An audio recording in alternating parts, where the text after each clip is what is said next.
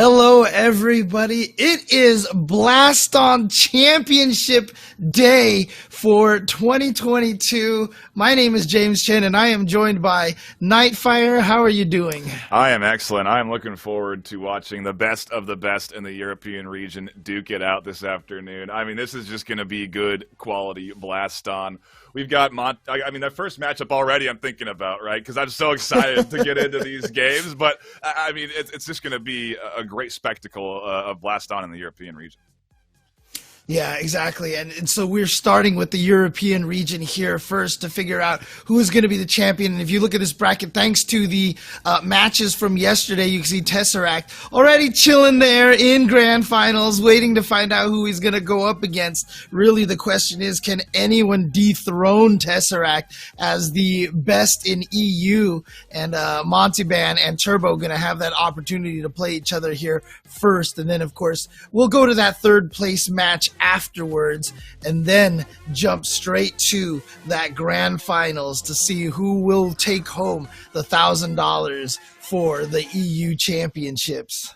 Yeah, and I mean, we got to factor in the stamina element here. I mean, whoever does, but let's consider that Monty or Turbo win, and then they beat Sloweed. They've just played two best of fives in Blaston, and we know this game is sweaty. I mean, James, I know you've tried it out. I've played it. You are pouring sweat after a couple of rounds. Yeah, exactly. And I mean, I've definitely already struck furniture with my hands and stuff while trying to play this game. So, definitely some potential for injuries here. But, most of these players here are all ready to go. They've gotten themselves a nice play space. And thank you again to everybody for tuning in and hanging out with us and checking out Blaston here. If you're new to the game or if you are Blaston veterans, hope you guys enjoy all of the matches that we have for you today.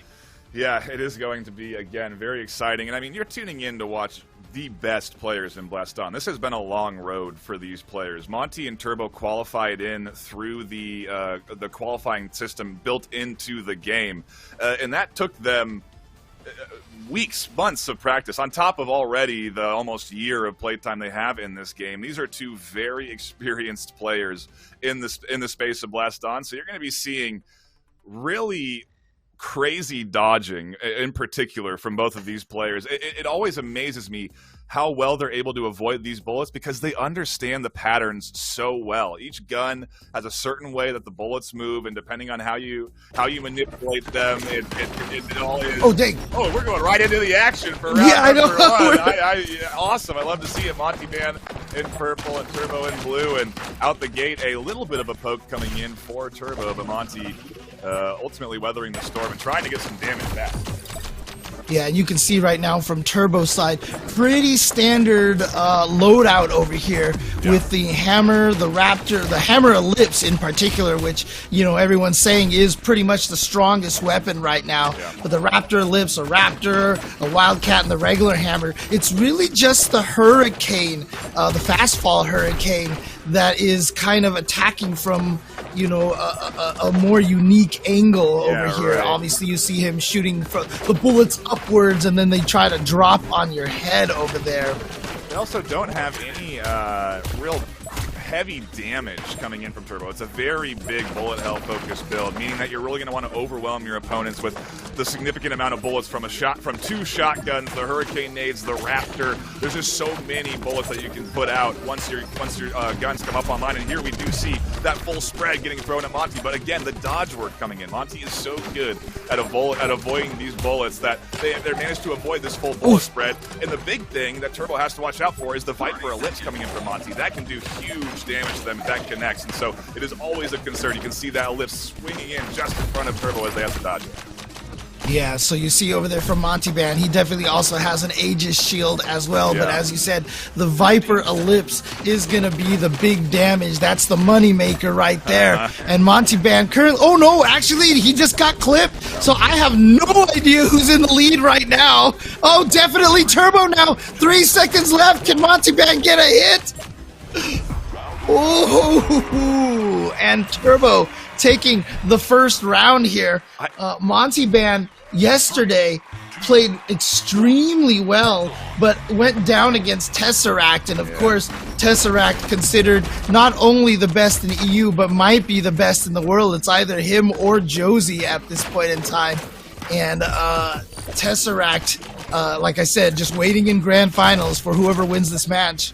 Yep, and good start for Monty this time. They managed to connect early with Turbo in those first 20 seconds, and I do want to see more of that Aegis shield coming into play. I feel like I haven't seen Monty really getting too much blocking coming in with that Aegis shield. You know, you can really use that to nullify the Hurricanes coming in. You can open up a little bit more of your play space to dodge with, which is really what Monty needs, because it is just a ton of bullets coming at them. The Wildcat there even connecting for a little bit to chip down on the Monty, but still not enough. Turbo is still lower in HP here, and oh, where's a big fight for Ellipse connecting.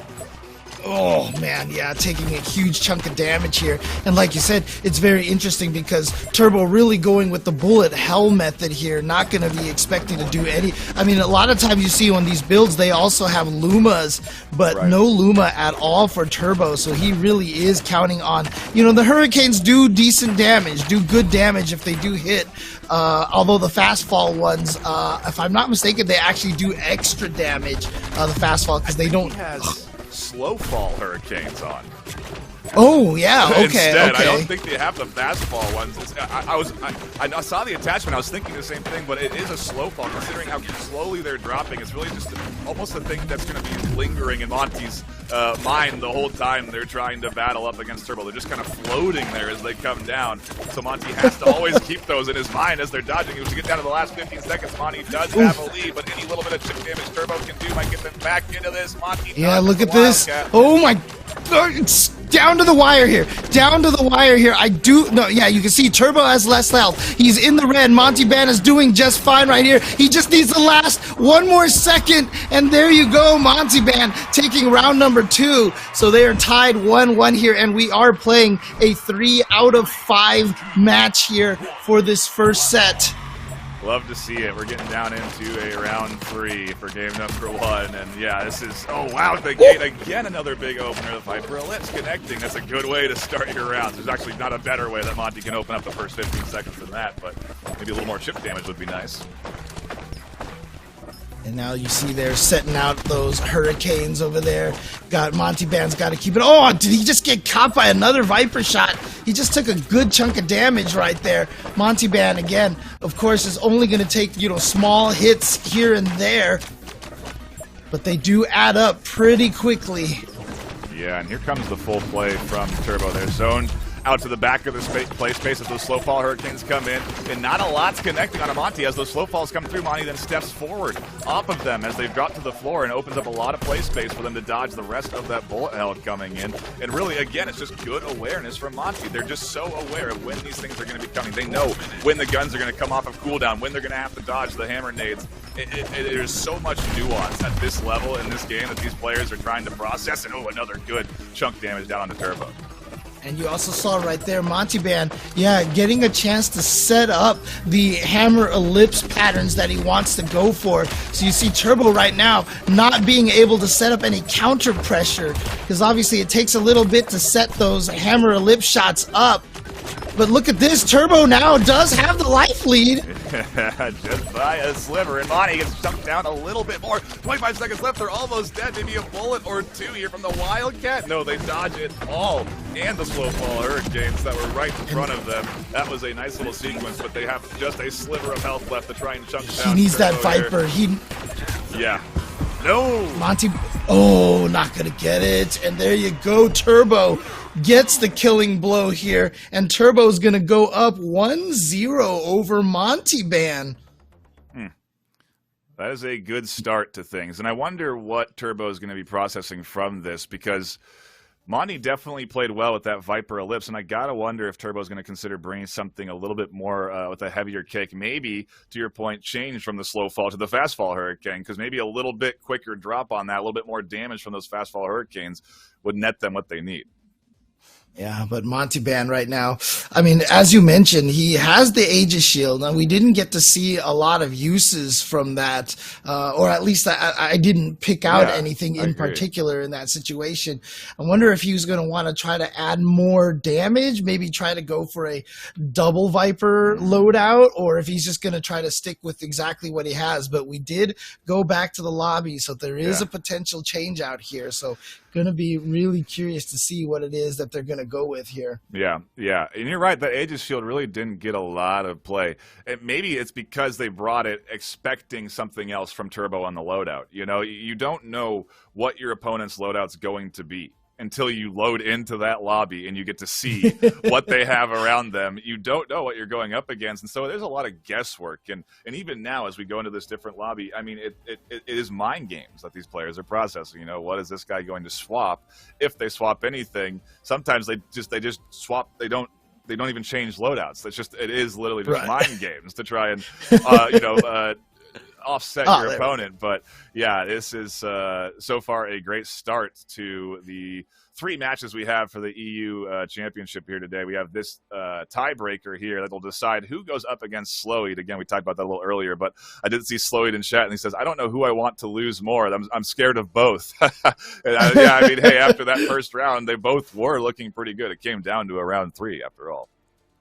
Yeah, and interestingly enough, against Tesseract yesterday, Monty Ban was even trying to use a little bit of the Vector as well. So we'll see if that's something that he wants to go for. But he was also using the Luma as well. So I'm interested to see if Monty Ban does decide to bring in the Luma, because against Sloweed, no, actually Sloweed, he was not using the Luma. Okay, so there you go. So he's using pretty much a very similar loadout to what he was using against Sloweed yesterday. So curious to see if he's going to try to switch a little bit up to the loadout that he was using against Tesseract yesterday. But you know, Tesseract still won that 3-0 because Tesseract is Tesseract. So and that's an interesting story too. We'll obviously talk a little bit more about it when we get to the grand finals. But I mean, qualifying into the last chance qualifier, you know, just a player that everyone has known is good, but they don't necessarily show up on the daily to all of the different events, you know? And so I do wonder, you know, at the end of the day, if we have Turbo, Slow, and Monty, whoever goes up against Tesseract,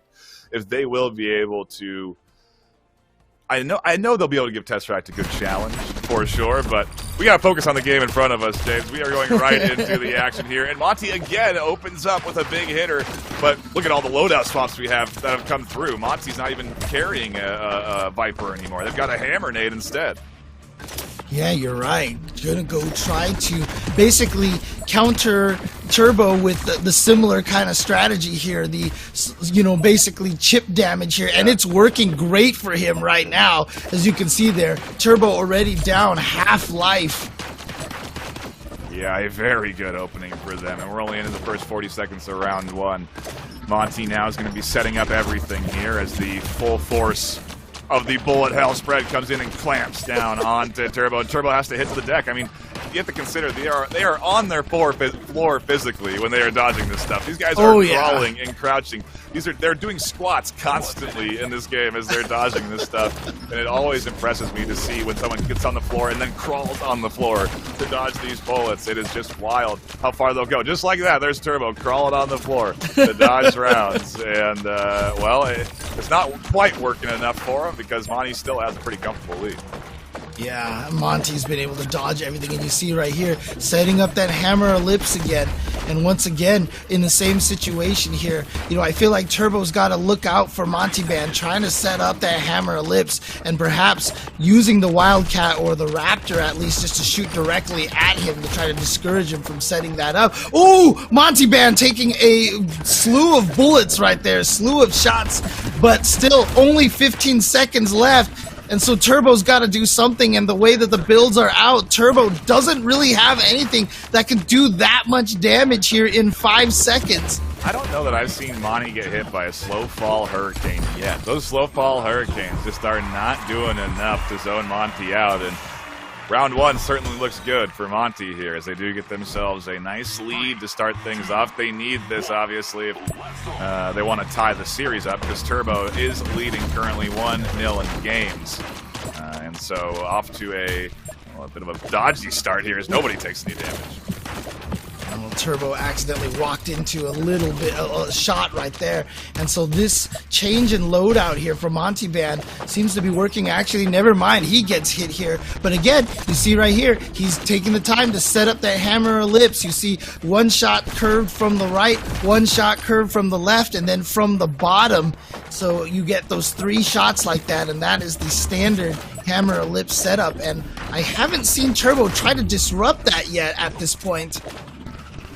Oh, the floor dodge again from Turbo to weave through that bullet hell spread up. And yeah, it is kind of an interesting, like you said, back and forth here, where you do have to try and throw aggression at aggression. The best offense or best defense is a good offense, as they always say, right? Yep. And so it's a matter of, again, timing your opponent's respawns on top of your respawns, making sure you have the right weapons available.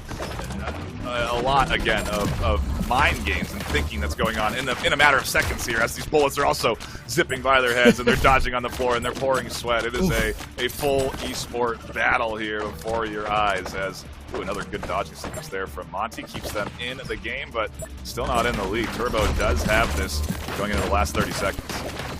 Yeah, 30 seconds here, and Monty Band's gotta have to try to find some way to get some damage here. Trying to do that right now with the Wildcat, but it's still a little bit of a lead for Turbo, but not large enough. In 19 seconds, he can definitely land something. There we go. You see, there it is. A bunch of shots from that hammer ellipse finding its mark. I believe that's what got him. Actually, no, he's got the hammer ellipse right now. But Monty Band now with the lead here with 3 seconds left. Try to avoid these hurricanes.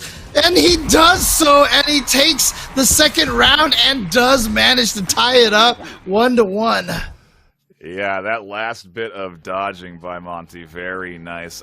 These players just know exactly how to manipulate that body well enough to dodge the, whether it's leaning forward or twisting or crouching, they're doing it all out there in their play space. And it's, one thing I think is interesting is that there's a lot of different ways that you can sort of track your play space. We talked about it at the start, James, where, it's crazy to see these guys flying left to right, and how are they not just diving into walls is the question, How are they not just slamming their fist through the wall as they're doing these crazy maneuvers? And there's one theory that I saw Defer posit is that maybe they got a mat on the floor, and so they actually feel when they're close to the edge of their play space, so that they can feel before they can feel in their feet, before they feel in their hands, their wall. I think that's very well could be something that some of these, any one of these players here this afternoon could be utilizing to sort of help them be a little bit more comfortable in those dodges, because it is just wild to see them flying across the space. That was a suggestion there in the chat by Broom for some merch ideas from Blaston. Get the mats, sell official Blaston mats. I think that's actually a pretty decent idea there. Make it really shaggy so you can really feel, that that you're not accidentally getting out of bounds damage there. One thing it needs too is padding, from my understanding. When I've talked to Captain in particular and other players, you drop to your knees a lot, because then you're crawling on your knees, and so when you slam your knee into the ground, it would be nice if those were also cushioned. It's almost like if you had a wrestling mat, it might be one of the better options, to really be able to feel your play space out. But yeah, that is certainly something to keep in mind. I think I've also heard that players actually wear knee pads when they play. Because I gotta imagine, that's gonna hurt your knees if you're, falling down to your knees all the time like that. That's gonna be painful, especially for, players like Josie, who is, 6'3", I think they said. That's a lot of, that's a higher distance of falling there.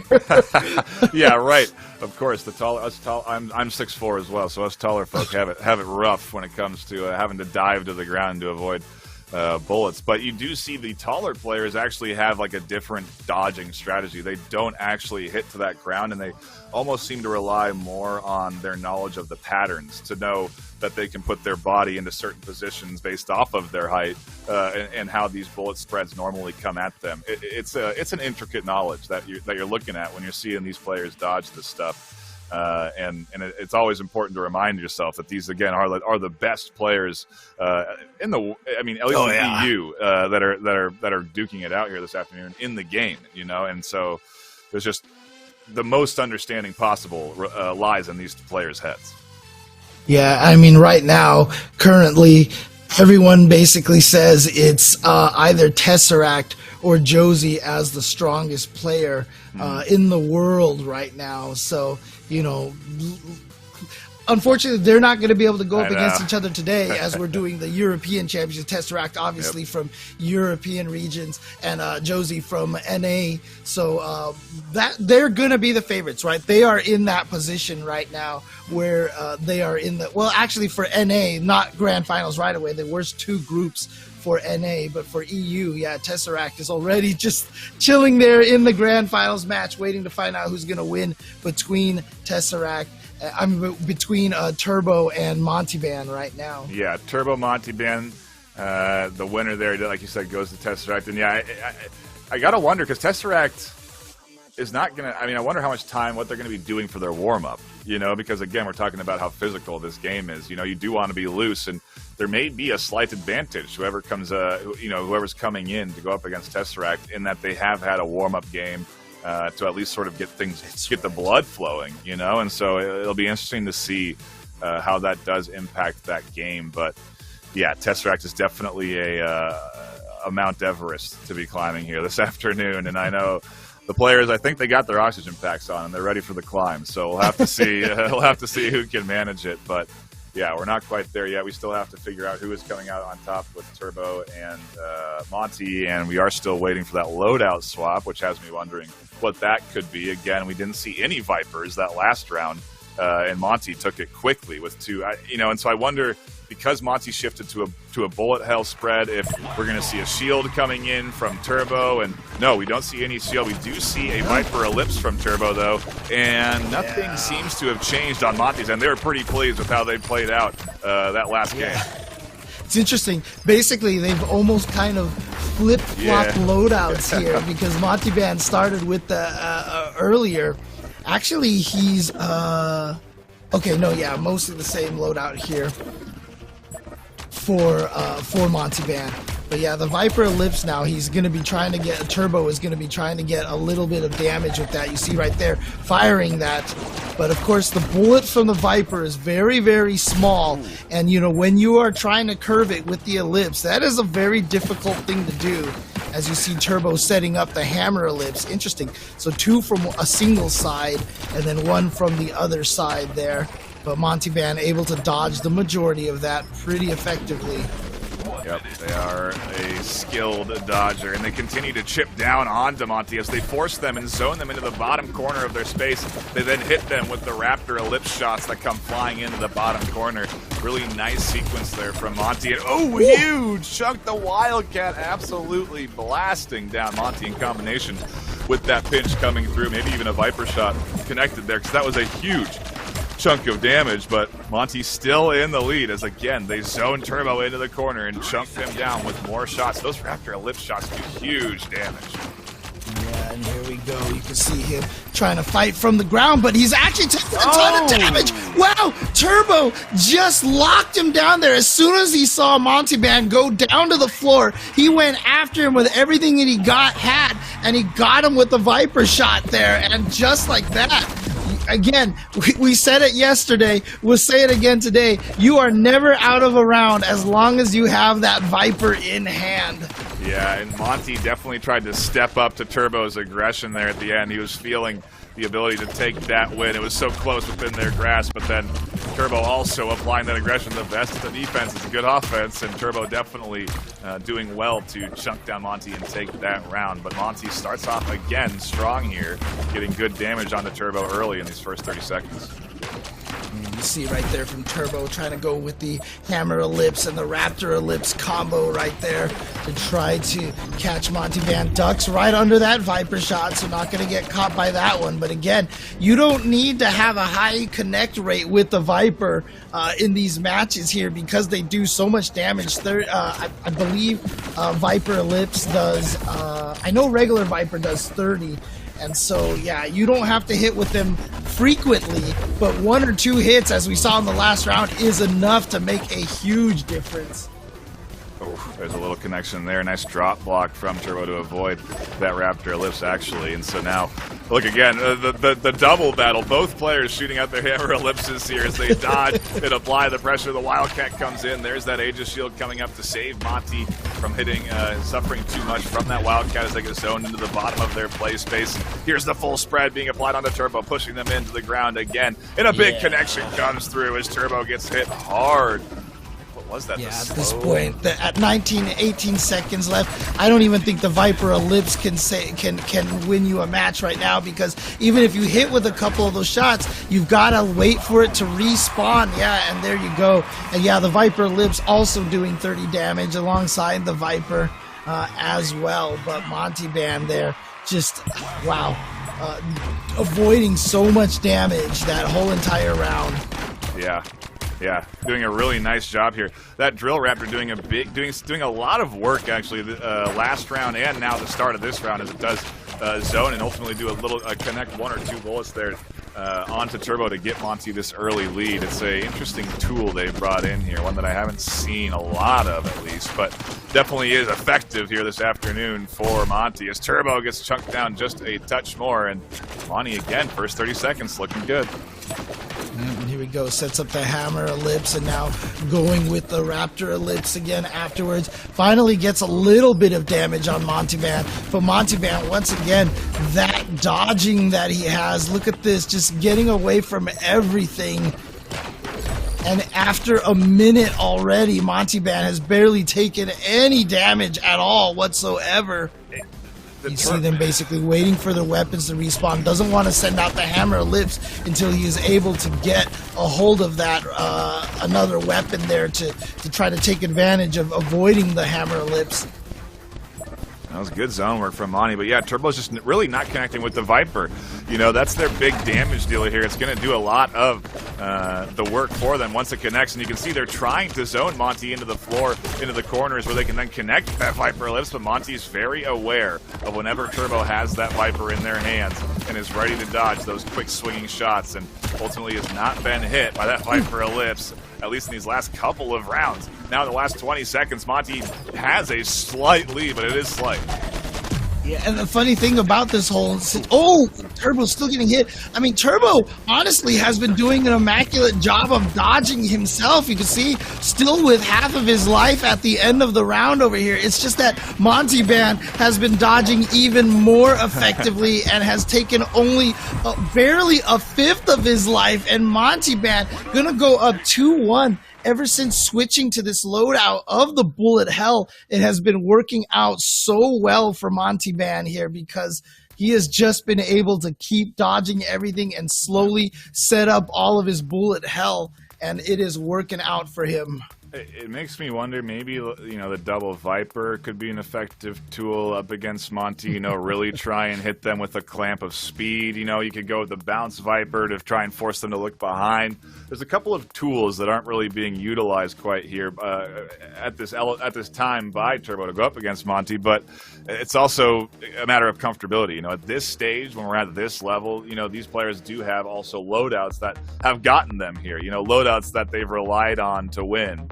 And when those don't win, they find a little bit of trouble. You know, you run into some roadblocks, and you have to have extra loadouts, other options to go to. And I do know that these players have other options. We've obviously seen that happen here. As we said, we kind of swapped loadouts between sides, between Turbo and Monty. But yeah, curious to see what the adjustments will be to go up against Monty. That shield definitely coming into play, doing them a great service of blocking a good portion of the clamping and allowing them to apply that counter aggression. And so Monty really just playing well these last 2 games in particular, and they're now looking at game point coming up to our next game.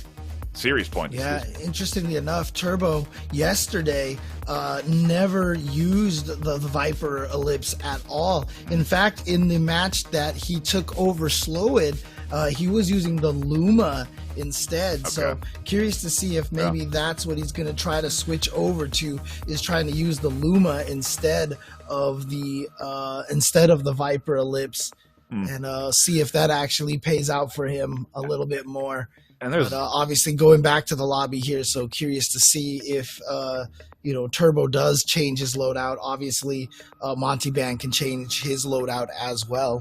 Yeah, it'll be interesting to see. I mean, there's so many guns in the game of Blaston.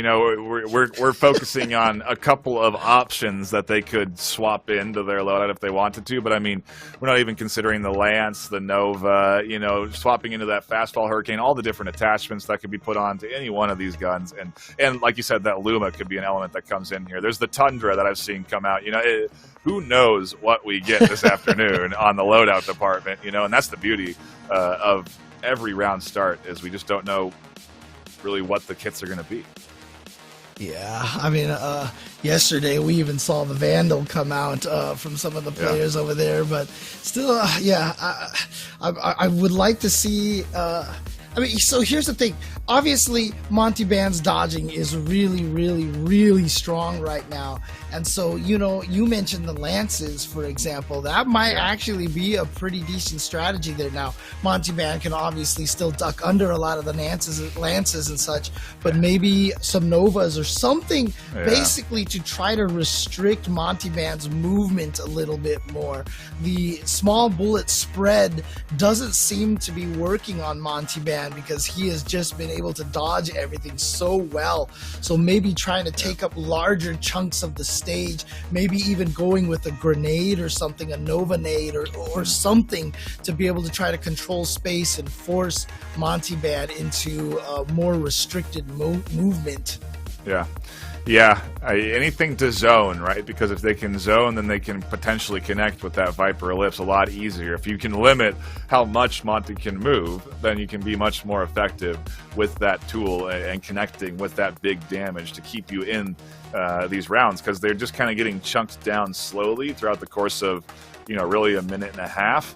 And they're trying to do damage, but they're just not connecting. And so when you don't hit with that Viper Ellipse, you're not doing a lot of damage onto the side of your opponent, and when you take that, it's kind of a key element. So to your point, the Luma could be a nice swap, because maybe that's something they'll be more comfortable with. But yeah, it's all a matter of being patient and waiting to see. And I mean, maybe a bit of a water break for either one of these players too, all things considered. Again, it is a very physical game, if not maybe one of the most physical VR esports out there.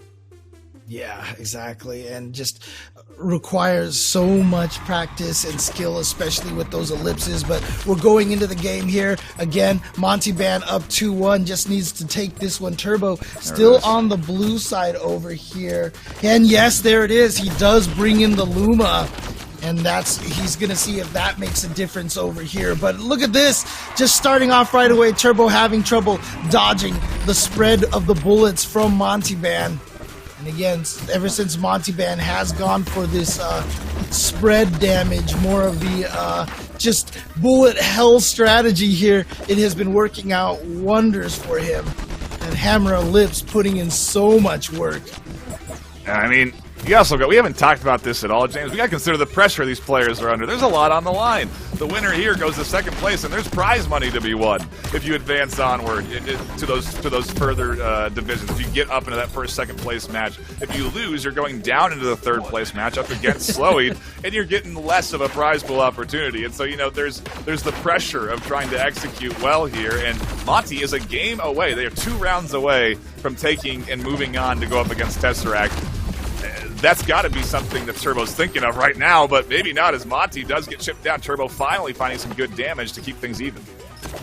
Yep, and you see this time it's Monty Band again setting up that Hammer Ellipse sequence. One from the left, one from the right, and you saw right there trying to dodge all of those Hammer Ellipses, and then Turbo getting caught I'm not mistaken, by the Raptor ellipse from Monty Ban. And so now Monty Ban with a significant lead at 15 seconds left. That Luma has not been able to find its mark against Monty Ban. And yeah, with 10 seconds left at this point in time, Monty Ban, and you see their Turbo just waiting for things to spawn. Yeah, and he's already basically conceded that round. Hopefully not. So here we go. Monty Ban is at match point.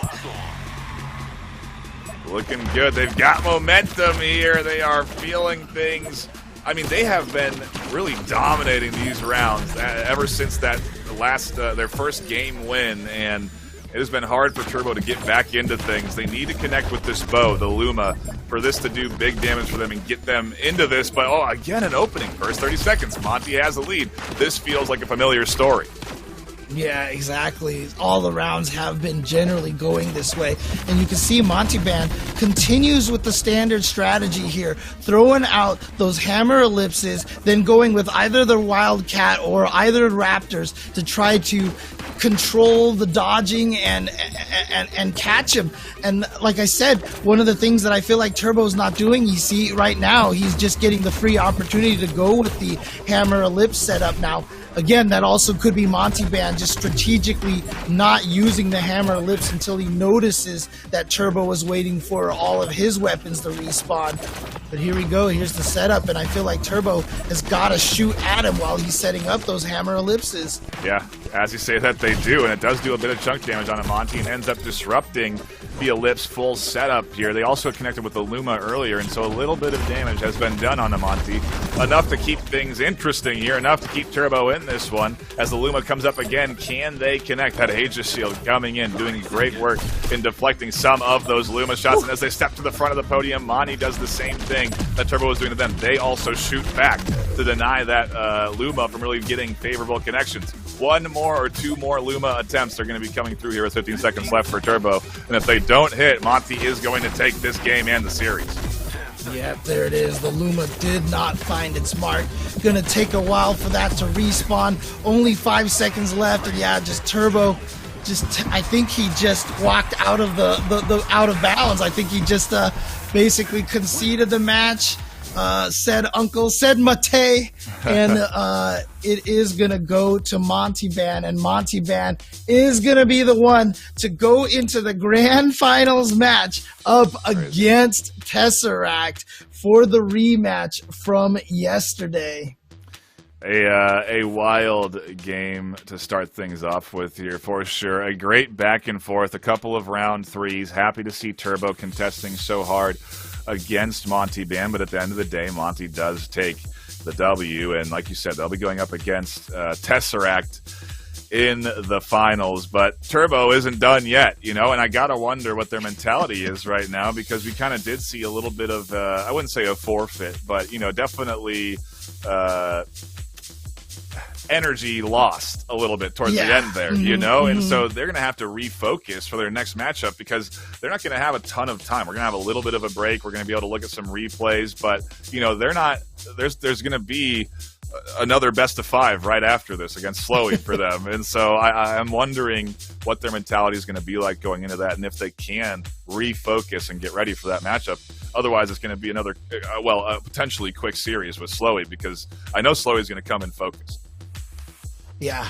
But however, the one thing that Turbo is going to be feeling comfortable with is he did defeat Slowid yesterday 3-1. So pretty solid victory there. But again, Slowid, like you said, coming in all ready to go. Yeah. Full energy. And speaking of full energy, we're going to throw this over to Captain Fabulous as well. And welcome, Fab. How are you doing today so far? I'm doing great. I just had a fantastic set of games in front of me. I hope you guys enjoyed them as much as I did. Oh, yeah. I mean, stellar back and forth this afternoon. It's what I expected of the EU region. With the best region. Cool things that we're going to get here is we're going to get a little bit of analysis here and replays from you, if I'm correct, right, Fab?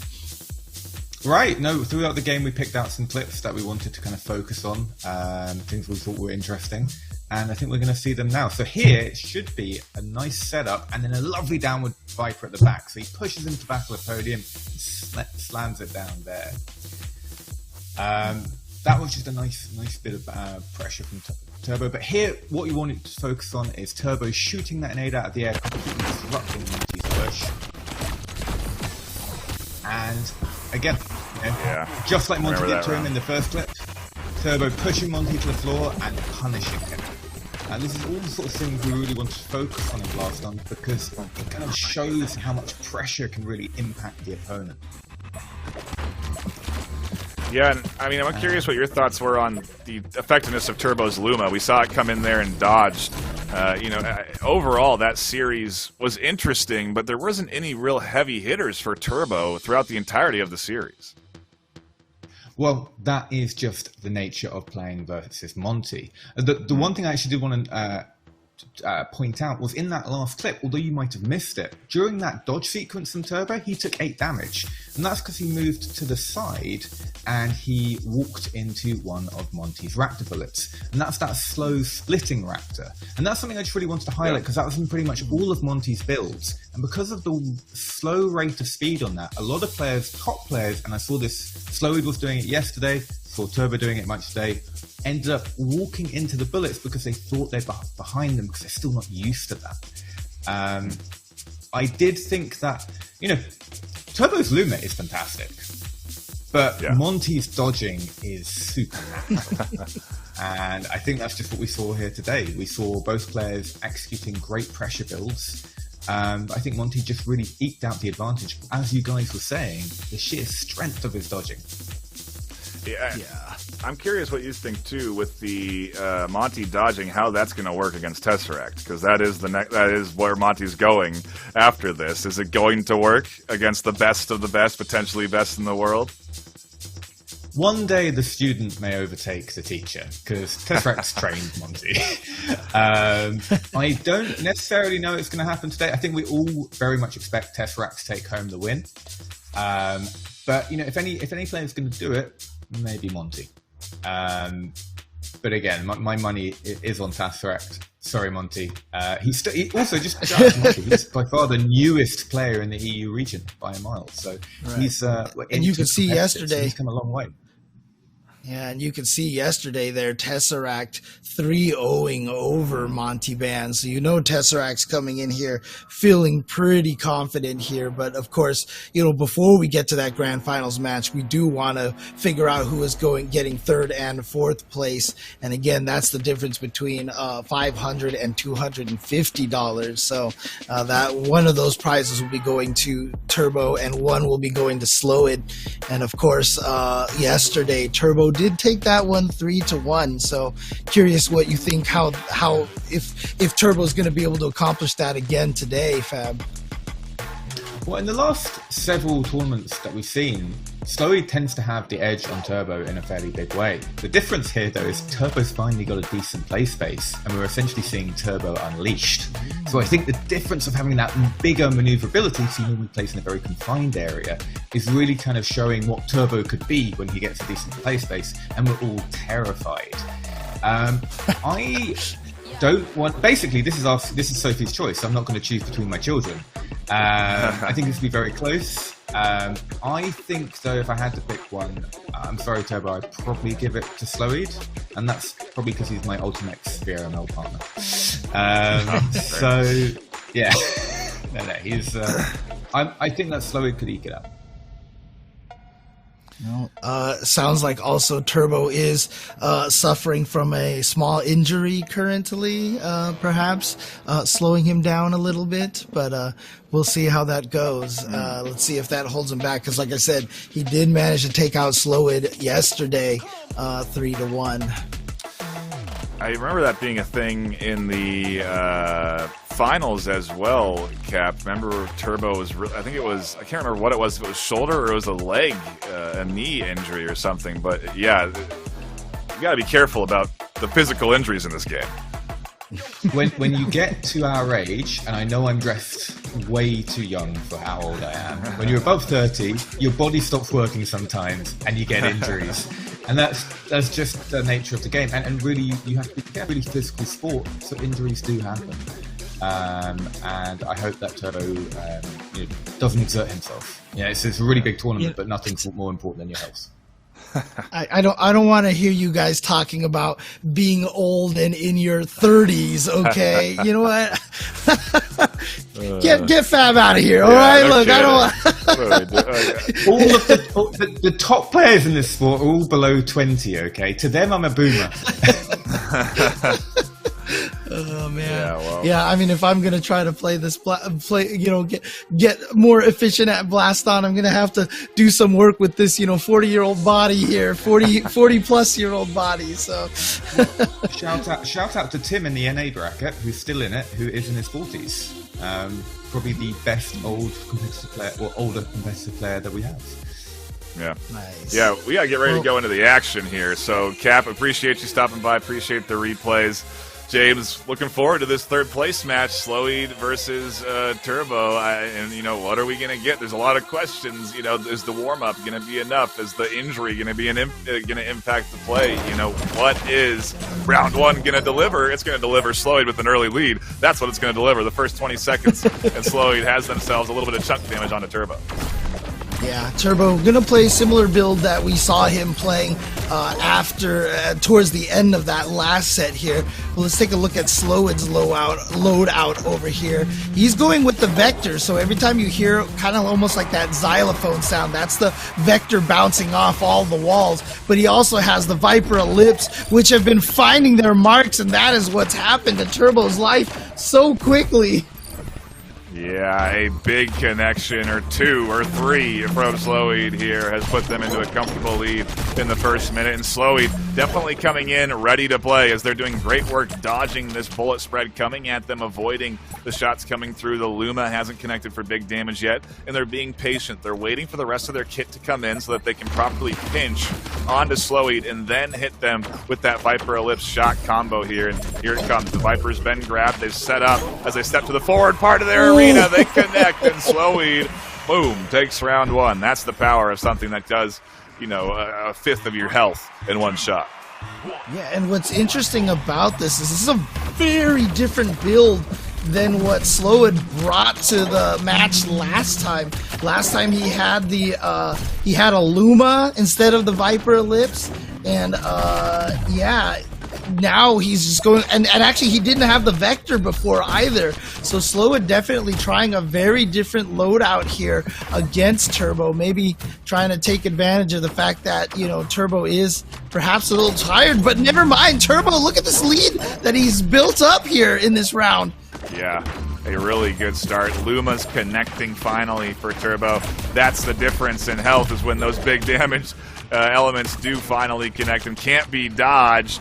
Then Turbo is able to find themselves in a nice, comfortable lead. That, of course, isn't too comfortable. At any moment, a Viper Ellipse could connect and have your health chunked down to a fraction of where it is now, and that's definitely not what you want at any point. So they have to always be cautious of that. Viper and Slowy always has to be cautious of their HP. There's a big connection for the Viper Ellipse, but no, they can't survive the rest of the spread, and we're tied up. Yeah, and you saw right there, one Viper Ellipse getting that hit there. He still had a minute, so if Slowid had been able to continue dodging and get another Viper Ellipse, but man, both of these players coming out of the gate super aggressive, running to the front of their platforms, but as you can see, Slowid taking a nice shot from that Luma over there, losing a chunk of damage. Yeah, and again, it's all a matter of dodging those big hitters. Turbo has avoided the Viper Ellipse coming in.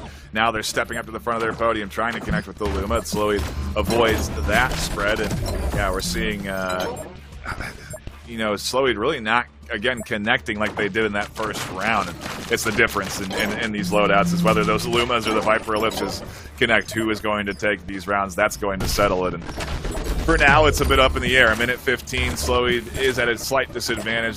Down to half health. Turbo has taken some HP, and oh my goodness! What the heck?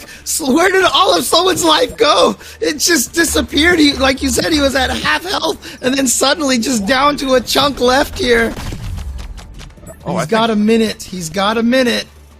think they just dropped their Viper. I think Slowy reached out for it, grabbed it, and then dropped it into off the stage so they couldn't use it. Or maybe that was... Yeah, I think that's what happened there. I'm not sure. No, they still have that Viper in hand. Maybe it was Slowy that had grabbed the Throne Viper. Or Turbo, excuse me, that had grabbed the Throne Viper. Anyway, a battle here as Slowy is low on health, but there's a good chunk. At any time, they can chip down Turbo's HP.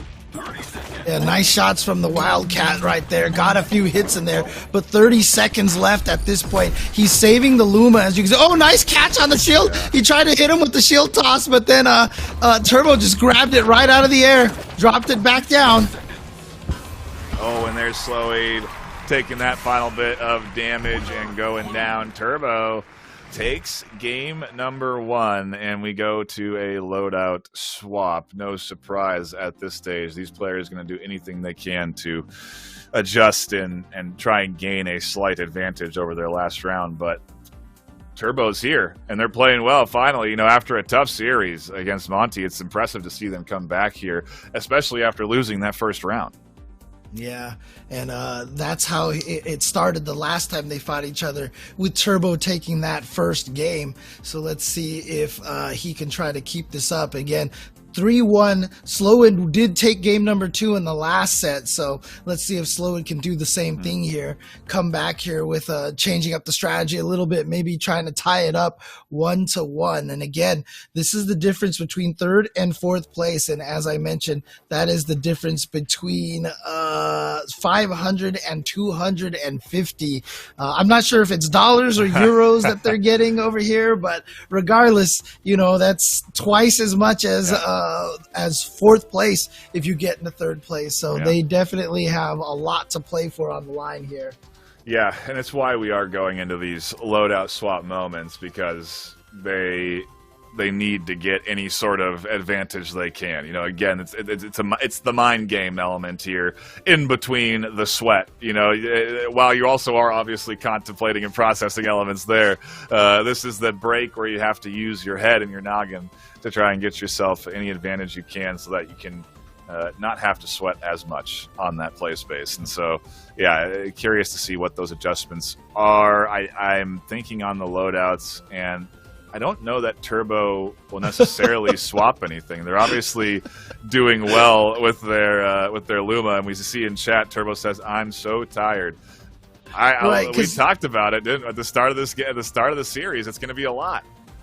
Yeah, and yesterday, the nice thing about it is, you know, the way that the matches played out, at least they got to rest in between a couple of the, you know, between matches here. They got to watch one other match. Turbo going from one match straight into the second match here. And yeah, you are definitely, I mean, obviously if you're playing ranked Q, you're playing a bunch of matches in a row. So there's a lot of, you know, experience playing many matches in a row. But at this level, when you are fighting for this much on the line, you're going to be pushing yourself just that much harder, and, you know, making a lot more, you know, hero dives. And so definitely going to be really tiring yourself out here. Yeah, Sloyd obviously has that slight advantage where they didn't have to play through that tiebreaker, and they're sitting waiting for their matchup here this afternoon. But nonetheless, Turbo still does take that game, and maybe to the point we had earlier where, you know, Monty's getting a warm-up, Tesseract isn't. This is kind of the same thing. Turbo had a warm-up, Slowy didn't. So maybe the warm-up was good enough for Turbo here to allow them to keep kind of testing Slowy. But yeah, either way, it is a long weekend. But if you want to play at the top, at the best of the best, and you're playing a VR eSport, then yes, you're going to have to sweat. You're going to have to exercise. That's the beauty of it, right? That's the uniqueness of the entire thing of VR eSports, is that you're not sitting down. These players are physical. They are diving, crouching, crawling, ducking, and getting hit. And not potential and not dodging as effectively. As you can see, Sloan taking a good chunk of damage, and then again a couple of Luma shots right there from Turbo, and getting a huge chunk of damage off of here with still 3/4 of the round to go. And look at this, not even a minute left, And, I mean, we still have 1 minute and 19 seconds left, and Turbo says, you know what, I'm tired, so we need to turn this to a games done quick session over here and try to speed run this as fast as possible. I mean, yeah, it's one way of conserving energy is if you don't have to dodge for 2 minutes and only dodge for 50 seconds. But we'll see if they can do it again, because this start not as powerful. Again, it's really all about the setup and connecting with those Lumas. And Slow-Eat has brought the Luma themselves this time around, and so we're seeing a battle of the bows this afternoon. And right now, I was going to say Slow-Eat has the lead, but that was quickly taken away. Yeah, I think that was back-to-back Lumas, and you saw right there Turbo trying to use the Aegis shield to block a bunch of that spread, but then ended up getting hit. Like, I feel like that stamina might be coming into play there, because instead of trying to dodge those bullets, he was just like, you know what, I'm just going to block him with the shield, and it didn't end up working out particularly well. Ooh, big connection for Slow-Eat again. Yeah, Turbo getting chunked down here in this second round, and one way to really expend your energy is to go to a round 3 in every game, and well, right now we are on track for that. If Turbo can't weather this storm coming at them, and they can't, it's going to be a third round played, albeit that one also ending with 46 seconds left on the clock. Yeah, Turbo definitely needs to get some of those electrolytes in here, hopefully. Got himself a sports drink ready to go, and you can see both players running to the front here to try to get it. But look at this Slow in there with a huge barrage of Luma shots right there, and chunking Turbo down to just 2/3 of his health, almost instantaneous. The nade absolutely blasting Turbo's HP, and Slow-Eat has a very comfortable lead. They can afford a few points of damage, and they will take down Slow-Eat in game number 2. We're going right into it. No loadout swaps. Wow. Game number 3. Turbo is in a dangerous spot right now. They are. I don't know if I would have necessarily picked back into this, but they did it. They did it well one of those rounds in that best of 3. So why not go right back at it with the same loadout? Yeah, I mean, I definitely feel like I can see a little bit of Turbo's fatigue over here.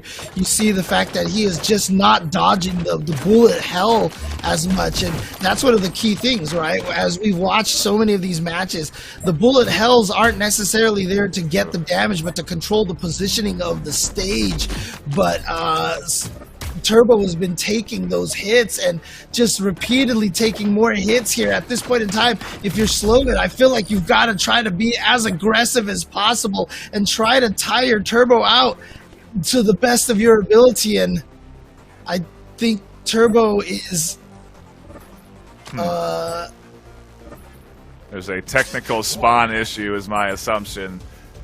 Maybe it was taking too long for something to spawn in, and it seemed like it was bugged, but they're obviously having a conversation in the lobby right now, and maybe they'll either reset or sort it out, or who knows what the problem is. We'll figure out what the situation is over there. But yeah, I mean, if there was any sort of technical issues, not sure if that's just going to award the game to Slow-Eat or not. But Slow-It definitely would take it. I mean, he'd go up 2-1 at that point in time. Yeah, it's we hadn't. Yeah, I wonder what we'll figure out what we're going to do soon enough. But yeah, it is a good comeback for Slow-Eat here, for them to have that a game win in their pocket. Turbo, like you said, maybe suffering from the fatigue. They're not necessarily dodging as heavily. If that's the case, then maybe it would be worthwhile to take 2 shields. You know, there are multiple shield options in terms of how much damage they can soak and how long they last. And, you know, I don't know if that's necessarily a strong choice, but you know, at least play into how you're going to play, and and if it's going to be to not dodge a lot, then you're going to need something else, some other tool to sort of help you out. That other tool can be aggression, I guess. You know, if you do just want to try and go crazy the first 40 seconds and win a round, then maybe that's the way to go. Yeah, that first round we definitely saw a super turbo and just took that so quickly. But right now needs to figure out what to do here at this point in time. And so Turbo is saying in the chat that his weapon wasn't spawning, and so we're gonna see what the judge rules. The judge is gonna rule over here. Yeah, it's not for us to decide on the desk. We're just here to enjoy the action and give you fine folk that are tuning in an entertaining stream this afternoon, which so far it certainly has been, and there's more to come. Don't forget that we do have Tesseract versus Monty Band after this series, and then we have the whole NA bracket to get into and the finals there. And so there is a lot of Blaston left this afternoon. Hours, dare I say, of Blaston ahead of us. And so if you are tuning in and kind of waiting for that action to kick up, then stick around because there is a lot of it ahead of us. And definitely looking forward to the Tesseract Monty Band game. We've been talking a lot about but it's it's an exciting one to look forward to. And it does look like I think that they said that they're just going to pick it up at 1-1 at this point. Okay, makes sense, and we're starting off fresh with Game 3 then, and so everyone's tied up, and really everyone's tied up. The HP almost equal as Slowy does a little bit of damage there to Turbo. And Turbo probably thankful almost maybe for the little bug there of the weapon not spawning, just like, you know what, give me a chance to breathe, rest a little bit, hydrate. Yeah, any kind of break to get liquids into the system is an important one. And yeah, again, it kind of goes back. It's interesting that Turbo decided to not really take a break to get a loadout swap. They just went right into it. If they are tired, then why would you not take any opportunity to sort of take a breather and sit down or for a moment or two and relax? But maybe they also want to get it. They just want to keep going, and who knows? At the end of the day, maybe they're not really that tired, and it's all mind games that they're trying to play. How do we know what the player is really thinking? Because right now they're still pretty physical, and they're keeping it close with Slowy in this first round. Yeah, but Slowy here with a big lead. However, just a few Lumas. He's got that Luma, Slowy does, and he's ready to bust that out at some point in time. You can see right now, one of the tough things for Turbo right now is that Turbo doesn't have any high damage weapons available to him. Okay, actually, he has the Luma now, so this is it right now. I feel like this is Turbo's time. He's got to connect with those Lumas. Okay, he's missed. So there you go. Gets the 1 damage from the toss of the weapon. He's gonna have to hope Slowy just can't dodge this barrage of bullets over here. But it's down to 2 seconds. 1 second. He got him at the last second. Wow! Turbo takes the round before the last second falls. They connect with a Luma, and they have a round 1 lead in Game 3. We'll see if Slowy takes that. You saw the way Turbo, even his avatar just leaning back like, oh my god, I can't believe I got that. Crazy. And yeah, he's going to have the lead now. And that is, those kind of victories like that, despite how tired you are, the mental, energy boost that you get from winning a round like that might actually come and pay off really well here. Yeah, I totally agree with you here. Turbo's definitely locking in with these Lumas, and as I say that, 3 go wide, and Slowy definitely focusing on dodging those now, as they've been a key element in keeping Turbo in these last couple of games. Here comes the attack spread up front, does a touch of damage on the Turbo, but not enough to get Slowy back into this, and we're done with a minute of round number 2. Oh my! Oh, and then Slowy just eating a round of shots right there. He just lost about 80% of his life in about 5 seconds. And so, yeah, are we seeing basically Turbo here with just a rebirth of energy now? Momentum on their side. They are stepping up to the front of their arena with the Wildcat and doing damage, setting up with the Raptor and the Luma combos coming at him, and Turbo really has to avoid dodging this last Luma. It's 1 Luma away from, Slowy has to avoid Turbo's Lumas. One shot, really, at this point. 1 Raptor, 1 bullet from Turbo taking this, but Slowy is still here, still chunking down, still has a sliver of health with 20 seconds left. Yeah, Turbo taking a little bit of damage here to the point where it might be dangerous, but no, Slowid does finally get clipped by a bullet right there, and now Turbo is going to go up 2-1 in basically a mirror of what their match was like yesterday, going up 1-0 for Turbo, then Slowid tying it up 1-1, and then Turbo going to 2-1. So yesterday, at this point, Turbo took the next game, and it was a 3-1 victory for him. But you can see right now, I feel like seeing Turbo leaning down like that is definitely him trying to gather some energy. Yeah, they're putting their hands on their head, the hands on their knees. They're breathing heavy, knees weak, palms are sweaty. They are 2 rounds away from taking third place, taking double the money that the loser goes home with, and yeah, that's certainly going to be a nice feeling if they can get a win here. Again, 2 rounds away from getting this, and Slowy takes a huge chunk of damage. Turbo has a nice lead.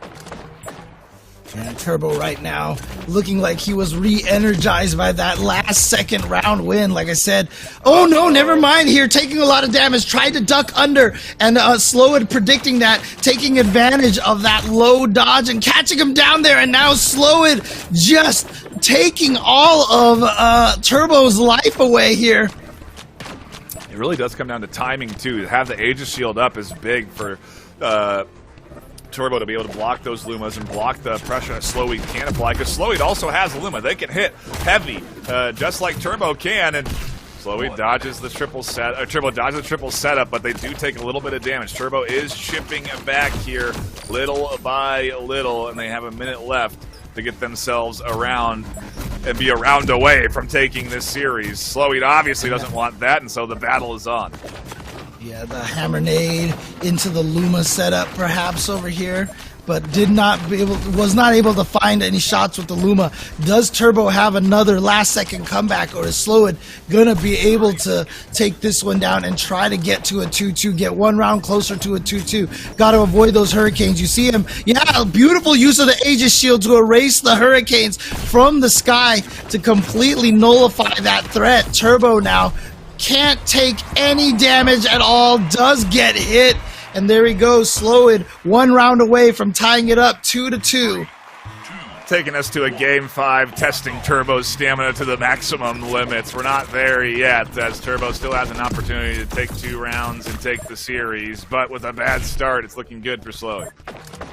Yeah, and again, one of the unique things about this VR game here is you can really tell just from the movements of the characters, you know, how tired Turbo is. You can see the kind of a slight lean over there from Turbo.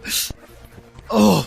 And again, taking a huge chunk of damage right there. Turbo going down. Turbo's got to find that second win, third win even, probably even fourth win at this point in time with how many matches he has played in a row. They got to tap into the knowledge that there's money on the line and that they need to push themselves. Slowweed's clearly tapped into that, because with the back against the wall, they take another game, tie the full series up 2 apiece. Are we doing no loadout swaps again, James, and going right into our Game 5?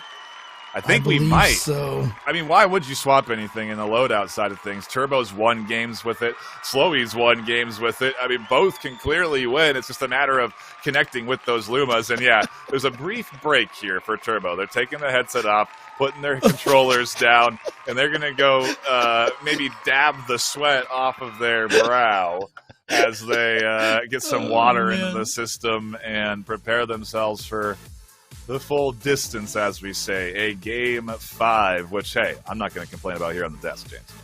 Yeah, and honestly, one of the things that's going to help Turbo in this situation is knowing that this is the last game, so he can give it all that he's got. He doesn't even have to play another game for the rest of the day. However, Slowid here knows that Turbo is feeling tired, and I feel like that's got to factor into the strategy. Slowid has got to play fasted, I guess you might want to call it. But if he can play that way and keep Turbo just running around as much as possible, I think Slowid has a real shot at taking this.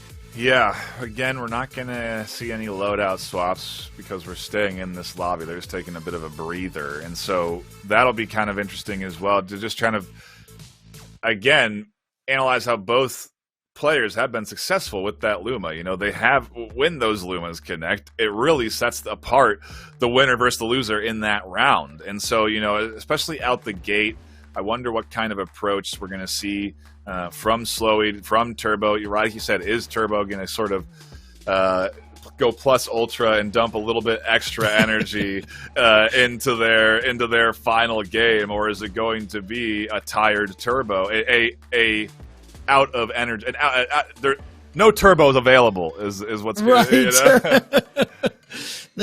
I just picture, you know, like an NBA Jam thing with the little turbo meter, and the turbo meter has drained as, you know, empty as possible. But again, like I said, knowing that this is the last game could give Turbo that little extra boost of adrenaline to be able to push himself a little bit harder. But like I said, if you're slowed, then that's what you want to take advantage of. Force him into some dodges, try to spread the bullets out there, force him into some a lot of weaving and going down to the knees. Like maybe you might even want to purposely fire some early shots more at the head chest level so that dodging low is the easier thing to do to kind of try to drain that energy out of Turbo. Yeah, play into the knowledge that you have they played four games. They had a 4-game series against Monty, so you know it wasn't anything quick. You know, they had a bunch of rounds though that they had to play, and you know, now they're going into a game 5. They could have only played 3 more rounds to play the maximum amount of rounds they're going to play this afternoon. You know, and so definitely a test of stamina. But like you said, you know, you can see it. They have a rating, and they earned that rating by playing every day over the course of the month to qualify into this tournament. And so they know how to play for hours on end. You know, they're familiar with you know, queuing round after round after round. Granted, maybe not in such a pressure-filled scenario, and so that kind of that enhances how physical you're getting. But nonetheless, it is they're trained, they're conditioned, you know, and right. I know that some players. These guys are athletic. Yeah, you talked about it. One of the most physical VR esports there are, and so the athleticism cannot be, you know, played down. Like there is a lot of athleticism in this game, a lot of energy, a lot of stamina here for these players. I mean, you know, talking with Fab yesterday on commentary, how many of these players have, you know, lost so much weight and, you know, just kind of getting so much better physical shape from playing this game, and that is due to a lot of the, you know, the energy being spent. And, you know, I talked about how this being the last game might be a good adrenaline boost for Turbo, but also an extra $250. You know, that's the difference right here. $500 going to 3rd place, $250 going to 4th place.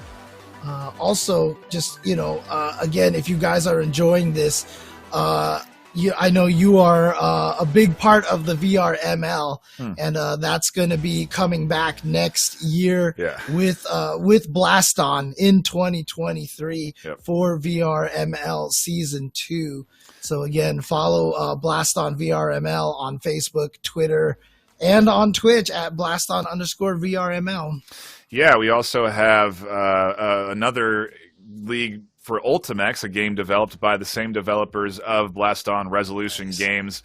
That's in its preseason now, and so if you're maybe interested in checking out a game that is a lot, it's a great mix of a lot of different games, as is any real good VR game, you know, but it'll seem familiar to you in that it's a lot like, it looks like Rocket League. You're hitting a ball into a goal, is I guess the easiest way of simplifying it. So you can check that out at VRML.com. But we got to go into the games. We're here for the championship. It's game 5 between Slowy and Turbo, and we're dead even in HP in the first 15 seconds. Yeah, both of them taking pretty hefty chunks right here very, very early on. And now, just to make sure the viewers at home know this, Turbo now on the blue side and Slowy now on the purple side. So keep that in mind. They've switched directions over here. Yeah. An interesting swap, maybe a lobby swap, but yeah, I'm looking at the loadouts, and I don't know that I see any adjustments on either side on the loadout department, and so it is still going to be a lot of what we were seeing between Turbo and Slowy over the course of the last few rounds, but obviously they're both now locked in. Ooh, there's a huge connection from Turbo. Slowy getting absolutely chunked down. A minute left for Slowy to try and do something here, but Turbo only has to connect with 1 or 2 Lumas to get this round. Ooh, and there you go, Turbo running into a bunch of those small shots right there. Again, that's a big deal, right? Just getting hit by a couple of those lemons, but does manage to find the Luma shot. And look at this, Turbo, despite being so tired right now, is at match point. 2 minutes away from taking that prize money home, and Slowy maybe feeling the pressure here. How will they execute with their back against the wall? Must wins in front of them as they do get a little bit of an early lead. They connected with one of those Lumas. The fastball Hurricane comes in, and Turbo gets chucked down a little bit more. Slowy maintains their lead. Turbo tries to battle back aggression with aggression, and ultimately, will it pay off is the question. As Slowy does get chunked down a touch by that nade, Turbo takes even more damage. Slowy getting huge chunks down, and they're almost dead even. Yeah, just suddenly, all of a sudden, like this, it looked like it was Slowy's round, but now Turbo catching up. They're basically neck and neck, and still a lot of time on the clock here. Slowy has to take this to be able to get it to the final game, final round, but he is down to just a single chunk at this point. Can he continue dodging? Oh, 1 bullet connects here, and they are out. The Luma here comes in, dodged by Turbo. Oh, but Luma connects on the Turbo. They're dead even. 1 bullet separates the winner here. And Turbo takes it with a shield toss. You can see right there the weapon tosses doing only 1 damage. Actually, I think the shield tosses might do a little bit more, but they add up. And for matches like that, where it comes down to the absolute wire, that 1 health can make all the difference. And Turbo is going to take it. Unfortunately for Slowy, he is going to go out in 4th place here. But again, not too shabby. $250 for making it just this far, for getting into this championship. Yep. And I cannot emphasize how much effort that took to even get to this point. So again, congratulations to Slowy, and congratulations as well to Turbo. Yeah, it is a lot of season play, of regular queue play, of months of playing this game to get into this qualifying position, to get it to the 3rd, 4th spot. And so, yeah, hats off to both players. And I'm curious to hear what Captain Fabulous's thoughts are on this series, because it was full of crazy replays and ultimately not a lot of loadout swaps, really just a battle of who can execute best on this loadout. You know, I did notice that there was 1 adjustment that came in that we didn't call out that Captain noticed. It was a swap in, I believe, the nade attachment, but it ultimately, I don't think it was on Turbo's side, and so Turbo does kind of stick with what they've known and ends up getting the game win. I mean, crazy to see how that unfolded. And for a moment there, it was really looking like Slowy was just going to out stamina or wear down Turbo. Yeah, and again, like I said, it's amazing how much that adrenaline can carry you here, and I think that's what Turbo might have taken. But he even says in the chat right now, dead.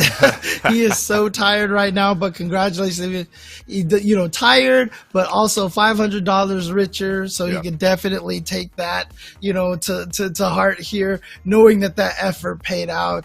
And let's get Fab in here and see what he has to say about what his analysis of this match is. Well, I think this game was a really fun game of combo versus counter pressure. Both players had very clear-cut combos they were trying to set up. This is the only match we really saw Slowy having that Viper, and then they both kind of transitioned to having Luma setups versus Luma setups. So both players were constantly trying to put enough pressure on the other person while also executing their combos and dodging at the same time. And, you know, we saw that in both both players were able to out-execute their other player in different games, and Turbo just clutched out the win in probably one of the closest series we're going to see today. I mean, in your whole time of watching games, have you ever seen something come down so close to the wire where there's been 1 HP like that on both sides? Oh yeah, I think actually not too long ago we saw it was a 24 versus Tesseract match where I think we actually thought it was a direct draw. But again, like that last second, I was, no one's hearing me, but I'm still in the room shouting at them, "Oh my God, just throw weapons at each other." But both players, they came in with the game plan of, I'm going to set up a wave of pressure. In Sloid's case, it was very simple. It was, I'm going to throw the Hurricane up, I'm going to throw the grenade to the side. What's the third thing? Oh, no third thing. And I'm going to shoot you with the Luma. And Turbo had kind of a similar strategy, which revolved around like the hammer E as well. Sorry, the third thing was the hammer itself. Both players had the hammer. They did a little bit of setup. And just putting a wave on the podium and then saying you've either got to look at the grenade which is going to hit you and then eat my Luma, or look at my Luma and eat the grenade. So it was a real battle of pressure versus dodging. Did you see what we were seeing with stamina being a factor for Turbo? Because normally Turbo is a very efficient dodger. They are a person that can capably dodge bullets well, and they were taking a lot of damage here this afternoon with those Lumas and bullet spreads. Well, on one hand, Turbo did actually mention to me at the start of today that he was experiencing a bit of injury, but I don't think I actually saw that get to him. The thing about Sloid's combo and Sloid's accuracy is, people get hit more because he's so lethal and he's so practiced with this. So you probably remember, Nightfire, that when we casted VRML Finals, this was the exact build we saw Sloid bringing. He's played this build more than anything, so it's just second nature to him. And I think that if Turbo was suffering an injury and played like that, that is an incredibly impressive feat. So well played to Turbo. Do we know what the nature of Turbo's injury is at this point? I will just. It's like a sprained ankle or something. It's, Yeah. Not to say that that's not hard to play through. You know what I mean? But yeah, curious. Oh man! You sprained your ankle on stream, Cap. I rolled my ankle on stream. Yeah, no, that happens a few times to me. But it's so hard to play with. Even just a small twinge of pain. Like, you feel that when you dodge, you feel that when you go down, and that's going to distract you from looking at the pellets coming in from your left, from your right, and also the Luma arrows coming in front of you, which are so fast and so lethal that really should focus 100% of your energy, which is exactly why they have the builds that they do, to just give a load of distractions to try and get a millisecond of focus split from that Luma you have in front of you.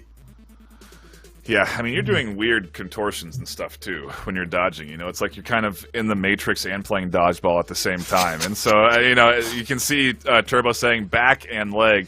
I get the back. I'm 6'4". Completely makes sense to me, having to bend down like that and crouched all the time. You are definitely doing a lot of up and down as a tall folk to dodge these bullets. So, makes sense there. Oh yeah, no, I'm going to send Crawnstar an invoice for my back pain from our scrims last night.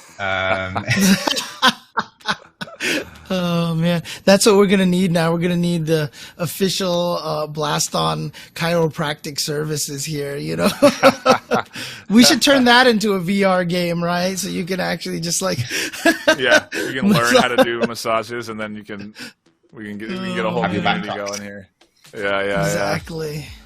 But again, that was a really well played match by Turbo. Was able to take it again. Also, extremely well played by Sloid. As I mentioned, Sloid going down 1-3 last time, and this time taking it down to the final game. So, thank you again for jumping on here, CapFab, and giving us this analysis. And I think we're going to be jumping on to the grand finals at this point. Yeah, I don't think we're doing any breaks. We're going right into the action from here. It's going to be Tesseract versus Monty Ban.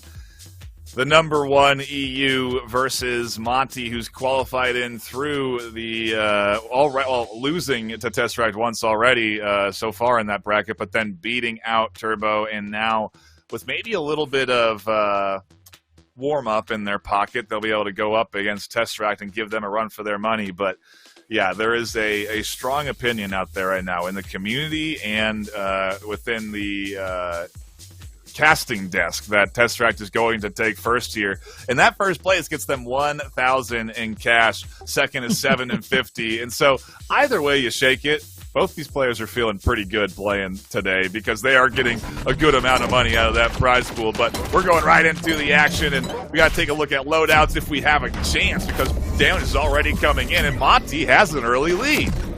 Yeah, and one of the things that, Tesseract has, over 1,500 in earnings and can almost double that if he takes first place today. And again, he took out Monty Band 3-0 yesterday. Now, this is 4 out of 7, so he's going to have to try to win 4 games at this point. But the way that this is his first game of the day. Monty Band did play a little bit earlier, is kind of warm, but again, Tesseract, such a strong player and is probably always ready to go. Yeah, they certainly are, and this is an interesting build coming in from Tesseract. Triple Nade Swarm Luma combo here, and it is keeping Tesseract in it at the very least. Monty definitely trying to battle back with that Raptor split, the Hammer Nade, using the Aegis Shield to block this spread, and they're doing an okay job, but Tesseract has still managed to chunk down Monty enough to keep them in this. Does the Luma connect? No, Monty still stays alive for the next 40 seconds, or at least could be staying alive for the next 40 seconds as the full spread comes in again towards Monty. The nade coming in from all the Hammer, Avalanche, Majestic nades all being thrown here. Yeah, and going with, I think, the same build as yesterday here. Actually, no, he's got a Raptor and the Raptor Ellipse this time. But Monty Band still trying to make use of that vector. We did see Monty Band play this triple nade yesterday as well, though it doesn't seem to be working as well against Monty Band here right now. Tesseract did say it was a actual pretty strategic build here, but Monty Band doing a great job dodging everything here. And as you can see, that's what we saw in the last game that he played against Turbo. His dodging was immaculate, and here the same thing, despite the Hammer nades and the Majestic nades controlling so much space. A nice opening round 1 here too, Monty. Tesseract trying to battle back here. Maybe they'll be a little bit more locked in after a rough round 1, but Monty is able to chip down and take a lead again here at the start of round 2 in our first game between these two. And Monty, I think this is a surprise to everyone so far, but they are looking like they could take game 1. Yeah, but again, this is an interesting loadout here for Tesseract. Definitely has the potential to go for something different. Nice catch on that bomb. Said, you know what, it's my bomb now. So Monty Band here again with a nice life lead. And yes, as a reminder, this is 4 out of 7 here for grand finals. And here we go. You see Monty Band shooting out those the Raptor shots right there, trying to find its mark. Tesseract needs to get some good damage here, and it's really going to come either from, these space controlling. Oh no, Monty Band actually looked up. He got hit by the energy cage a couple of times. Didn't realize it was just floating above his head, but didn't take too much damage off of that. Tesseract gotta try to get some Luma shots in here. There it is again. Yeah, he got it. Used the cage to move him to the spot to shoot him with the Luma. And again, another one. Wow, it has taken a little bit for Tesseract to come alive here, but in the final 30 seconds of round 2, they seem to be finding big hits that they need, but Monty is a bullet or 2 away from taking the lead and taking game 1. They really just need to do a little bit of chip damage onto Tesseract, and Tesseract, I think, obviously knows this, and there's a big connection up top with the nade coming down onto Monty. Or no, Tesseract takes it. What happened there? I thought Monty's health went down. No, I think, no, it was Tesseract's life that went down. Yeah, wow. It looked like the bullets were just about to hit Monty, but Monty actually caught Tesseract like pixels before he got hit by that hammer nade. And so there you go. Game one into the underdog's hands. Definitely an interesting start, but I do know Tesseract has a bevy of options before them in terms of, you know, like we talked about earlier, there's a lot of guns in this game. You know, we still haven't even seen a lance get played in any of these last two best of fives. That's certainly something that could be coming out. I mean, there's just so many different options that could be deployed. The triple nade is interesting. It didn't feel like there was enough zoning going on for Tesseract to really push,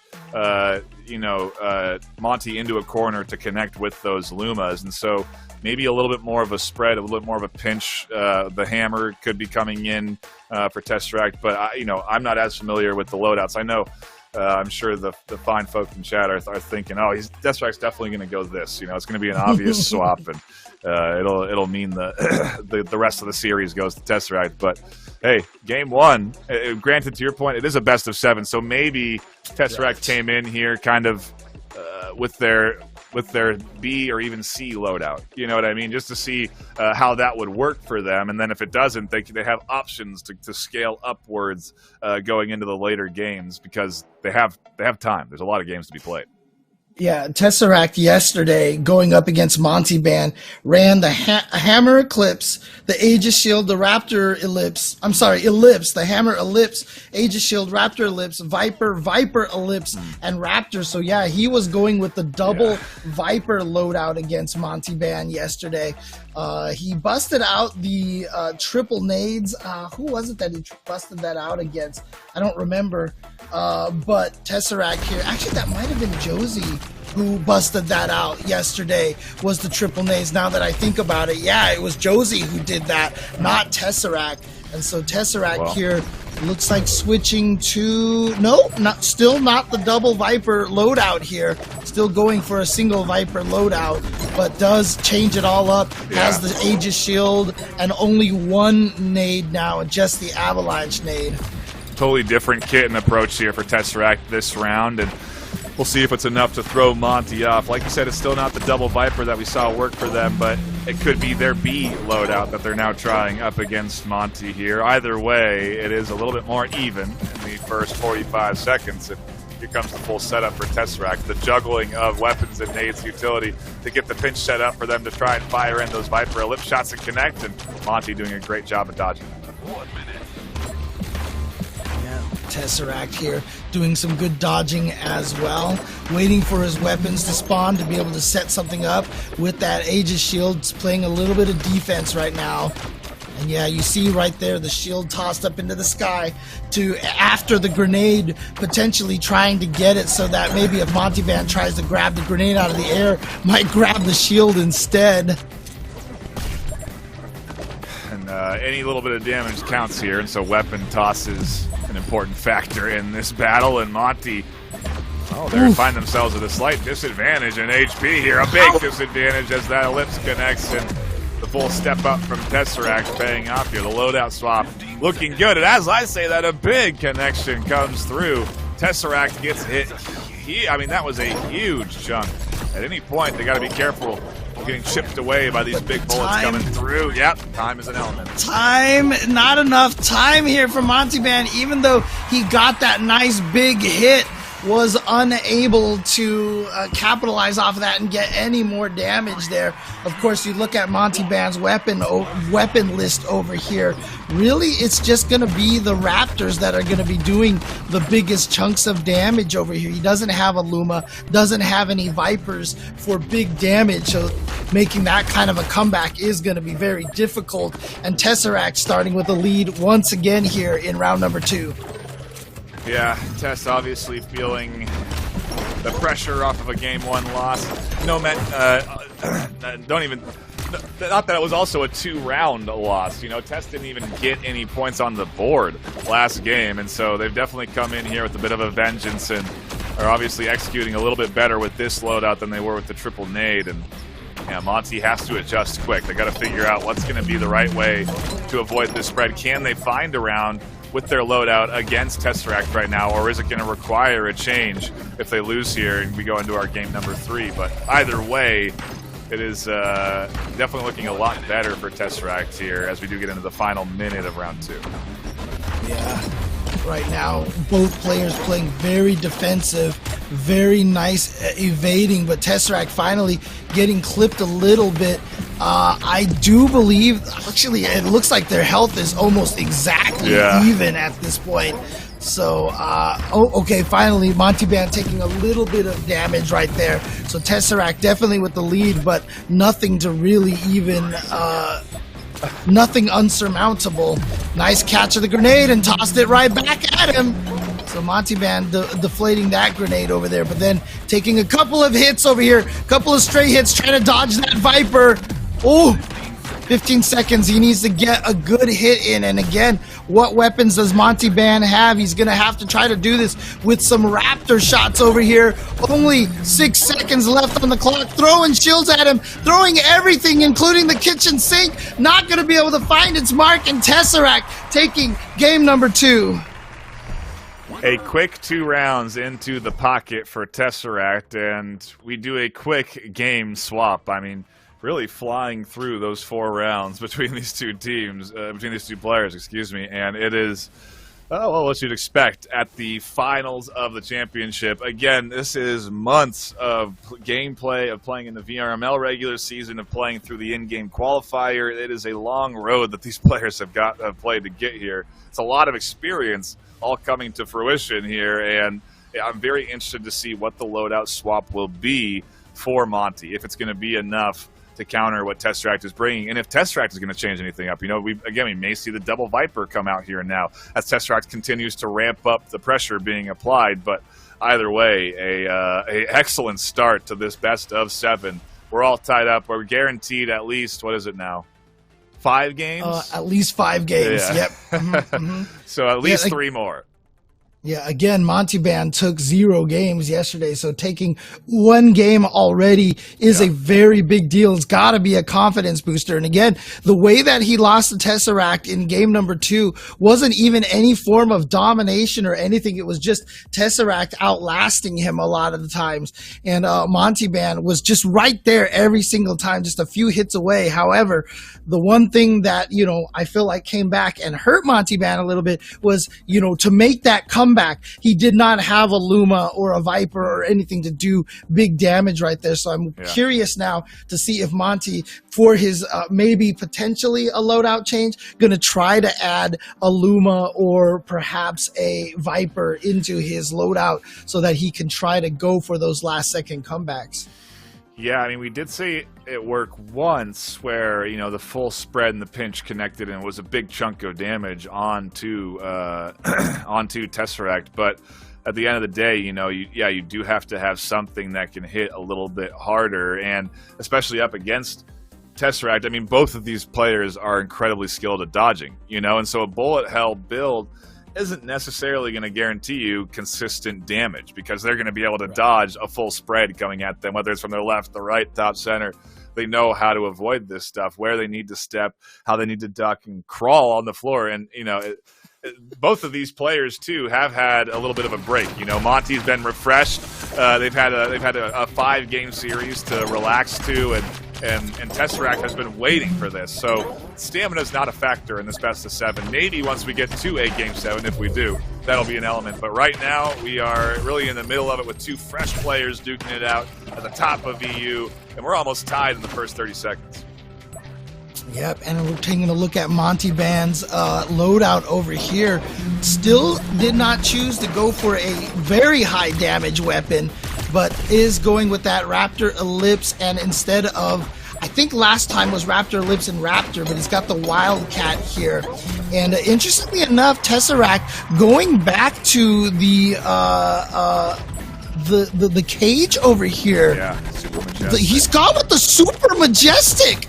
The Super Majestic is the weapon that they were all saying was like kind of like the worst weapon in the game at this point, but Tesseract trying to show that there might be some life in this weapon.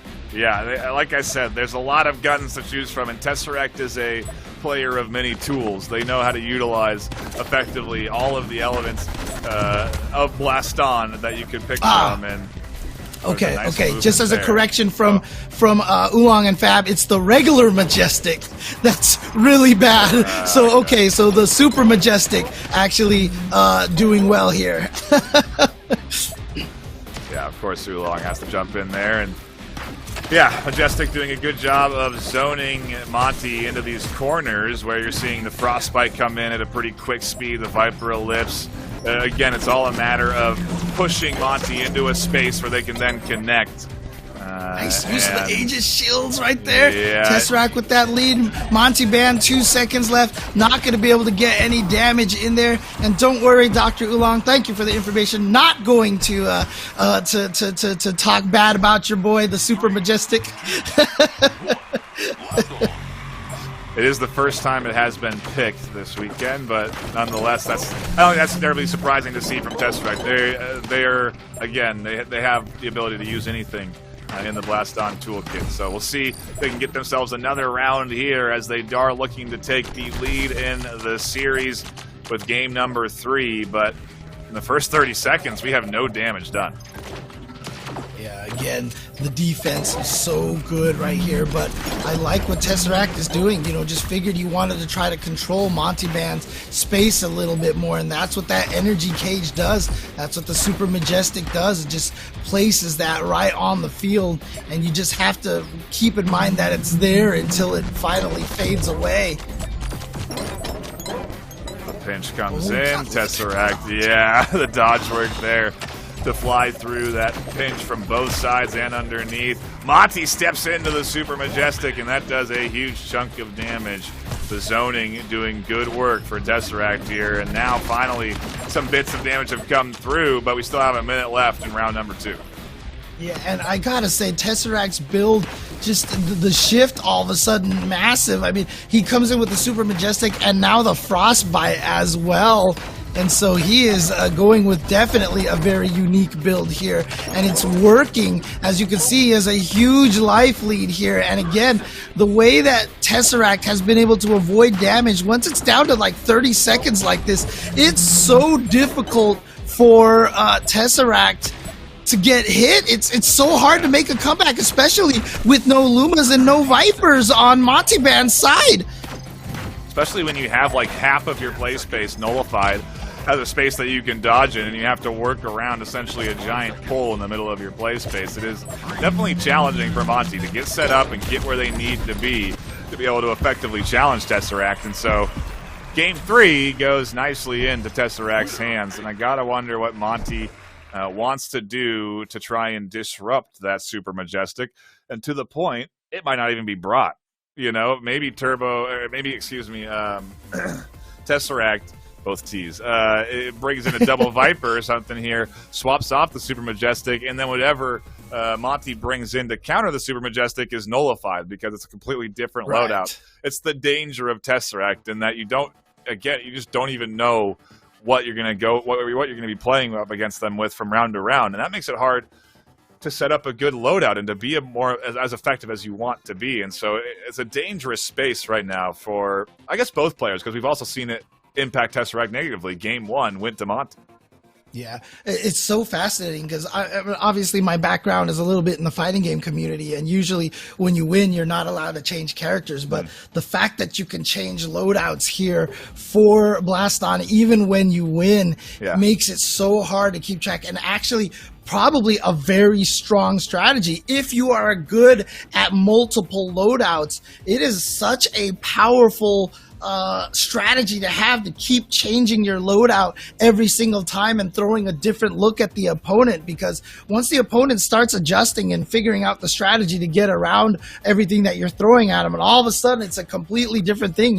If this next match he comes in with the double Vipers, for example, you're just gonna be like, what the heck? And so you're always making that adjustment.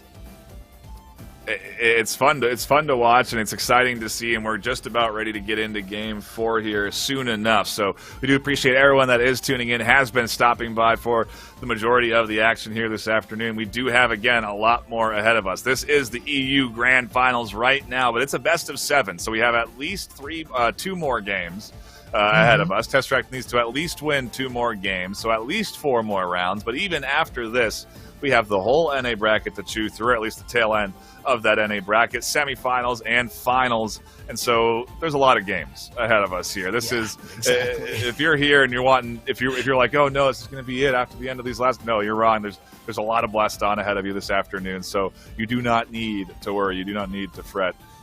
We will be experiencing all of that here today.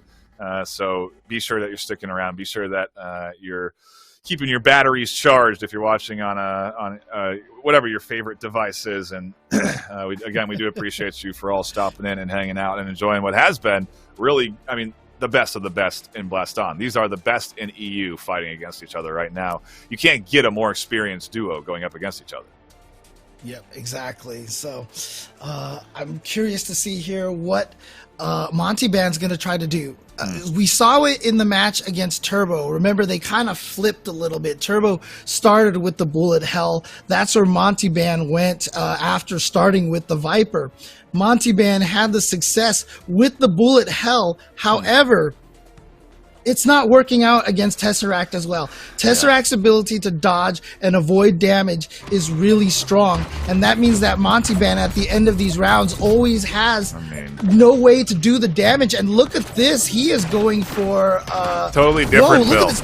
Yeah, Tesseract has gone for something. He's got the Nova Helix going over here and throwing that out here. We haven't seen that all weekend long, and Tesseract doing exactly what we were saying, throwing out different builds all day. But on Monty Band's side, sure enough, there is that Luma now looming in the shadows over here to potentially try to make that comeback damage. But you can see how scary that Nova Helix can be. Yeah, it's the doing slow-moving bullets. Doing some good zoning there, and it also could be an element to deterring the straight Luma. If there's a wall of helixes in front of you, you have to thread your arrow through that. It also means that Luma curve is going to be utilized to go around the wall that they set up in front of them with these helixes. And so it's all a matter of tying it all together and making sure that you're pinching and then hitting with that big connection on the Luma. And so far, Tesseract hasn't quite found the full combo to come and do big damage on a Monty yet, but neither player has been able to really connect big yet. We are super low on HP, and finally, Monty does some good damage on the Tess. Yeah, but you can see how that Nova Helix can just obscure vision and really limit your movement over there. Now, of course, Novas do have their own collision and HP, so you can actually try to eliminate them. That is the one thing about the split version, is that the split Novas there can be erased a little bit easier than the Novas themselves. Oh, there we go, Tesseract finding a hit, but with only 10 seconds, can Tesseract find one more hit? He needs to get the lead right now in 5 seconds. Dodges the Wildcat, tries to attack in the front, and no, cannot get any more damage onto Monty. Monty could be on pace to take game number 4 here, which would put us on track for 7 in a best of 7, and then we're going to start talking stamina, because that's going to be a factor. Monty definitely looking at, you got to be feeling so focused right now if you're Monty, because there was a real chance that you can keep this thing close, tie this up 2 games apiece, because Tesseract has picked into this wacky build of a Nova Helix coming in here. It's crazy to me, though, that how well, Monty has been able to dodge. Like you said, that's probably one of his biggest strengths. Even while he was being kind of knocked down by the Nova Helix and crouching, he was still weaving left and right and avoiding all of the shots from Tesseract. But Tesseract does land a Luma shot here to be able to try to even the life a little bit more. Tesseract still down, however, and it's just amazing how well Monty Band has been handling these Nova Helixes. You can see him, like I said, the splits do not have as much HP, so he has been able to take out a lot of those bullets and then quickly run to the side, run forward, past the helix, and then as long as he never moves backwards, basically takes them out of play that way. It is a close duel here with 45 seconds on the clock, almost dead even in HP. And Tess is juggling utility items here, trying to really throw off Monty. They connect with a gun toss, but Tesseract takes a chunk of damage in the process, and that Luma arc is not hitting onto Monty. Monty's dodging it really coming into play here and making it hard for Tesseract to connect, and ultimately keeping Monty into a comfortable lead. And there's a Luma to connect. They take 2 rounds. We're tied 2 games apiece. There you go. So twice now, Tesseract has gone with some slightly unorthodox builds. We did see the triple nade from Josie yesterday work out. Did not work out for Tesseract. Now trying this the Nova split right there, but unfortunately not working out because, like I said, Montyman, honestly, beautiful job dodging those. I mean, you saw the first-person view with the bullets coming at you, and it just looks so intimidating. But Montyman remaining calm, handling the situation very cleanly, and so that build obviously not working. Let's see what Tesseract brings to this next one here. He has gone for every weapon, and yeah, maybe the Tundra finally. I mean, like, that is definitely a weapon that we have not seen at all during this entire weekend, but at this point in time, I wouldn't put it past Tesseract. Yeah, I mean, what a position that Monty finds themselves in now, because Tesseract, over the last 4 games, has shown that you don't know what you're going to get. You know, you could swap whatever you want. I'm going to completely change my kit and how I'm going to attack you, you know, whether it's with a bullet hell spread or a Viper or a Nova Luma, you know.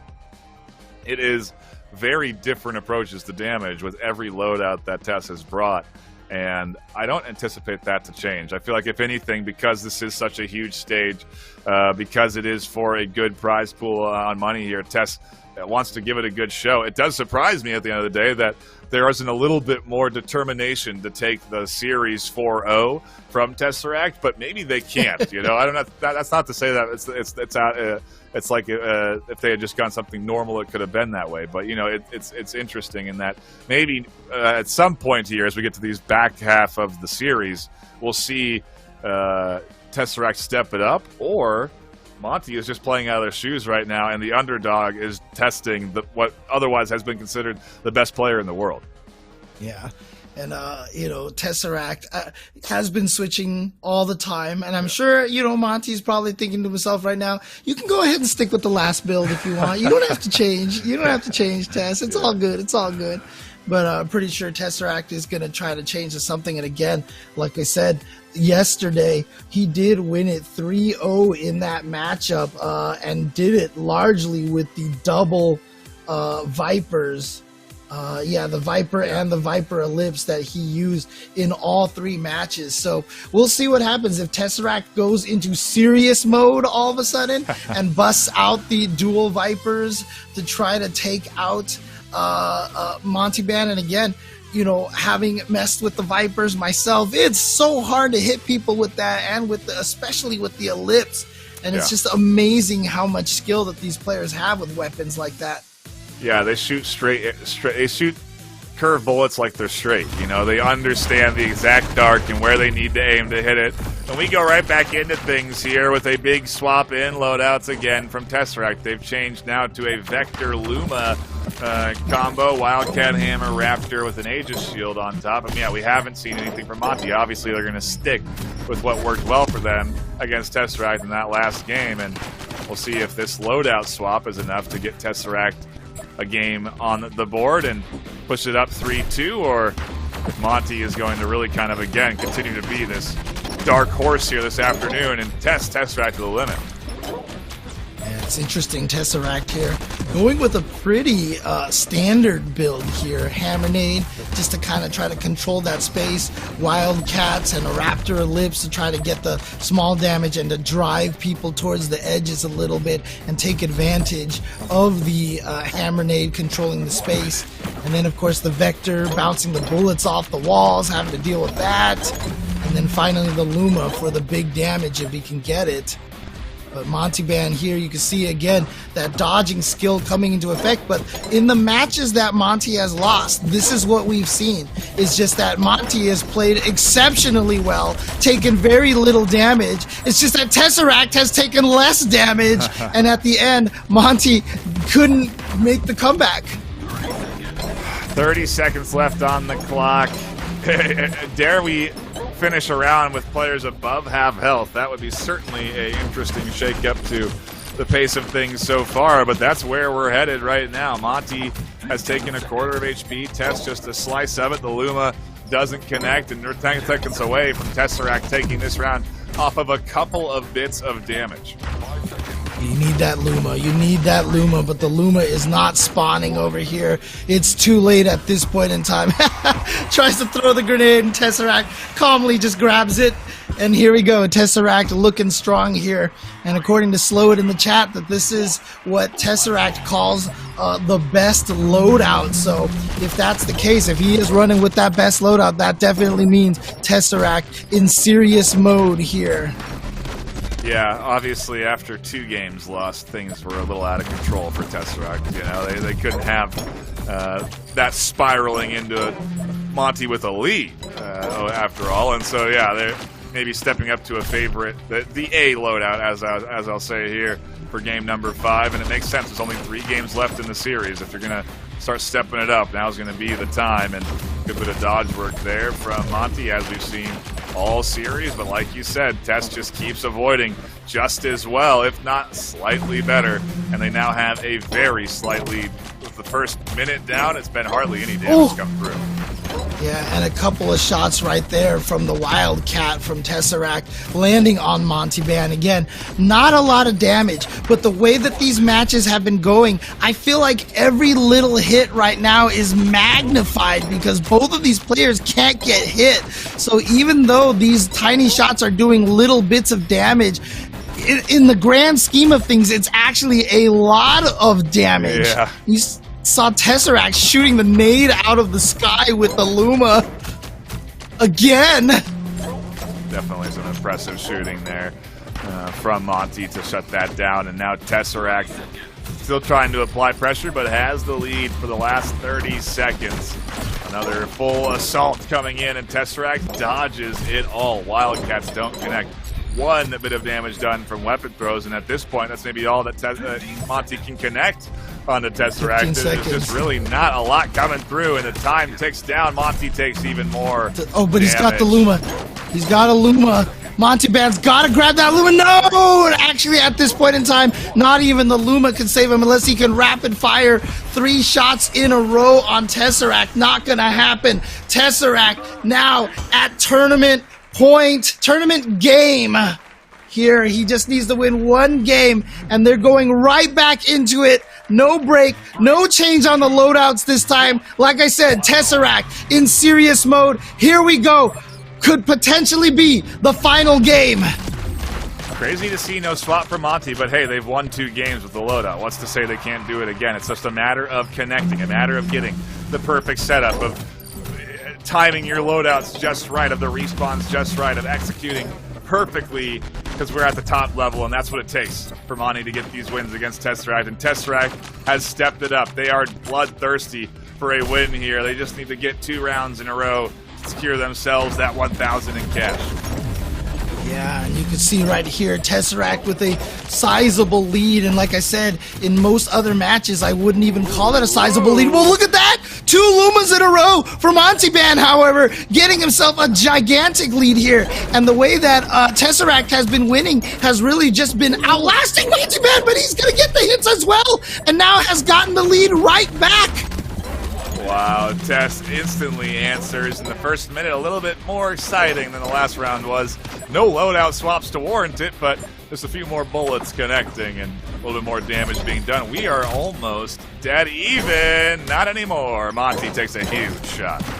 Yeah, got the Luma right there. You saw him fire out the bullets upwards like that, throw a grenade, then fire out the Luma, all back to back to back, and caught Monteban. And now with 30 seconds left, again, a substantial lead here for Tesseract. Can Monteban find a way to land some of these Luma shots? He got 2 in a row earlier in this round. He's going to have to try to do that again, but no, he takes even more damage here. But Tesseract gets hit by the Luma. It's coming down to the wire, and what a clutch shot by Monteban. He does steal this round.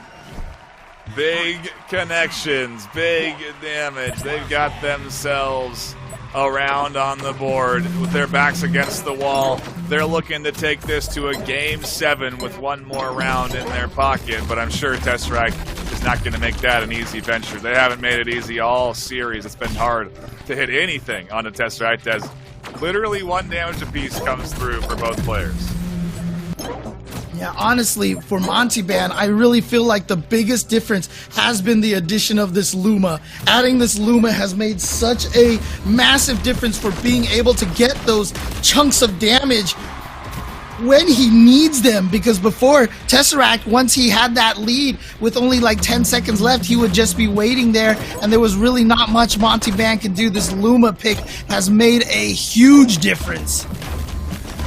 Tesseract takes a little chunk of damage here as the Hammer Nade comes in. Luma doesn't connect. Good zoning into the corner. Another 8 damage done. Tesseract suddenly doesn't have the lead. First minute down. Monty is looking at an opportunity to take game number 6 and push us to a 7. If a Luma connects here, it's going to be bad news, but it doesn't. Tess dodges it, and here comes the full press from Tesseract, trying to zone. Monty back into those shots from the Vector, but they don't connect, and it is still Monty in the lead. Yeah.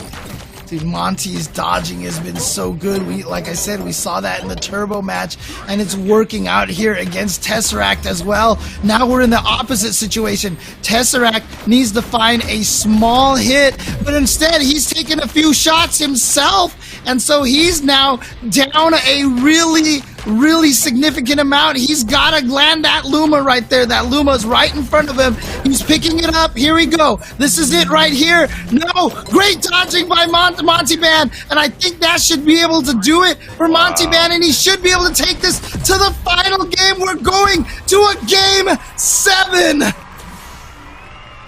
Is there a loadout swap for Tesseract? We've already seen and heard that this is the most powerful build in their opinion, and Monty is obviously just one with the loadout they have. So I wonder what the swaps are going to be. It is a Game 7 for us here in the EU Finals to determine who is going to take that prize pool away. What a battle between these two, and I gotta wonder if Tesseract's kicking themselves now, thinking, why did I mess around at the start? Why didn't I go with my A build out the gate, Yeah, and again, the 3-0 that he got yesterday was from the double Viper build. Wondering if that's what Tesseract is going to go with what got him here against Monteban. But again, I feel like also Monteban is playing just out of his mind today. He is like the dodging that he has here. I feel like this weekend it's been 24 and Monteban, who we have been seeing just to be absolutely the slipperiest players here. And just so hard to hit, even for a player of Tesseract's caliber. And if Monteban can do this for one more game, he might be able to score that upset against Tesseract. It is so close. It is within reach. The true dark horse of the afternoon. If we go back to the start of, I would even say, VRML, at Season 1, Tesseract was looking like a powerhouse as a player. We saw them in that preseason tournament playing well. And now, as they qualify through the Last Chance qualifier, they're arguably seen as, again, the best player in the world, a powerhouse that was guaranteed to make it through the Last Chance qualifier, and they did very well through that qualifier. They now find themselves here where they've dominated Monty 0-3 earlier on in this bracket. They're tied 3-3 now. I gotta wonder what's changed. Maybe it's the pressure. Maybe Monty plays a little bit better on a bigger stage than Tesseract does here. Who knows what we're really finding out this afternoon, but we are going to know who's the best in the EU at the end of this next game, James. And again, $1,000 on the line now. It is the difference between 1,000 and 750. So don't get it twisted here. Second place going home with a nice chunk of change as well. But here we go. It's the final game between Montyban and Tesseract. This will determine the EU champion. Let's go. Right into the action, and out the gate, Tess takes an early lead. If we're in store for this, it's going to be small trades all day. Do we see anything change from Tesseract? I don't think so. I think they've brought the same build, or no, they've adjusted no vector this time. Yeah, no right. vector this time. Yeah. So just going with a Hammer Ellipse, a Raptor Ellipse, and a Wildcat this time, and a Luma himself. So he had the Luma before, but again, no vector this time. And the Hammer Ellipse, largely considered one of the best weapons in the game, if not the best weapon. We've seen the kind of pressure it can put on people with that triple setup over here. But you see the counter pressure from Montyban right now, preventing Tesseract from getting, you know, very, very clear shots of it. But again, Tesseract hasn't taken any damage yet. Every little bit of damage matters here, as we've seen in that last game in particular. We can have rounds end with people above half health, and that is going to be the slight bits of damage will determine the winner. Tesseract seemingly having much better success chipping down Monty here with this build than they were with their last one, but it's still early, as round one is definitely in Tesseract's favor, but with 30 seconds left, a Luma connection can separate the scoreline. Yeah, but unfortunately, Luma not going to connect here. Got to wait for it to respawn here. Tesseract does have his Luma. If Tesseract can get even a small hit right now, that might spell the end of it here. Tesseract, however, has to dodge these Luma shots. Yeah, does manage to dodge it. You can see Montyban toss the bow over there. 7 seconds left. Not going to have much ability to get the comeback here without the Luma respawning. And so here we go. It is now tournament point for Tesseract. Is he going to fulfill his position as the best in the EU, or can Montyban complete this upset? The big question on the board. Tesseract is looking good, confident, did well in that last round, almost suffered. I don't even know if they took damage, as a matter of fact, when I think back onto it, but either way, Monty is really struggling to get onto the board and to really impact Tesseract here. So curious to see what they're going to do in this final round. Well, round two. Won't be final if Monty can take it, but I don't know what Tess has done. They've stepped it up on their dodging or something, because they are just not getting hit and they're doing damage. A Luma connects. And I feel like that Luma connected on Monty's hand. I feel like that's what he actually caught there. The hands are hurt boxes as well, so you have to be careful of that. And now Tesseract setting up the Hammernade over here. The Hammer Ellipse. And yeah, forcing Montyban into some movement. Almost got him with the Luma, but just clipping now with a couple of those Raptor shots. Even connects. Well, actually, I'm sorry, that's Montyban connecting with the bow toss right there. Yeah. And now juggling. Yep, juggling and looking good. 45 seconds left. Tesseract has the lead. Montyban needs to do anything they can. They do connect a bit of damage. Done. Maybe Tesseract feeling a little overconfident with their lead right now, but who knows, because there's 30 seconds left. This lead is nice. Monty has a huge amount of work to do here in a limited amount of time to do it in. Yeah, he's looking for that Luma again. There it is. Montyban has a Luma. Can he land and even just one of these? Nope. To the side, to the side. Look at those dodges from Tesseract. No Lumas are going to connect. Not going to be able to spawn in time for perhaps to try to make this comeback. Tesseract can just play defense at this point. Stay safe. Throws the shield. Takes out the nade from the sky. 1 second left. Tesseract is your EU champion. Monty almost had a three-piece there to bring things into range, but Tesseract hangs in. They're going to be the winner. Congratulations to Tesseract, and I guess no surprise that they are the champion, but I think certainly surprised that it came down to a Game 7. Monty absolutely stepping up here to challenge Tesseract this afternoon, and ultimately a fantastic series to tune into here. I mean, I couldn't have been. Yeah, I can't be happier with the best of 7. I can't be happier as a caster, you know. Exactly. And shout outs to Monty. Like I said, going down 0-3 against Tesseract yesterday, and coming here and actually pushing Tesseract. And again, Tesseract went with the quote best loadout there in game number, I think it was 5, Yep. and Monty was still able to take game number 6. It looked like Tesseract was like, all right, serious mode, let's just take this now. But Monty, man, pushing it to a final game to really force Tesseract, to force everything out of him. Now, obviously, Tesseract too strong in game number 7. But again, what a display from Monty, man. $750 will be converted to euros for them. But again, $1,000 for Tesseract. And the pride of knowing that he has withheld his position as the best in the EU. Yeah, and again, hats off to Monty. Definitely a challenger to look forward to in future tournaments. Definitely going to keep an eye on them going into Season 2 next year in 2023 of VRML. Will be exciting to see how they play. Tesseract, though, really just coming out on top. Again, a tremendous amount of hard work and effort to get into this stage, to get into the championships, and to now take that win. It is the crown achievement of any Blaston player, and I'm sure Tesseract's going to be very happy with the W that they have secured. But, you know, I really want Captain's perspective on the whole thing, because I think that's going to give us a good insight onto what those loadouts really mean. And I mean, Cap, what did we see? What did we just witness today? Because Monty really played some good games here.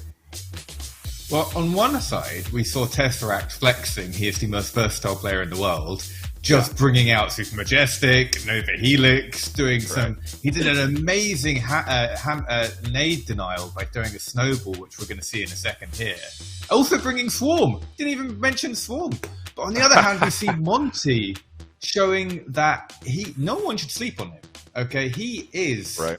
I've been saying this for a while, that Monty, I think, will be the next great player. You know, the next in the top 3 or top 4 when he gets there. That was an amazing denial there. He threw up a snowball and a weapon to just deny the nade, which is something loads of players try to do, but Tesseract's the only one I've seen in a tournament setting actually correctly perform it. Here you see he's bringing Nova Helix, a weapon we never see.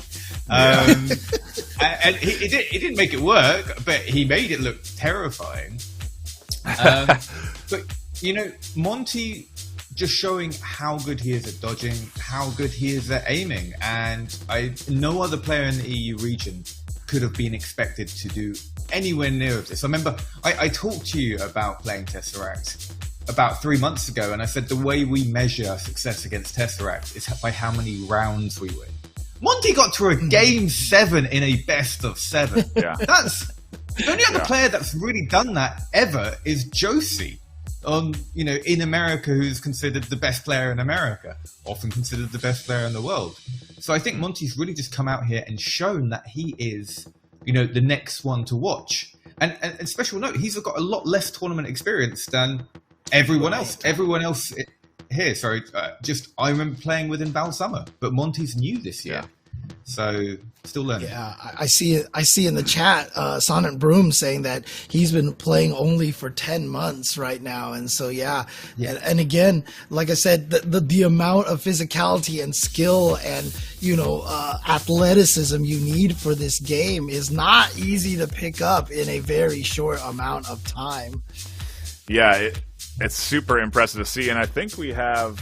Are we going to be interviewing the winner as well? Are we going to be able to get them on the line? I don't know if. Yeah. I think we are going to talk. We are going to be interviewing the Tesseract, and so we'll be able to get the exact answers on why they're bringing that loadout. But I mean, outside of anything else, Cap, what else, anything else you had to analyze here from this series before we do get over to that interview?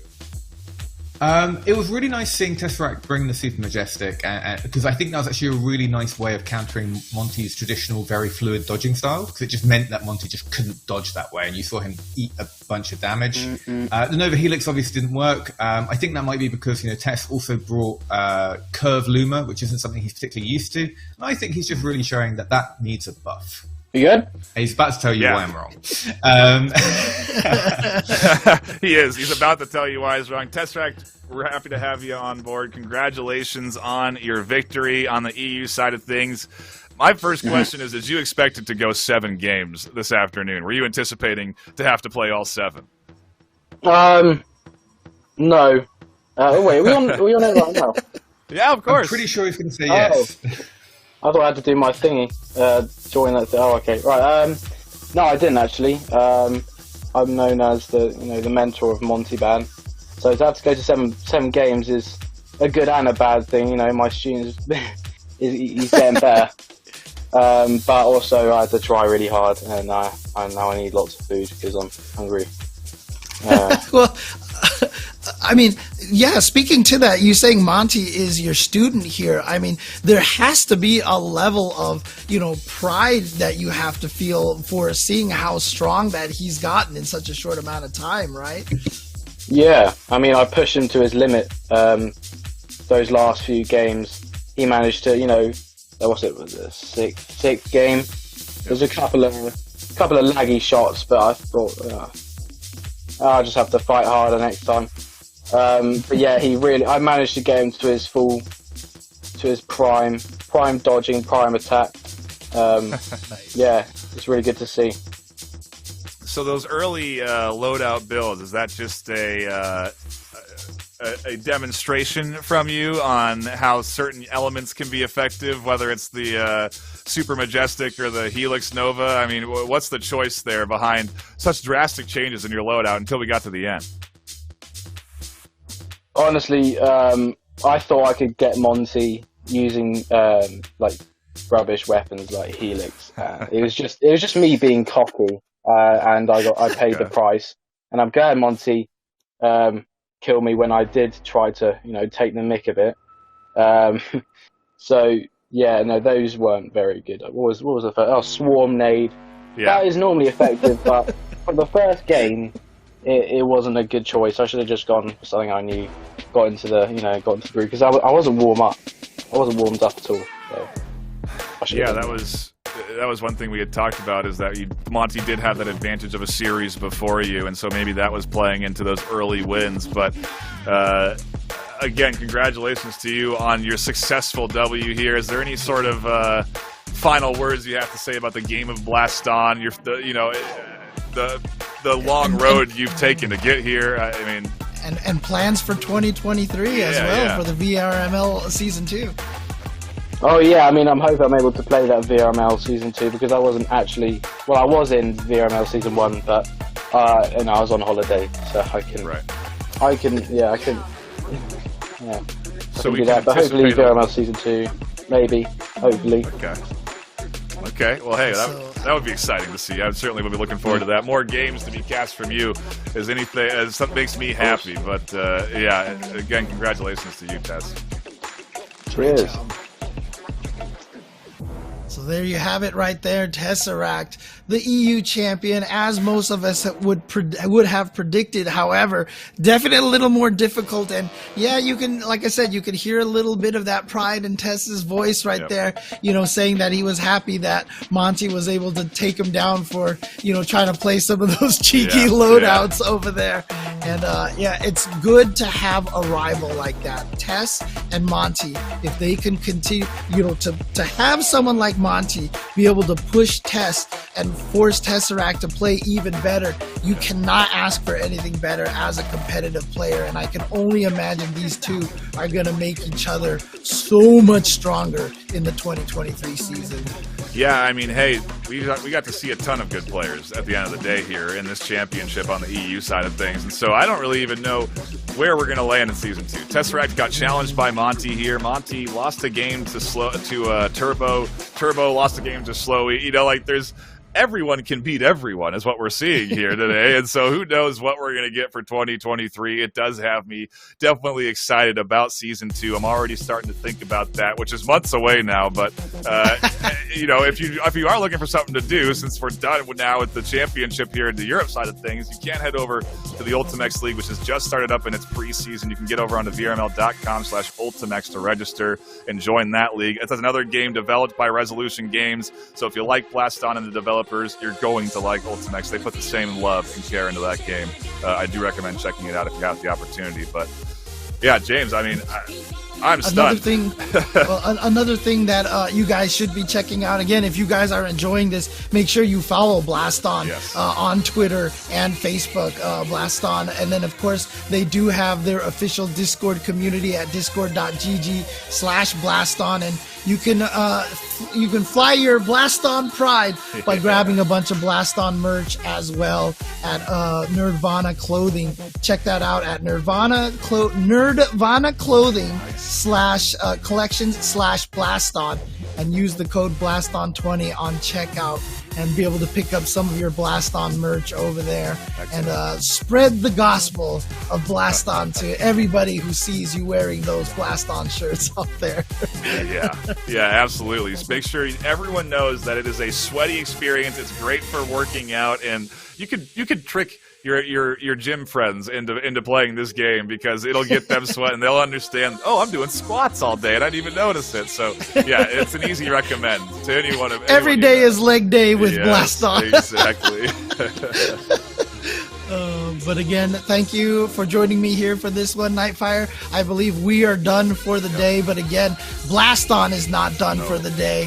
The NA championships are coming up. I believe Dr. Oolong and Ultra David will be taking over the reins on commentary, but from us, hope you guys enjoyed the matches and don't go anywhere. More amazing Blaston coming up.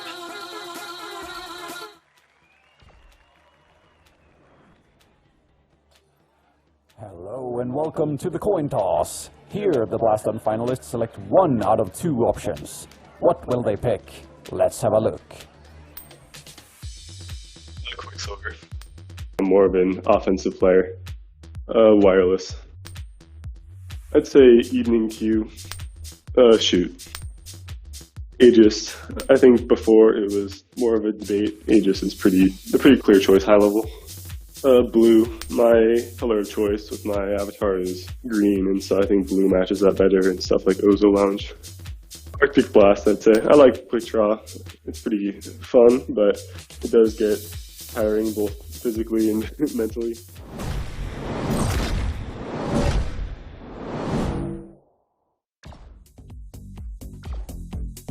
Hey guys, my name's Woody Place. I'm in California, so I'm in United States, California, or NA West. I got started with Blaston because I always wanted to work out with VR. So one night I was just thinking, what if, it's like the Matrix, you could shoot at people, right? And the bullets slow down. It wasn't like a refined version like Blaston, but I just had something in mind. And Lord behold, it's funny because I was just thinking about it. And then there was an ad that played about Blaston. I was like, holy smoke, this is exactly what I'm thinking about. There it is. Download the Blaston game. The rest was history. So it just really happened. Like, I never really tried to compete. It just seems that I'm pretty good at the game, and mostly because I was just here from the very beginning. Unlike some of the other best players right now, they just came out of nowhere and just start whooping butts, right? So, literally my mind to last chance qualifiers, I'm gonna show up, I'm gonna whoop butt, and that's the end of it. But as the time gets closer and closer, I wasn't really concerned about it until I got to the tournament. When you're playing the tournament, like last chance qualifier, every match, there's part of me that's afraid that I might lose this match. I might lose this round. So actually qualifying, it felt like fantastic. Knowing that, okay, I made it. Whew, I don't have to worry about this anymore. That was such a great feeling. In fact, I know I'm gonna win first. It's just other people have to prove me that I'm wrong. My playstyle is always geared towards more movement because I work out with Blaston on a daily basis. That's my cardio. More movement is always better than less movement. I gotta say it's Hurricane just because I use it so much, and I think by far I'm the most accurate landing with those Hurricanes. It's the only VR game out there that you're able to work out and compete to see who's better, like one-on-one level. So that's the reason why I like Blaston, because there's nothing, literally nothing else like out there. Hey, subscribe to my YouTube channel, Woody Plays YouTube.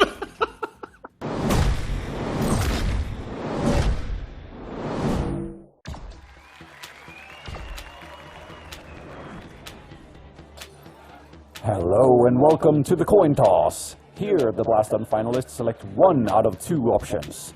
What will they pick? Let's have a look. Quicksilver, even though it's rubbish. I can't use the bunker. I hate bending down and just sitting behind a wall. Wireless. I don't have a wired head, so I just play on Quest 2. Definitely evening. I'd never really go on the morning because I don't really find too many players, but yeah, evening is definitely the time for me. Dodging. Oh, Aegis, definitely. Aegis is so much more reliable. Blue, because it goes with my Scrofax outfit. But yeah, blue's definitely the one. I think, yeah, I definitely prefer Arctic Blast because you got Ranger loadouts and yeah, it's good.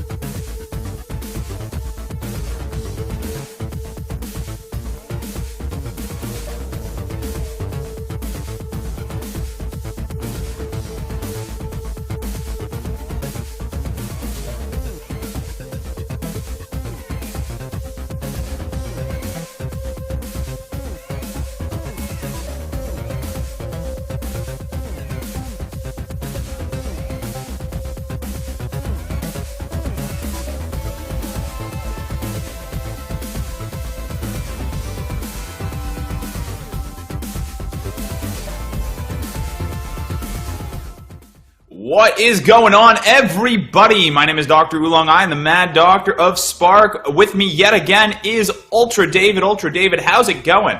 I'm really excited to be here. We just saw some fantastic matches for the EU Yeah, we just saw side some of the Blaston incredible Championship matches. Finals. Again, It's congratulations to incredible. Tess. Huge stuff going on there for sure. Super great to see him bring out such a wide variety of weapons too against Monty, and seeing Monty almost make that climb all the way back up to win the bracket. So super spectacular matches. We're going to have even more amazing matches for you today in the NA bracket. So this is our continuation from yesterday. We're going to be starting off where we left off with Wesso and Woody Plays in just a bit. Then we're going to be going back to Kronster and Tim. Winner of those are going to move forward to the semifinals, and the losers, unfortunately, are going to be eliminated from the bracket. So super exciting matches. And David, I saw in chat on those previous matches that you actually have been compiling some statistics for us. I have been, yeah. I've actually been keeping track of which guns have been used in every single game throughout the weekend so far. For the biggest reason is that, like, I want to follow it myself so that I know what to say, like, I know what's going on, because, easier for me to keep track of stuff like that if I have it written down. But, yeah, it's had interesting side effects of, like, allowing me to actually see which weapons have been used the most and which the least, which is pretty cool. Raptor E is by far the most used. Now, I just want to say, like, just because it's on the top of that doesn't mean I'm not trying to say, like, that therefore anything, right? You can't really learn that lesson. It could be, for example, that, like, maybe a lot of the uses of the Raptor E have been in longer sets because somebody wasn't able to dominate because they're using crappy weapons like the Raptor E. Now, maybe not, right? But, like, that's just want to caution that, like, you can't immediately learn the lesson, like, oh, so therefore anything in particular. But it is really interesting to track it nevertheless and see that. Yeah, absolutely. And I mean, hey, you can see, in that last matchup with Tess, as long as you've got the skills and at the end of the day, as long as you're dodging correctly, you can bring a wide variety of weapons and get away with a lot of stuff. Totally making sense there. So yeah, we are going to be heading into our final matches of each side of this bracket, as you just saw. Then we'll be getting into our semifinals, and then finally our grand finals for the NA bracket, as well as that third place match, making sure that everyone gets paid out. And I mean, just looking at the EU rewards, people are getting paid out quite a bit in this tournament. That's right, yeah. We have a total of $10,000 on the line for the prize pool. That's the, like, complete overarching amount throughout the weekend. For the NA finals, winner will get $3,000. Now, even the 8th place players will be getting $125, so everybody has gotten something, which is great. But there's a big separation between some of these. So first place is $3,000, second place is $2,000, third place is $1,000. Then we're down to $750 for fourth, and then fifth will get $250. So what is on the line right here, as these two get ready to go, Wesso and Woody, is the difference between loser getting 5th place and winner moving on, where they could get all the way up to third. So that is to say, 5th, $250, 4th, $750. So right away, the difference between winning and losing this is a $500 amount. So there is a bunch going on here. Yeah, absolutely. And we're going to go ahead and jump right into it. Seems like we are having a bit of a bit of technical difficulties here. Maybe not quite heading into that match. Maybe things are going a little bit wrong. So we got Wesso, who we saw, the Dancing Queen himself yesterday, heading up against Woody. So Woody in the past was known as this, double Viper, very hardcore, very high damage dealing player. Although I feel like most of that kind of has swapped, mostly because the Luma is just such an attractive option now for a lot of people who still want that low cooldown and that damage to be coming out. Yeah, just looking back at what Woody was playing with yesterday, I'm looking at not a Viper at all in the second set that he had. He had a Luma. He did have that. He had a Raptor E, as everybody basically does. And in the first set that he played as well, the same thing. He didn't have Vipers at all. His build was Raptor Ellipse, Hurricane, Hammer Nade, Wildcat, Raptor, and Luma. Now, that was a lot. You got the quick eyes right there. My goodness. Look, I've been writing it all down. This is why I like to have this conversation. That's fantastic. Yeah, absolutely.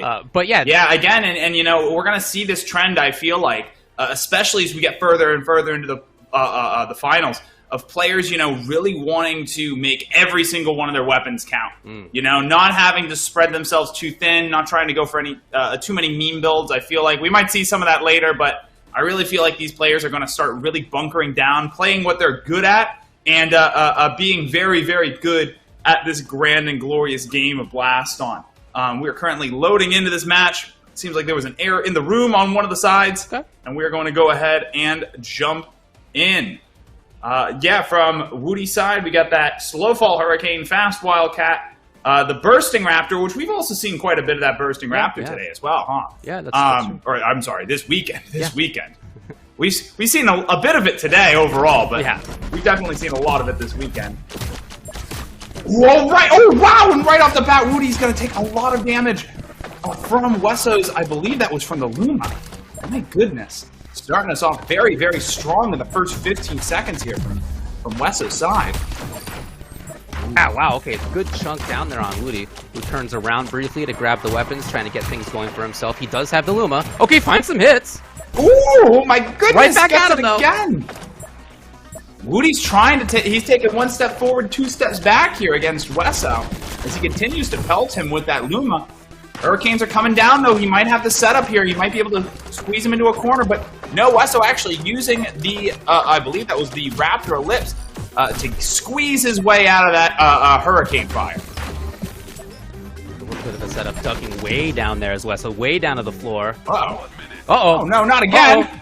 Not again. Yeah, you could see by the Blaston Wesso's... gremlins are getting into Woody's system, it seems. Oh, no, dude, I love the actual IRL emoting that you could see. Yeah. Right there. Well, that's one of the key differences between, virtual reality games like this and normal games.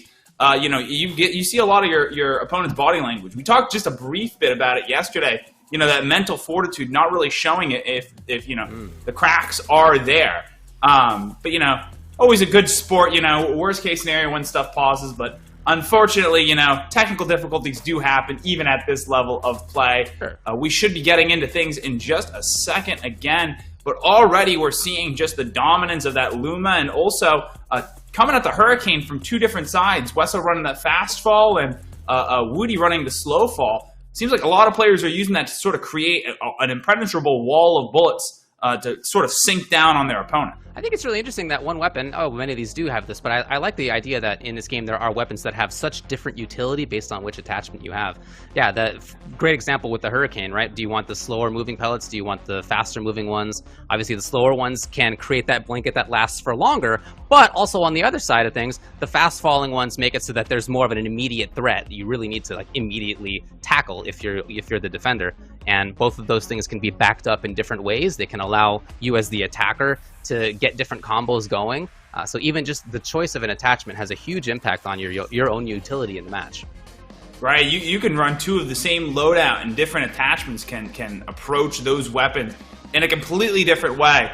I think with some weapons it has somewhat of a better effect than others, but I really love the fact that Resolution's kind of given us a way of really honing in on what we want each one of these weapons to do in our loadout. Again, especially at this level of play, you want all of your weapons to be have enough diversification that you can cover a lot of different situations. But really, each weapon should have its own role in your build, its own role in the main combos that you're putting out.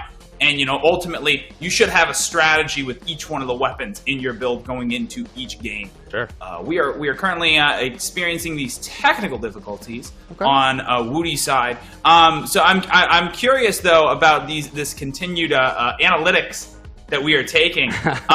You might not have it right off the top of your head, but what weapon do you think has done the most damage? Ooh, that one is definitely going to be tougher to say, of course, right? Since some of the utility here is not necessarily based on what is the most damage. I think that's partly what you could say about the Raptor E.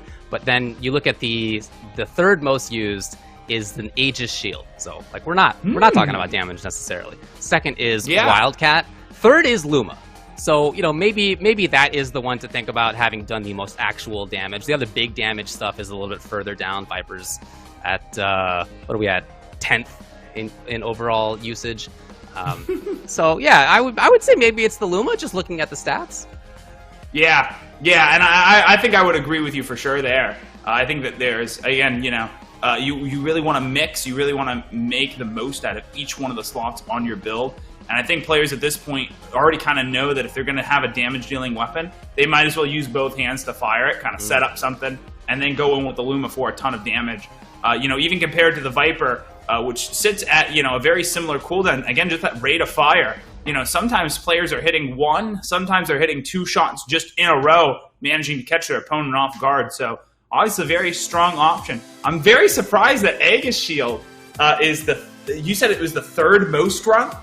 Third most games, right? Again, talking about individual games here, not like how many players used it. It's a different metric. But in terms of games, currently it's Raptor Ellipse, then it's Wildcat, then it's Aegis Shield, then Luma, and then Hammer Nade, in fact.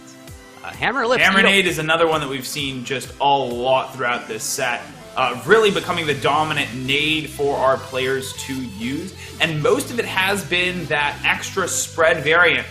Players really prioritizing a little bit of extra damage over a much higher spread, making it harder to hit your opponent. But when you do, it does slightly more damage. But 3 pellets hit with the extra spread, that's 18 damage versus only 12 that you'd get with the normal Hammer Nade. So, those small differences in damage do manage to add up over the course of a match, especially when in so many of these matches, they're being decided sometimes by less than 10 points. I think my subjective take on this in terms of the most seen ones, I would have said Raptor Ellipse, that's showing up everywhere. But I think the second one I would have said is Hammer Ellipse.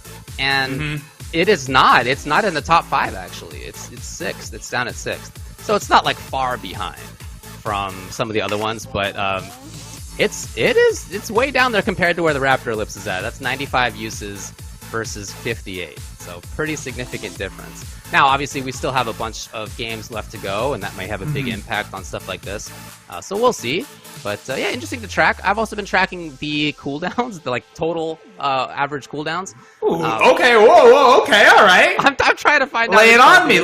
That's it. That's about interesting to me. I'm a big Nova math guy, so. There you go. So in EU day number 1, the average was 22.3 seconds. That's in total. Not dividing it by guns, but you can divide by 6 to figure it out for yourself. Then EU Day 2, 21.97. So very similar, right? Only 0.3-ish, 0.34 away. NA, though, Day number 1 is 23.3. So, that may be getting toward the, statistically significant amount of difference compared to the EU, don't you think? It's a 1.33 second difference compared to the EU. Yeah, and the thing that really interests me here is, again, players approaching that soft cap that we very briefly mentioned yesterday. I believe it was actually during one of Tesseract's matches. There is a 27-second hard or soft cooldown stop if you go over that. Your weapons do start to stall on the spawns.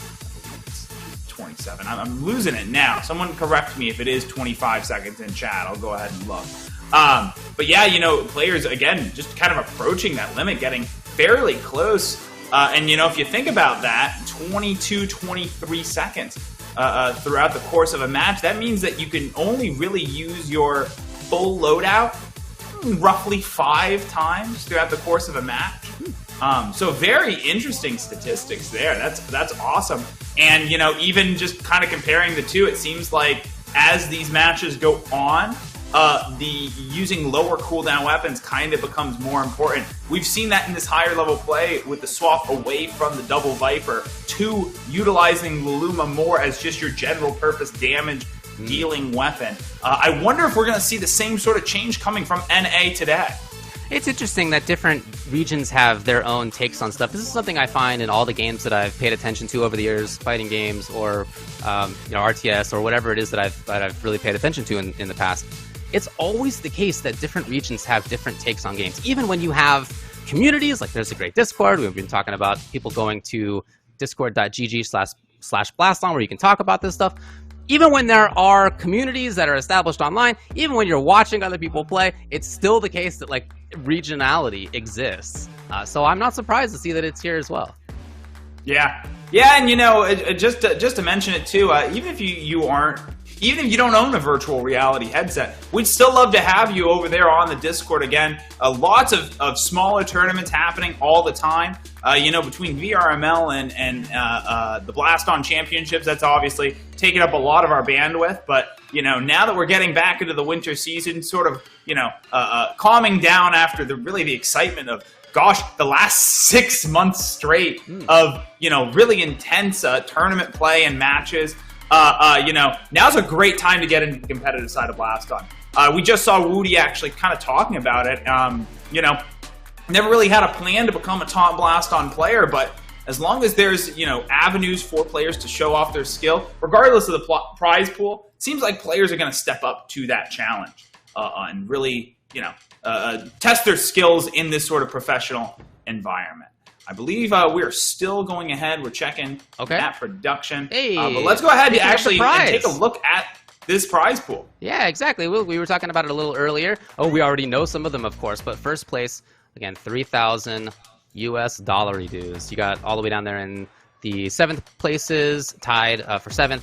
Master 17 and Baby Spine, who unfortunately for them were eliminated yesterday. They have ended up, though, with $125 even still. So just for having made it this far, they get that. Now, something we've talked quite a bit about yesterday was how this has been quite a long ongoing process of players qualifying for this, both in ranked queue and in community events and in last chance qualifiers. So it's not like they just yesterday decided to come in, okay, I'll play in this tournament. No, it's been a long process. So I'm really happy that for all of the players, there is money at the end of the day for them. Look, having community cred and having the victories and the competitive aspect, like that's, if you're a competitor, like that is in most cases what you're really out for. But it's really nice to get $125 there at minimum as well. Yeah, and you know what? What I always say is that without getting paid, it isn't professional esports. Otherwise, it's just esports. So, again, thanks so much to Resolution Game and all of our sponsors for really, again, giving us an avenue to be able to play and show off our skills and giving just all of us the opportunity to sort of explore this new world of esports. I feel like it was just yesterday that, some major games were starting to be streamed professionally with these huge broadcast companies, and really hoping that Blaston can sort of take the ranks as one of those spectator sport games going into the next couple years of play. But like you said, all these players have been in this for 6 months at the very least, building up points and qualifying for these championships. But you got to start somewhere. You got to start playing in tournaments at some point. So especially as a lot of these players are probably going to take a very well-deserved break, now is probably the perfect time to start playing in these sort of smaller community events. And again, hey, who knows, maybe you might be the person next year winning your own small chunk of change in the Blaston Championship Finals. I do believe that we have our first match. They're currently going through their lag test. That everything is working correctly. Great. And we'll be getting into things. Oh, we're live. Here. We're in. Oh, man. it's live. Oh, it's live. Okay, oh, no. We're playing the game. Oh, no, it's live. Oh, no. All right. Okay, it's just like that. That was 21 seconds for Wesso to take down Woody, and I still don't quite believe, but we'll wait on the actual tournament personnel to go ahead and make that call. But yeah, checking out the builds here, kind of going into a little bit more depth while we get the calm before the storm. We were talking about how the Hammer Ellipse yesterday, kind of one of those very general purpose weapons, very, very good all around. We do see Wesso actually flossing here, showing off his dancing skills. Nice work. Now it's live, huh? Okay, yeah, now we're in. Yeah. But yeah, I mean, and using that Bursting Raptor as sort of a replacement for the very high cooldown Hammer Ellipse, sort of setting up hazards on the field. Oh my goodness, Woody taking an absolute ton of damage, mostly from that extra spread Hammer Nade. See the two very different speeds on their Hurricanes there. They're both falling down. Woody in big trouble. Okay, hold on. Wesso is suddenly as well. The Luma's still there. But dodges it. And Luma, and I believe there's one shot left in that Luma. Woody's got to be careful. Wesso just trying to make sure that Woody can't easily get things going. The shot lands on Wesso. Oh, no, Wesso, you got to watch the shoulder.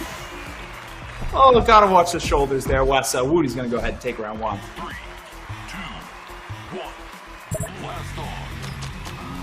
they Go ahead and pick up jump into first this. here. Yeah, the Hurricane there right away. Wesso's got his Luma looking for some shots. Just a little love tap there from the hammer nade. And yeah, both these players really poking, really just trying to get each other moving, trying to get each other tired. It's very similar action going on right now, and you can see the utility of having fast versus slow. There's utility in both, certainly. However, Woody was able to move forward past the Hurricanes, try to get some shots in there. No dice. Oh, okay. Yes. Woody not even bothering with the setup there, Right, just going right. straight in and managing to get paid off for it. I'm also very interested in the fact that Wesso is grouping up those Hurricanes. It seems like on the bottom left-hand side of Woody's podium. Really trying to get big hits out of nowhere rather than spread things apart like Woody seems to be doing with his Hurricane. Yeah, you can see he's definitely got a different spread on what he likes to go for there. Ooh. Oh, okay. Luma and that hammer nade. Wes in Although trouble Wes has suddenly. really got to watch out. Woody is firing back with his own Luma. Oh no, and the Hurricanes are going to take it again! And Woody is going to take game 1. We're in a 1-3 here. If you were watching the EU Grand Finals, you saw that was a 1-4. That's longer. We're in a 1-3 stage right now. As we discussed earlier, this is about either moving on or being eliminated at 5th place. Difference between $250 for 5th place or minimum $750 if you move on. Yeah, absolutely. And we did see there, again, I talked about it very briefly yesterday, but players really trying to set up hazards, trying to punish movement, and then going in with their high damage dealing weapons. And it seems like that's what scored Woody the win on both of those matches there. Setting up those Hurricanes, going in with the Luma, and not necessarily relying on the Luma to land, but rather just relying on having the, just having the Hurricane hit as Woody moves out of the way of that Luma. Right. So great plays there. Yeah, he did a good job, too, at clearing stuff out with the Aegis Shield, something we saw him have a couple of times in there. His dodging was good for the most part, too. But, yeah, very close overall. That round, definitely close stuff. So I don't know if you're Wesso, maybe he's gone back to change the loadout. But it didn't seem to me like the loadout was bad for him. I mean, again, it was close. I don't know. What do you think? I think that he, managing to hit that much on Woody, and again, we talked about it yesterday, right? Not always jumping to changing the build, just kind of going and really just analyzing, how you were reacting to your opponent's build, and just changing your physical actions. But I think that he could definitely make a swap to a little bit more in the way of hazards. That fast fall Hurricane, the slow fall Hurricane for Woody ended up being his primary hazard on the field, punishing movement. Wesso, although he did have some ways of setting that up, again, with the fast fall Hurricane and with the Luma, he really was packing more of a punch than putting hazards on the field. I think he could definitely a swap to something different, or, maybe he's just trying to psych his opponent out. Maybe he's just trying to put his opponent on edge and get Woody to change his loadout instead. Yeah, it is a really interesting aspect of the tournament here that you have the ability to switch even if you win. That makes it really difficult for the opponent to know what's coming up next, right? I mean, there are other esports out there that force the winner to not switch. But there's a little bit more dependability if you're the loser, that you kind of know what you're going to be playing against. But in this one, I really like the idea that even the winner can change, which means that there's just no certainty. You don't know what's coming up next. Yeah, and of course, as much as this is the big bad Blaston tournament of the year, there are actually smaller tournaments where that is the rule, where only the loser can initiate the weapon swap, but both players then will still be allowed to change, just so that one weapon doesn't counter the other. And it does look like we're going to get into our second match here. It does look like Wesso has made that change that we were talking about before, now bringing the Avalanche nade rather than relying on that hammer nade. Now, we saw this yesterday being used to actually punish dodging to the ground, having those beam cages land on the podium, and then basically setting that up as a hazard before going in with the rest of your combo. Doesn't seem like Wesso's really focusing on that, but doing a good chunk of damage at the start of this match.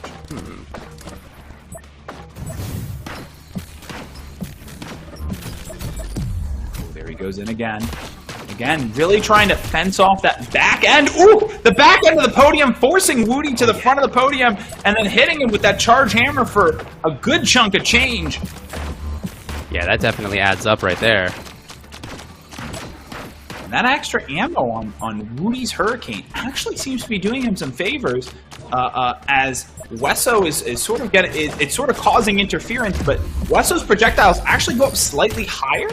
Oh, no! Woody is going to go ahead and get hit with one of those Hurricanes. Don't trust the damage readout. That actually does 14 damage a hit. So again, you know, not a huge difference, but still enough. And Wesso's going to go ahead and take round 1. I'm impressed by, on the one hand, how well Woody dodges, how low and how comfortably he seems when he goes down. And at the same time, how Wesso's able to nevertheless land substantial hits even as Woody's down there. Yeah, absolutely. And you know, we've been talking about it for the last 2 days, but just the physicality of this game and trying to play around being able to, you know, stay fresh and not get tired and keep that mental fortitude. You know, the players who are more efficient with their movements are naturally going to have less of an issue when it comes to playing these sort of extended sets, these extended tournaments that we see here. 30 seconds in, Wesso's not taking a single point of damage from Woody here. No, and his own utility of having the straight hammer with the timing that he has as the Hurricane shots fall down, that's been big for him. He's landed some big combos for doing that. Yeah. And take some damage again. Wesso is another one of those players who can just dodge along the ground like it's absolutely nothing at all, it seems. Shield out there for Woody just in case. Oh yeah, you can really see his movement. Seems to be less focused on using that avalanche nade for its ability to shut off the podium. Instead, just trying to force Woody to the front of his podium so that he can run him up with either a Luma or with that charge hammer.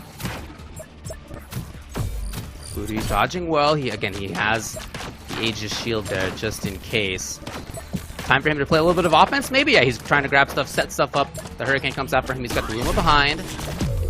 But he's got to play D. Got to play D briefly. Okay, he does get chipped a bit. Yep, that was actually a pretty risky grab for Woody, but he managed to get out of it without taking much damage. Okay, excellent movement right there by Wesso. That was great. Just on top of stuff. See him sort of doing those short little hops over most of the projectiles. Oh, that was big! Oh, down! Wesso is going to take the second game. We are tied 1-1. Yep. Oh, man, that was great. Great show from Wesso there. That definitely was a measured, calculated change to a build that I feel like really paid off. Again, you know, using those, using your weapons, even if they're not going to land, just to manipulate your opponent's movement and force them to be in the spot you want to follow it up with your high damage dealing weapons. I think that was great use of the avalanche nade there. Yeah, you could see that really come into play a bunch of times, forcing his opponent into kind of funky situations. But again, also, you know, having the Hurricane shots fall down, having the straight hammer, which you could charge up sometimes, like that utility of stuff coming down from the top, being able to shoot straight up, that kind of bullet hell stuff really landed big time on his opponent. Yeah, absolutely. And then, of course, the fundamentals. We really haven't talked too much, and I'm surprised. I would love to know the order of this weapon, too, on your list. All right. That Wildcat, the fast Wildcat that we've seen pretty much on every single build, doing 4 damage a shot. So for those of you watching at home, that's going to be equivalent of 1 normal hammer ellipse a bullet hitting for that fast variant. So really not doing a ton of damage, but we've seen everyone pretty much using that as, you know, just a consistent way to continuously force movement from their opponents, just sort of keep people jumping from side to side. Yep. And then also in conjunction with the Raptor Ellipse is sort of a 5-second quick burst of damage to really get your opponent moving. Yeah, Wildcat is currently second overall. I'm not tracking the attachments. That's like a little bit too advanced for my basic spreadsheet. But yeah, the idea of the Wildcat in general, second overall, just behind, not even just behind, honestly. There's a separation between Raptor Ellipse and then Wildcat, but Wildcat is currently the second. Yeah, which, again, not surprising me at all. And You know, the other thing too, as much as dodging is going to be really important, especially with all of these, you know, really small, low collision projectiles. Yeah. You know, the more these players can drop block, the less tired they'll be because the less they'll have to dodge. So stuff you got to think about when you're in these sort of bigger tournaments. We are getting into match 3 now. Looking at Woody's build, so Hammer Nade. The only change that I'm seeing is the dropping of that Hurricane and the addition of that that extra spread Hammer Nade. Yeah, you're right. That is the change there. Oh, I think it's gotta be a disconnect round right now. Gotta be a disconnect round. Right now. Yeah, looking at Wesso's build again, not really changing too much here. Yeah, keeping that Charge Hammer, keeping that Avalanche Nade for the good zoning as a way to push Woody to the front of his podium. And of course, that straight Luma, again, we haven't really seen too much of that curve Luma. Most players making the choice of not even risking the curve, just using it for that straightforward and quick source of damage. Wesso getting into the right mindset even before the actual game starts right there, as you can see, dancing around, setting things up for himself mentally even before he gets in. All right, we do see those beam cages. Yeah, is Woody going to fall for the trap? He does not. Ooh, okay, using the Charge Hammer to get rid of that Hammer Nade as well. That's great. A one shot from a 3-second weapon, certainly doing well against a 5-second weapon like the Hammer Nade. Let's go, Wesso, moving right there. Got to worry about the nade coming from his side. Both of those weapons. He's really waiting it out. He's waiting maybe for the whole combo to be there. He's setting it up instantly. Wildcat's there. He's still got the Luma by his side. He does get a couple of hits. Yep. Off of that Hurricane again, doing 15 damage a hit. 2 of those is 1 Viper bullet. So it's oh no! Woody's stepping out of bounds! Oh no! Wesley's gonna go ahead and take round 1. Oh, clapping his hands, trying to get his head back into the game. Wesso in there as well. Over here on the casting desk, we're like, yeah, these players must be getting tired. They really got to conserve their energy. No. Wesso just showing us all up by just dancing, continuously doing jumping jacks. Between him and 24, we got more calories burned than the rest of fitness on Oculus. Right. Oh, I'm sorry. The Meta Quest. Wildcat still behind Wesso. Hasn't grabbed for it in a while. There it is. Forcing Woody down. Oh! That was such great use of the shield there from Woody, just to then get hit by 2 Luma bullets. It's really going to be on him to get this back in this game 3.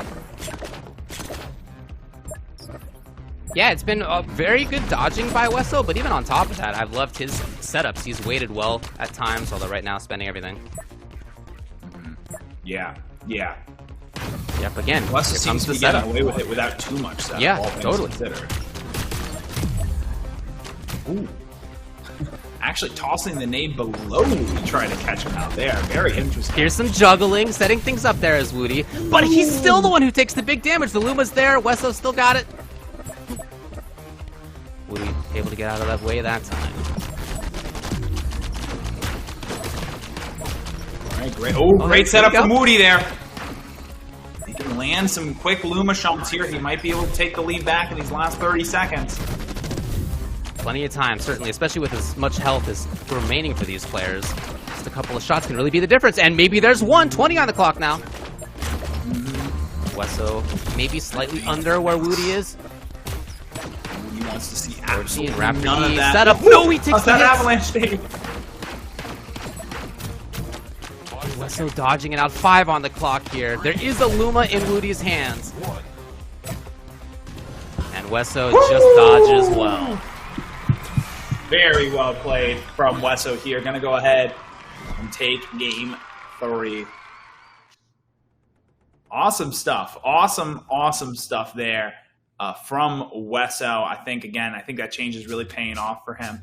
We were talking today, and I'm going to go ahead and remind everybody of the terminology we're going to be using because it's going to get a lot more important. Of course, damage, the weapon's damage is how much it does to other player characters. The weapon's collision is how much damage it does to projectiles and other weapons. And you actually could see there Wesso utilizing that Charge Hammer not just offensively towards Woody, but also using it to clear out some of those clumps of the Raptor bullets that were heading towards him, sort of clearing a line of safety so that he could go ahead and scoot right through. I thought that was very well played there by Wesso, managing to really sneak his way out of Woody's bullet hell. The change that Woody went for there in terms of loadout, he went from the Hurricane into the Hammer Nade.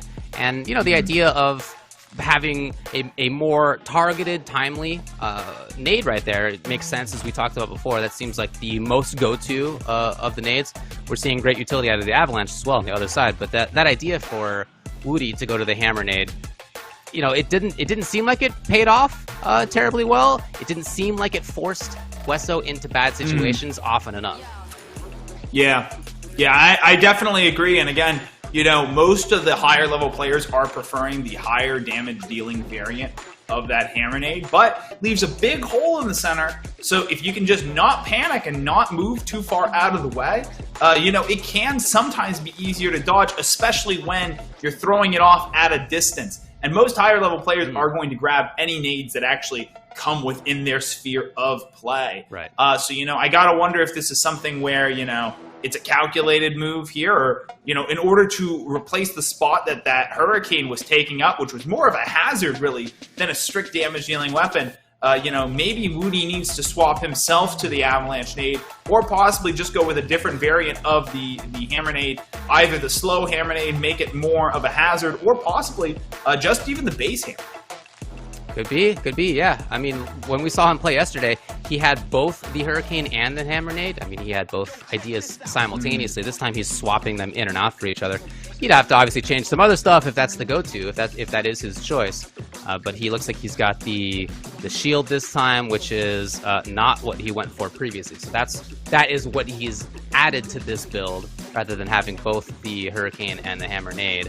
Other than that, he's got the same, it looks like. So that seems like, for him, the big differentiator here. Yeah, absolutely. Absolutely. We're going to have to see how it pays off, because all things considered, you know, this was a very, very, very similar to the build that he ended up losing to Wesso on in games 2 and, not in game 3, but in game 2 for sure. Also, another interesting thing, we have the Drunken Raptor Ellipse. We've seen kind of players dip in and out of that variant of the Raptor Ellipse. It's going to make your shots faster, but each shot is sort of given a random amount of wobbliness. You know, when this attachment first came out, there were a lot of players that were under the impression of, hey, if my opponent doesn't know where my shots are headed, right, how can they possibly dodge it? But I think we've seen at this level more players just preferring to roll with what's safe. And just continue forward with the normal Raptor Ellipse that they can rely on, rather than going for this faster variant. So we're going to see how this pays off against Woody here as we dip into match 4 of this series. Okay, and he changes here, so he's gone back to the Hurricane. Has Woody? Yep, back to, okay. That was just a second lag test, just to keep us on our toes, I suppose. But yeah, heading back to the Hurricane, and I definitely think that's the right move, right? Again, being really intentional with your weapon choices. You know, and the role that he's trying to fill is that of a hazard. He wants to punish Wesso's movement. That Hammer Nade really was not doing that for him. Yeah. Not that it wasn't doing good, but it wasn't doing that for him specifically. Ooh, and Wesso actually getting hit with that Luma right off the bat. I'll say, yeah. Woody getting hit with the beam cage and 2 Lumas. Wesso takes back the advantage on health. The pressure's going to continue to be on Woody to get it back. He does manage to land a Raptor Ellipse shot and a Luma shot. That's going to bring things startlingly close here in the first 30 seconds. Wesso's pushed up against that wall. What a fast start to this game that we're seeing right here. Incredibly fast start. Wesso trying to lay down some Wildcats. Here's Woody underneath. Okay, great Wesso's dodge. got to watch that movement with those Hurricanes on the field. He takes damage from the Luma. Setup will come out from Woody. From both. Woody wants to see absolutely none of it, and does manage to polish it off with that fast Raptor Ellipse. Woody's going to take round 1 and push himself a little bit further away from being knocked out of this bracket. Really good stuff by Woody right there to be dodging right after he shot those shots. Great job keeping an eye on both sides of what you have to be doing here. He's dodging around, navigating. You can see him really moving all around his podium right there.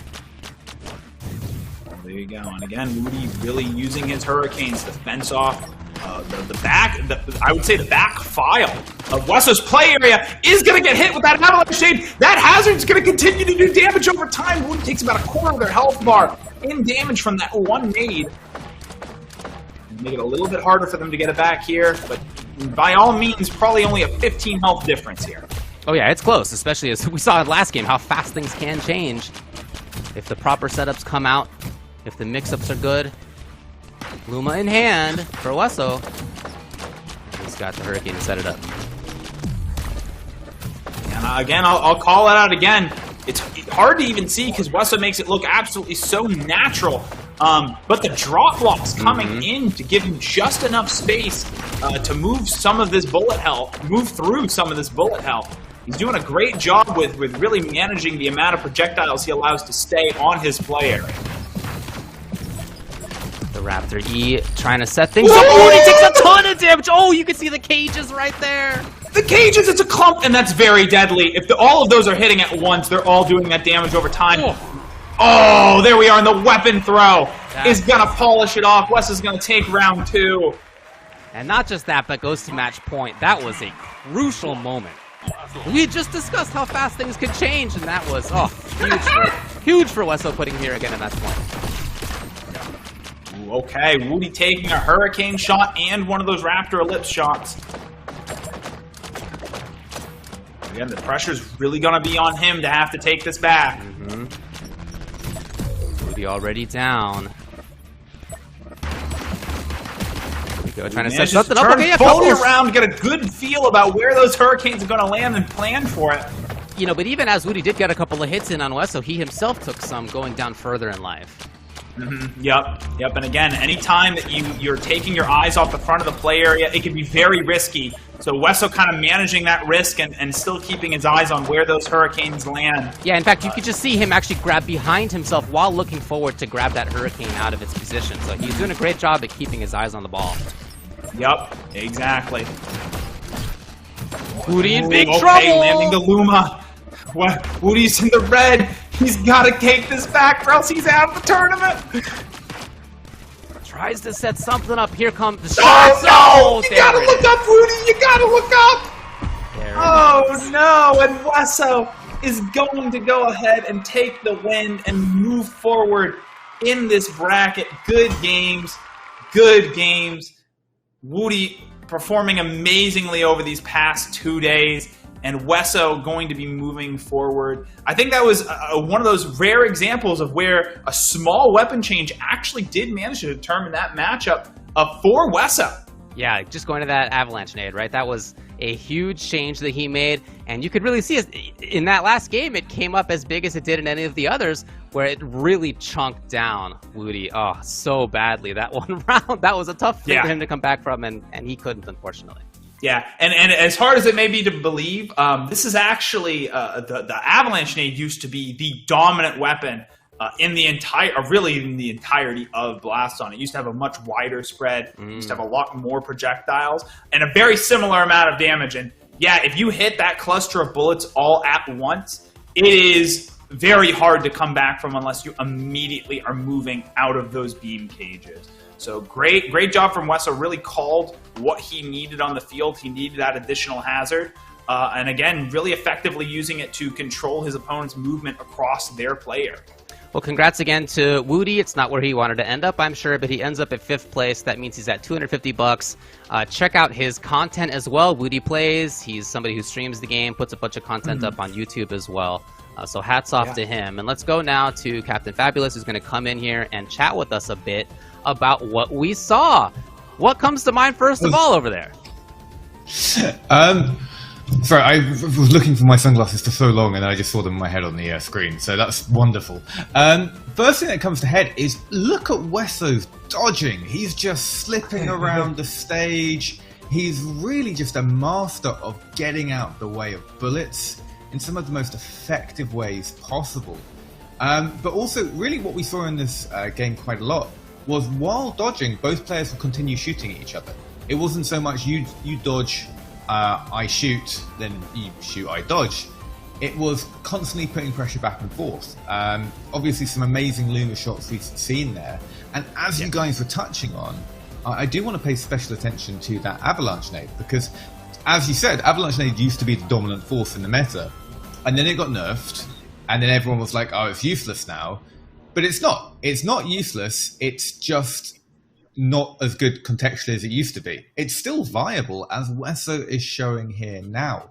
Not just for, doing that amazing shots where you just land it, some great dancing from Wesso we see, and it explodes, doing a huge chunk of your DAT HP, like we see there for a second.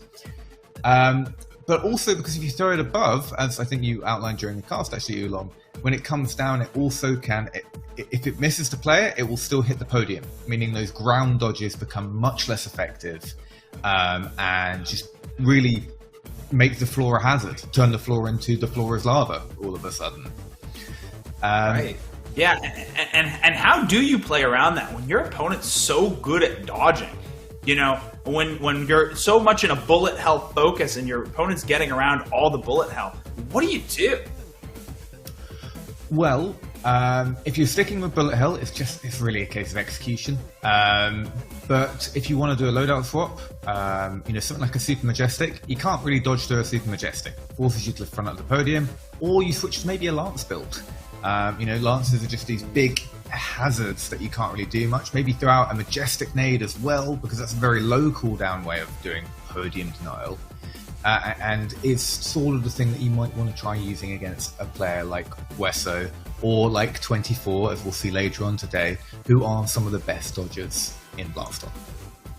We saw Woody change a little bit. He tried to go from Hurricane to Hammer Nade. He didn't think that worked. He went back to the Hurricane. Everything else was stable. Is there anything else that you would have felt might have been a better go-to, considering what he likes to play? Well, biasedly, I'm going to say he should have picked up Vipers, because I love seeing Woody on Vipers, and he is a god of Vipers. But honestly, I don't know why he was having to choose between the Hurricane and the Hammerade, because I think that using both of them at the same time with that Luma combo, it's a very quick, powerful combo. If you throw the Hurricanes up in the air, probably wouldn't have a slow fall, would have a fast fall Hurricane, and then have that Hammerade to the side. It means that they've got to look up, they've got to look to the side. From shooting the Hurricane or activating a nade, that's a 3-second timer before they start hitting the podium. So you do them both at the same time, the opponent has 3 seconds to go, oh god, I've got to look around, and then you pick up the Luma. And that's when you just close it out. That was a build that he had yesterday. He did have those two together. He had almost the same build today, except he put in the Aegis Shield instead of one of those. Do you have thoughts on whether that seemed like a good call? Well, the Aegis Shield, I think, just shows that he was trying to go into it with a way of countering some of Wesso's aggression. Wesso is a weird player to analyze, because he kind of dances between very defensive in terms of his movements, because he's very good at dodging, and then also being very powerful on the aggression side of things. And he'll switch it up at a drop of a hat. The minute he thinks you're off balance, there's something he told me about a year ago, but I'm fairly sure it's still true. The minute he sees that maybe a player's got off balance or isn't where they should be positionally, then he will jump in to try and take advantage of that. Where a lot of players, a lot of top players, don't actually kind of consider those things necessarily. Interesting perspective, man. Yeah, I really appreciate it. Yeah. Sorry, I went off tangent there. I think against Wesso, though, maybe the Aegis Shield was just a thought that Wesso's going to dodge a load of my stuff, so I need to wait to keep up in not losing so much health. Really, I think that I probably wouldn't have brought in the Aegis Shield, or maybe sub something else out. If we just look at his loadout here, I wrote them all down quite a few of those times. Perhaps getting rid of the Raptor 3, which I am a big fan of, or even getting rid of the fast Wildcat, if you want to put it in. I do love the Raptor 3, actually. Yeah, it's hard. It's losing your kids. It didn't work out for him this time. Absolutely. Well, we do have this next match ready to go. Cronster versus Tim. Cap, always great to get your analysis on these matches. Great points. Let's see if our players can learn anything heading into our second match. of the day. We do have our loadouts here. It does seem like Cronster's bringing the same thing he used against Tim yesterday. Again, that double Viper, Raptor Ellipse, fast Hammer Ellipse, very fast, very aggressive build. Tim, not going with anything too special. I'd love to see him pull out that Luma that Nova like he did yesterday. But, you know, this might be the start of a comeback for Tim. So we're going to go ahead and get started, and we'll see if we see the amazing comeback here. Yeah, you're referencing the fact that they did play earlier in this bracket. That was one of the first matches we had yesterday, and Cronster took it 3-0. So here in the rematch, have to be some changes from Tim. Yep, absolutely. He fought Baby Spine yesterday, managed to secure his spot in the matches today, and like you said, he's going to have to make some changes here if he's going to want to come back and beat Cronster at his own game. He did have the benefit, though, of watching his matches yesterday and really learning from him. You're going to see that. Again, another common trend that a lot of high-level players are doing. Cronster actually curving around the shield there, managing to get through. Tim sitting at just about half health, but he's slowly making it back. Cronster looking around for something to grab. Oh, nice evasion right there against the nade. Did a great job at separating himself as much as possible from it. You can just see how close that was to hitting Tim right there from his perspective. Yeah. Cronster nearly going vertical on most of these shots. That's going to be... Ooh! Right. I don't think he was taking that much damage there from the Hammer Ellipse. Cronster going to go ahead and take round 1.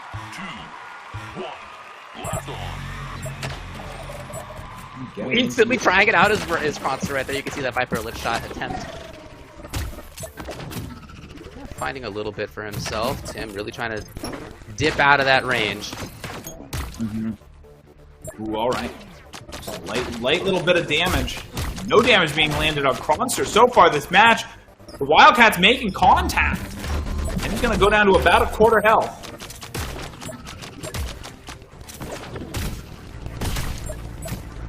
Oof, and again, the hammer coming through. Although, Tim going ahead and landing a Luma shot. That's going to get him a little bit further towards taking back this health disadvantage. Cronster's going to have to... Oh, wow. Just masterful evasion right there. He saw exactly where that little hole was. Hold on a second, though. He takes a bunch of damage. Right back in on Tim. There's another shot in that Viper. And he finds it.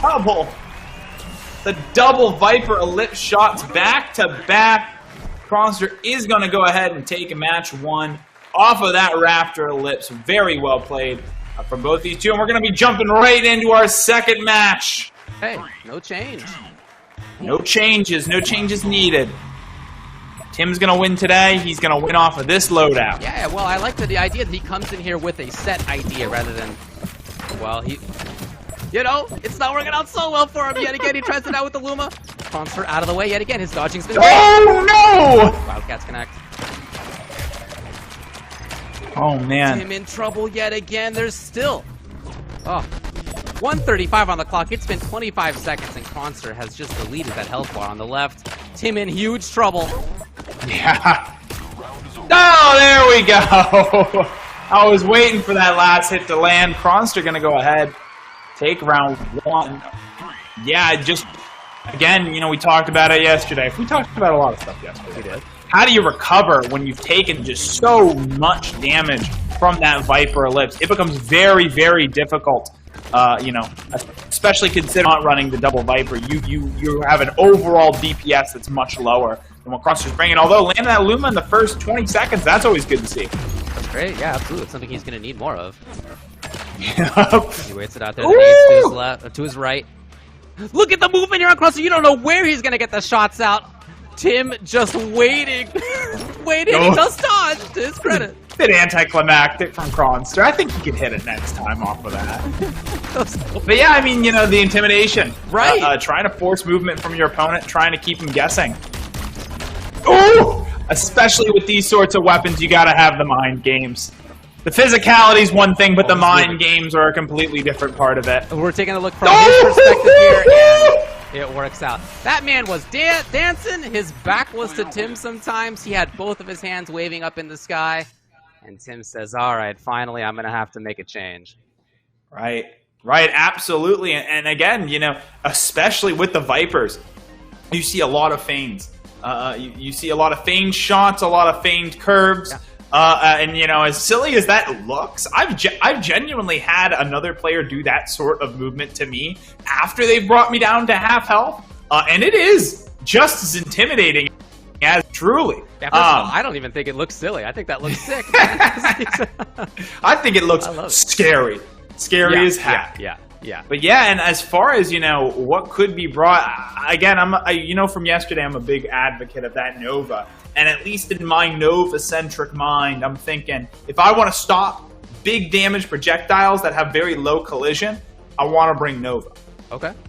Well, what Tim had yesterday in this same matchup was pretty different. He had Viper Ellipse, he had a Lance Nade, if you recall, as well. He had the Hurricane in there, so he had quite a different take on stuff. When that didn't work out, he switched over to Frostbite and Luma, having given up the Viper Ellipse. So, I mean, he did try a few different things. Again, it didn't work out. Kronster won that when they last played 3-0.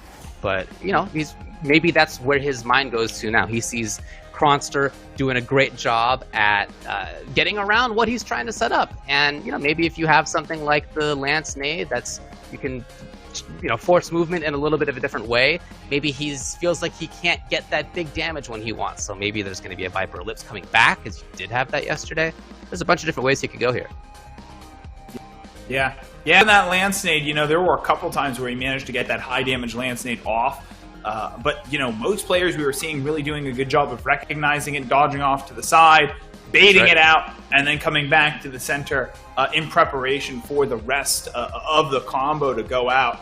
Now he's replaced that, I believe, with that Hammer Nade.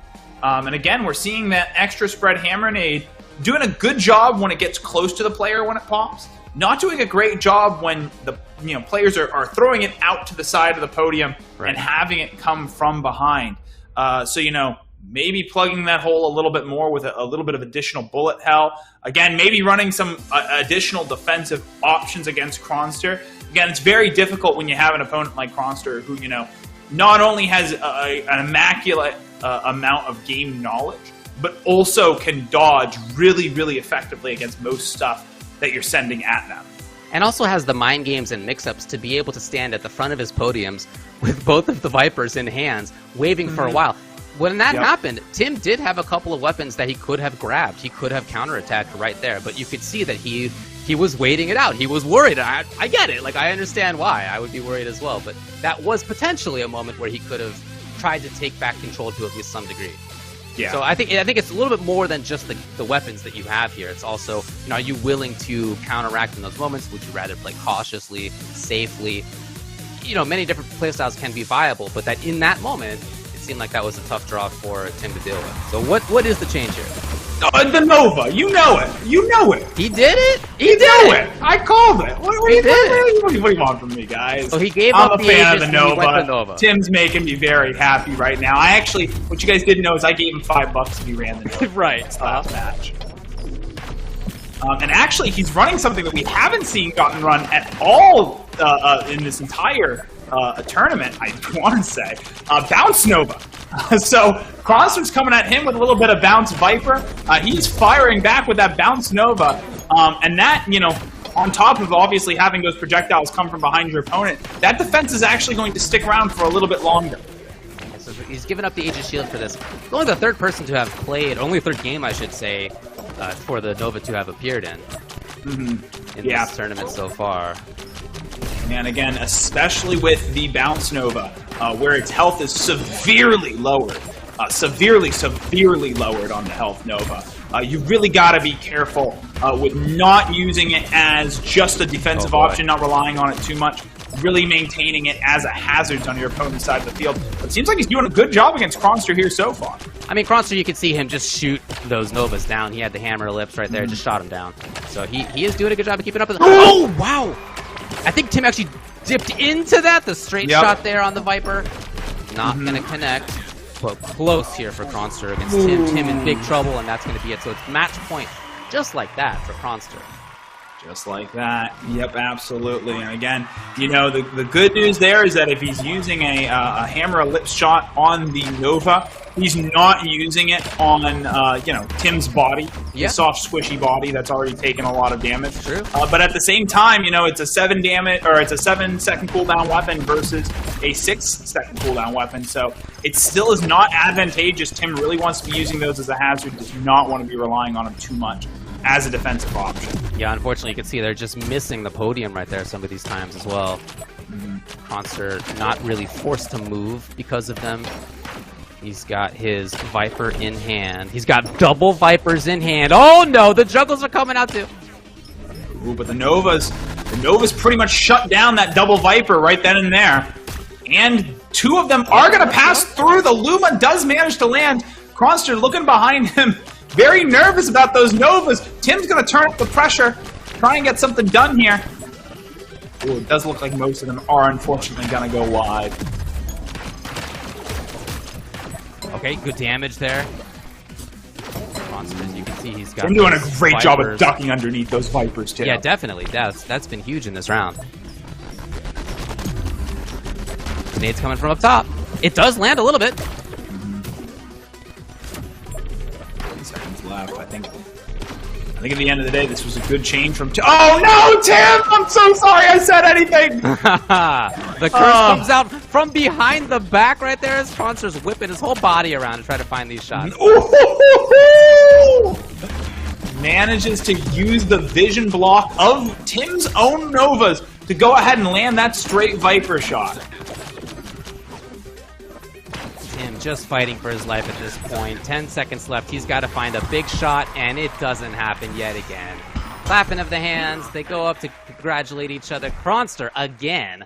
3-0 over Tim.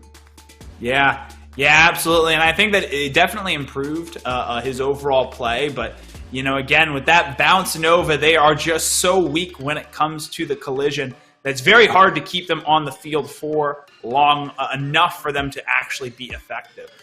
And that is all of our matches heading into the semifinals here with Wesso and Kronster continuing forward. And I do believe we're going to have Captain Fabulous back on our analyst desk. Cap, what do you think? I think that this was an unfortunate matchup for Tim because, all of us know that Tim is a phenomenally top player. And all of us also know that Kronster is also one of those players. But the trouble for Tim is he's always really struggled with the Viper aggression because there's a bit of latency issues that can happen between playing in Australia versus NA. And Kronstar is just such an aggressive, such an effective Viper player that it's kind of a style of loadout which Tim struggles against and Kronstar excels against. So it's in the rock, paper, scissors of matchups. This is one that Tim was not particularly favoured in, I'd say. But I did really like the idea of bringing the Novas, especially Bounce Nova. I'm not necessarily something I would normally pick, but just because when you're playing double Vipers, they don't tend to have a lot of ability to deal with Bounce Novas. Although Kronstar bringing that Hammer Ellipse actually meant that, he did have something he could deal with it. Plus, he had Raptor shots and 3 Raptor shots takes out a bounce Nova. So maybe an HP Nova could have done more justice there, especially as if they were better placed bounce Novas and they came back on the podium on the way back, that could have added some more pressure. But that's really hard to say when you're trying to aim them as someone swinging 30 points of death every time it comes near you. But love to see the traditional Kronstar flair in the play as well. He's a really fun player to watch. Yeah, his control enough, not just in terms of dealing damage, but in terms of making his opponent worried enough to do nothing as he stood there at the front of the podium, waving both of the Vipers around. That to me says that he had a great read on his opponent rather than, about the weapons, right? Obviously relevant, but his read on his opponent in terms of the mix-ups of understanding what Tim was likely to do. That seemed very difficult for Tim to overcome. I think that's just. I don't necessarily know if that's because Krawn reads Tim or that's just because Krawn is Krawn. Krawn's going to do that either way. A little bit about. Okay. I mean, I was scrimming Krawn last night and he would always go to the front of the podium and I'd get some pot shots off him just because he liked being at the front and then he'd hit me twice. So it was all worth it. But he's a very aggressive player, a player with a lot of flair and style. But that flair adds to his performance because, when he swings it around a bit before going in, that's just another level of unpredictability that the player has to account for. If you're swinging in a very telegraphed movement every time when you do a Viper Lip shot, you can see where it's going to go. If you swing it around like Harry Potter Expelliarmus style, like Kraun likes to do, then where it could go anywhere. Yeah, absolutely. And last time in Wesso and Woody, we talked about how to counter players that are sitting at the bottom of their podium and just sort of sliding around. But like you said, especially with double Vipers, you really want to be sitting as close to the front of your podium as possible. How do you, with a player who's good at dodging, who's just sitting there on the front of their podium, how do you put pressure on them enough to get them to back up from the front of their podium, sort of flat foot? So, there are a couple of ways. You use nice counter pressure, just shooting like a raptor or a wildcat. It's a cheap source of damage, and it's something they're going to have to dodge. They're very good at dodging, they can do it, but it's going to be harder for them to put damage. Also, a hammer is a great way, especially charge hammer. If you charge up a charge hammer and they get to the front and you just go, get back, and hit them in the chest, that is basically a don't touch me kind of play style. And but again, Novas is another great way. You could put a wall of Novas, and they kind of have to go back a bit. That's probably how I'd go about it. It really comes down to build choices and counter pressure. Thanks for the perspective. We're going to move on and check out this current state of the bracket that we have for you. So as we mentioned before, we just saw a couple of tiebreaker matches, and as a result, we see that Kronster has moved on past Tim, who's eliminated again in 5th place. Wesso moved on past Woody, again 5th place. And so our remaining matches in the next round here will be Josie versus Kronster and 24 versus Wesso. Yeah, and taking a look at those prizes, Woody and Tim are not going to go home empty-handed today. Each one of them is going to get a good chunk of change, $250 a piece. And again, for the players remaining, just about $1,000 in prizes to be expected, with first place going home with a big $3,000. That is 2 Quest Pros, incredibly so. That's right. Some super amazing matches coming up. We've got Kronster versus Josie, and then 24 versus Wesso. I think both of those matches are going to be incredible in their own rights. But, really looking forward to the potentials that we could get for those final matches, I think on both sides of these brackets. I think that these next 4 matches might be the best matches that have ever been aired in Blaston history, as short as Blaston history might be at this point. I think that's a really cool perspective. They're ones that we haven't yet seen this weekend. These are not rematches quite yet. So I think that's cool. I do recall, I think if I'm right, Josie yesterday during the interview said that he was looking forward to playing Kronster. Mm-hmm. Yep. Again, everybody in the community just knows each other, usually scrims against each other unless they have a reason not to. And I do believe that these two do scrim fairly often. So I think the favorite opponent here is going to be Josie again. A very long-lasting member in the community, known to some as the best Blaston player. But Kronster has just sort of really taken everybody by storm this season. Just coming in as the cowboy of Blaston and really rolling and dealing with those double Vipers. It can be very, very risky going up against him. Even if you have the upper hand, that can change in an instant. So it'll be very interesting to see who comes out on top in this matchup. Yeah, and in seeing Josie play yesterday, I absolutely understand, and I've seen him play before. I get why everybody has such strong things to say about his play style. And in the interview, as he discussed things, he's clearly thinking about it a lot. He's clearly thinking about the physicality of it a lot, and is very well practiced when it comes to that sort of stuff. The control that he can have, I think, is very, very impressive. Mm-hmm, yeah, and that really is the through line between everyone who's left in these finals. Every single one of these players is known for having truly immaculate dodging skills. Josie has been known for it for a while. 24 obviously is fantastic at it. So, I think that in these last couple matches, we're going to see a lot of very, a lot of great plays, but also a lot of great dodging. So at least personally, I'm going to have to rely less on those numbers popping up and more so be able to recognize when those numbers aren't popping up in some circumstances. All right, and I believe that we are going to go ahead and get into our very first round of our first match here. Kronster versus Josie. Let's go.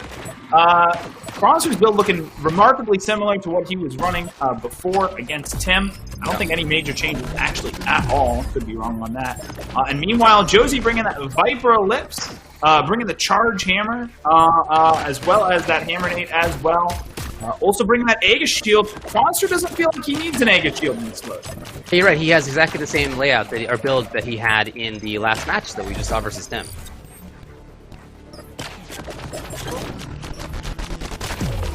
So feeling comfortable, and why not? He had a significant 3-0 win, so why not feel that good? All right. Here we go, land some solid damage on Josie. Yeah, here we go. The down to about half health. The two-handers, yep! That Aegis Shield was not enough there. It wasn't at the right spot. Josie's still coming in. Trying to find hits. He does. But Josie able to land it himself as well. Managed to nail Kronster on that noggin with one of those Viper Ellipse bullets. And you could really see the height in game here that Josie's bringing. And as he whips those Viper Ellipses from way up high down onto Kronster. Oh, jeez. Kronster trying it as well. Kronster really hitting the ground there, trying to go around the Viper Ellipses. Yeah, great movement by Kronster, certainly. Very nice. Setup will come. And he's finding some hits, in fact. 30 seconds left on the clock. That's plenty of time when you got two Vipers in your hands. Yep. And you're seeing here Josie really trying to focus on using his weapons to drop block. He doesn't even want to have to worry about those Viper shots if he can help it. Ooh, that's going to get very close. Force Josie back. Oh, Kronster wants some big damage stuff to spawn. Unfortunately, that's not what the Q's giving him right now. Yeah. Ooh, but Kronster doesn't go down. He brings Josie to the red. Unfortunately, maybe seconds away from getting that second Viper Ellipse shot off. We'll never know. Josie is going to go ahead and take round one. It just seemed like Kronster got a little unlucky with what was coming up on the Q towards the end of things there. Can happen sometimes. Doing a little bit of damage at the start here from Josie's trying. Oh my god, you could see that Viper Ellipse barely miss Kronster. Okay. Kronster managing to get off some of those Raptor Ellipses as well. Again, a big focus for Kronster specifically, considering he does not have a shield, is going to be really draw blocking as much as he can. He gets hit with a second one. Oh no, Kronster being brought down to less than 30 health. Oh, but excellent dodging around the Hammer Nade there. He's still in this heading into the last minute. Absolutely. Especially with that gun in his right hand. Oh no, Josie finds it. Now. Getting a little bit creative with those bounces now. That might be exactly what he needs. We'll see. Josie just moving away. Setup will come. 50 on the clock. Monster's just trying to find any hit here. No. I can't even. I don't think that Josie fired a single shot. I think that was Kronster stepping out of bounds just very, very slightly there. And we're going to go right into a rematch. Okay. 3, 2, 1, blast on. Okay, the bounce. Forcing Josie backwards and down. Ooh. Nice drop block there from Kronster. Getting rid of one of those Raptor Ellipse bullets, more than enough. It might be a matter of taking a small lead and maintaining it if you can't land those double Vipers. Now again, Josie just moving out of the way so consistently. Drop blocking as well. Either he's out of the way or he's got a weapon in front of stuff. It just seems like so hard to hit him. Oh, oh no! Kronster trying to roll out of the way of the Viper Ellipse, but managed to roll directly into that Hammer Nade, unfortunately. That's not going to be good for him. And without really having anything to set him up, especially now that that nade's gone. Ooh. Nice. Josie tried to get fancy, and Kronster called him out on it. Great movement there by Kron. Both of them are sitting right at the front of their podium still. Really trying to come up close, but Josie finds it again. Oh man, Josie though whipping that around, nailing Kronster in the head, and taking round 1. Viper spawn early here for Kronster. Just waiting it out, looking for something else to get things going for him. Yes, it's the Raptor E.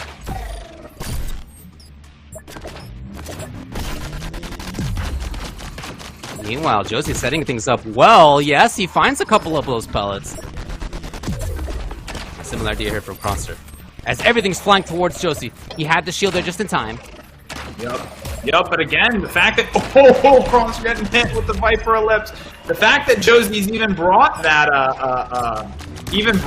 shield, you know, it gives him just enough space at some points to be able to get out of it. Nice job. That nade pops right in front of him, but he doesn't panic. He stays calm, drop blocks what he can, and that gives him just enough room to get through it. I'm just looking around. Oh man. Oh no! Kronster took his ball! Yes.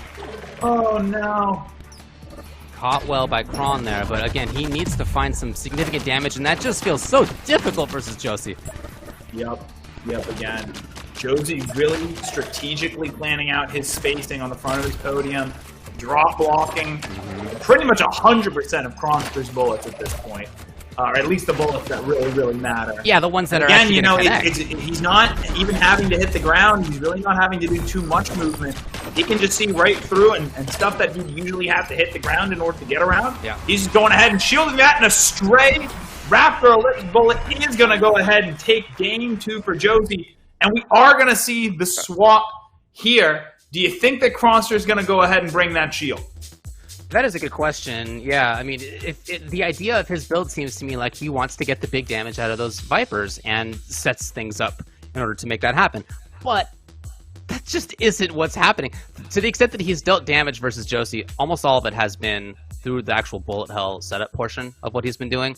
Josie's done a fantastic job at evading or drop blocking versus the actual big damage stuff. So, you know, maybe you see that and feel like you want to go into more of what is working, but that just doesn't seem like what Kronster's style is. Yeah, it doesn't. It doesn't. You know, Josie's been in this game for so long that, you know, that's sort of his signature at this point. We've seen a lot of people really just scoot across the ground all match. Josie, on the other hand, doesn't need to do that. He can just sit there and really strategically plan out his shields and plan out his movement. And again, you know, we saw him a lot of the times when he did have to dodge, sort of dodging forward to be able to immediately have the upper hand and hopefully apply a counterattack against Kron while he's sitting there on the front of his podium. Did see Kron bring in a couple of other stuff yesterday when he was playing against 24, which was not a win for him. 24 took that. He did have things like the Avalanche nade in there as well. But every time he's played, he's had double Viper. So that doesn't seem like something that he's willing to switch away from. Yeah, and I don't think he should, honestly. Again, seems like a strength of his, yeah. You know, Except I think there's Josie. a good chance that he might even, you know, drop it in favor of Illuma. I think that would be the wrong choice here.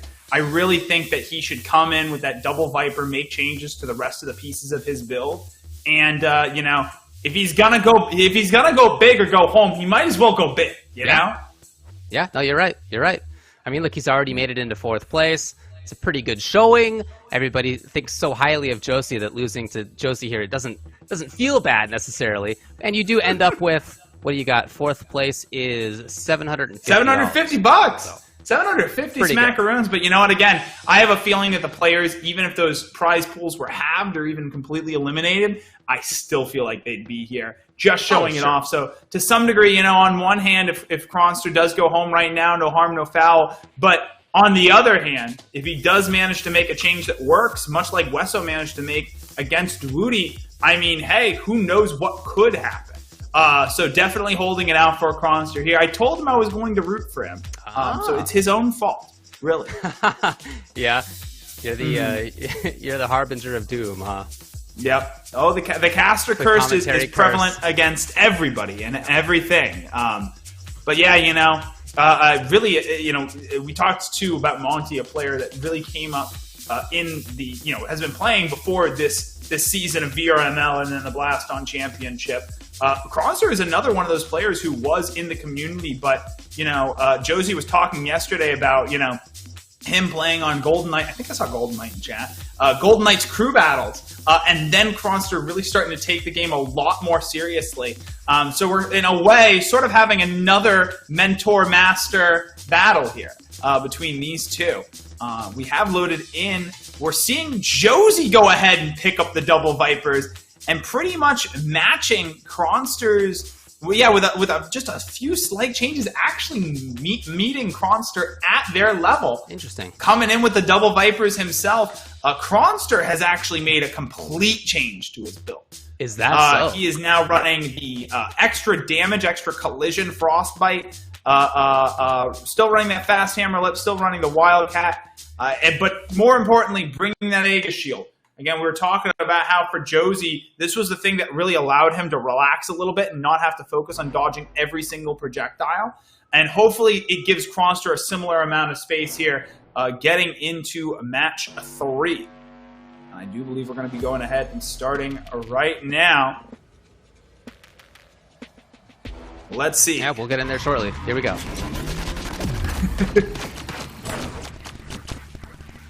All right. Yeah, Kron hasn't, in fact, given up the Vipers. Both Vipers out of there.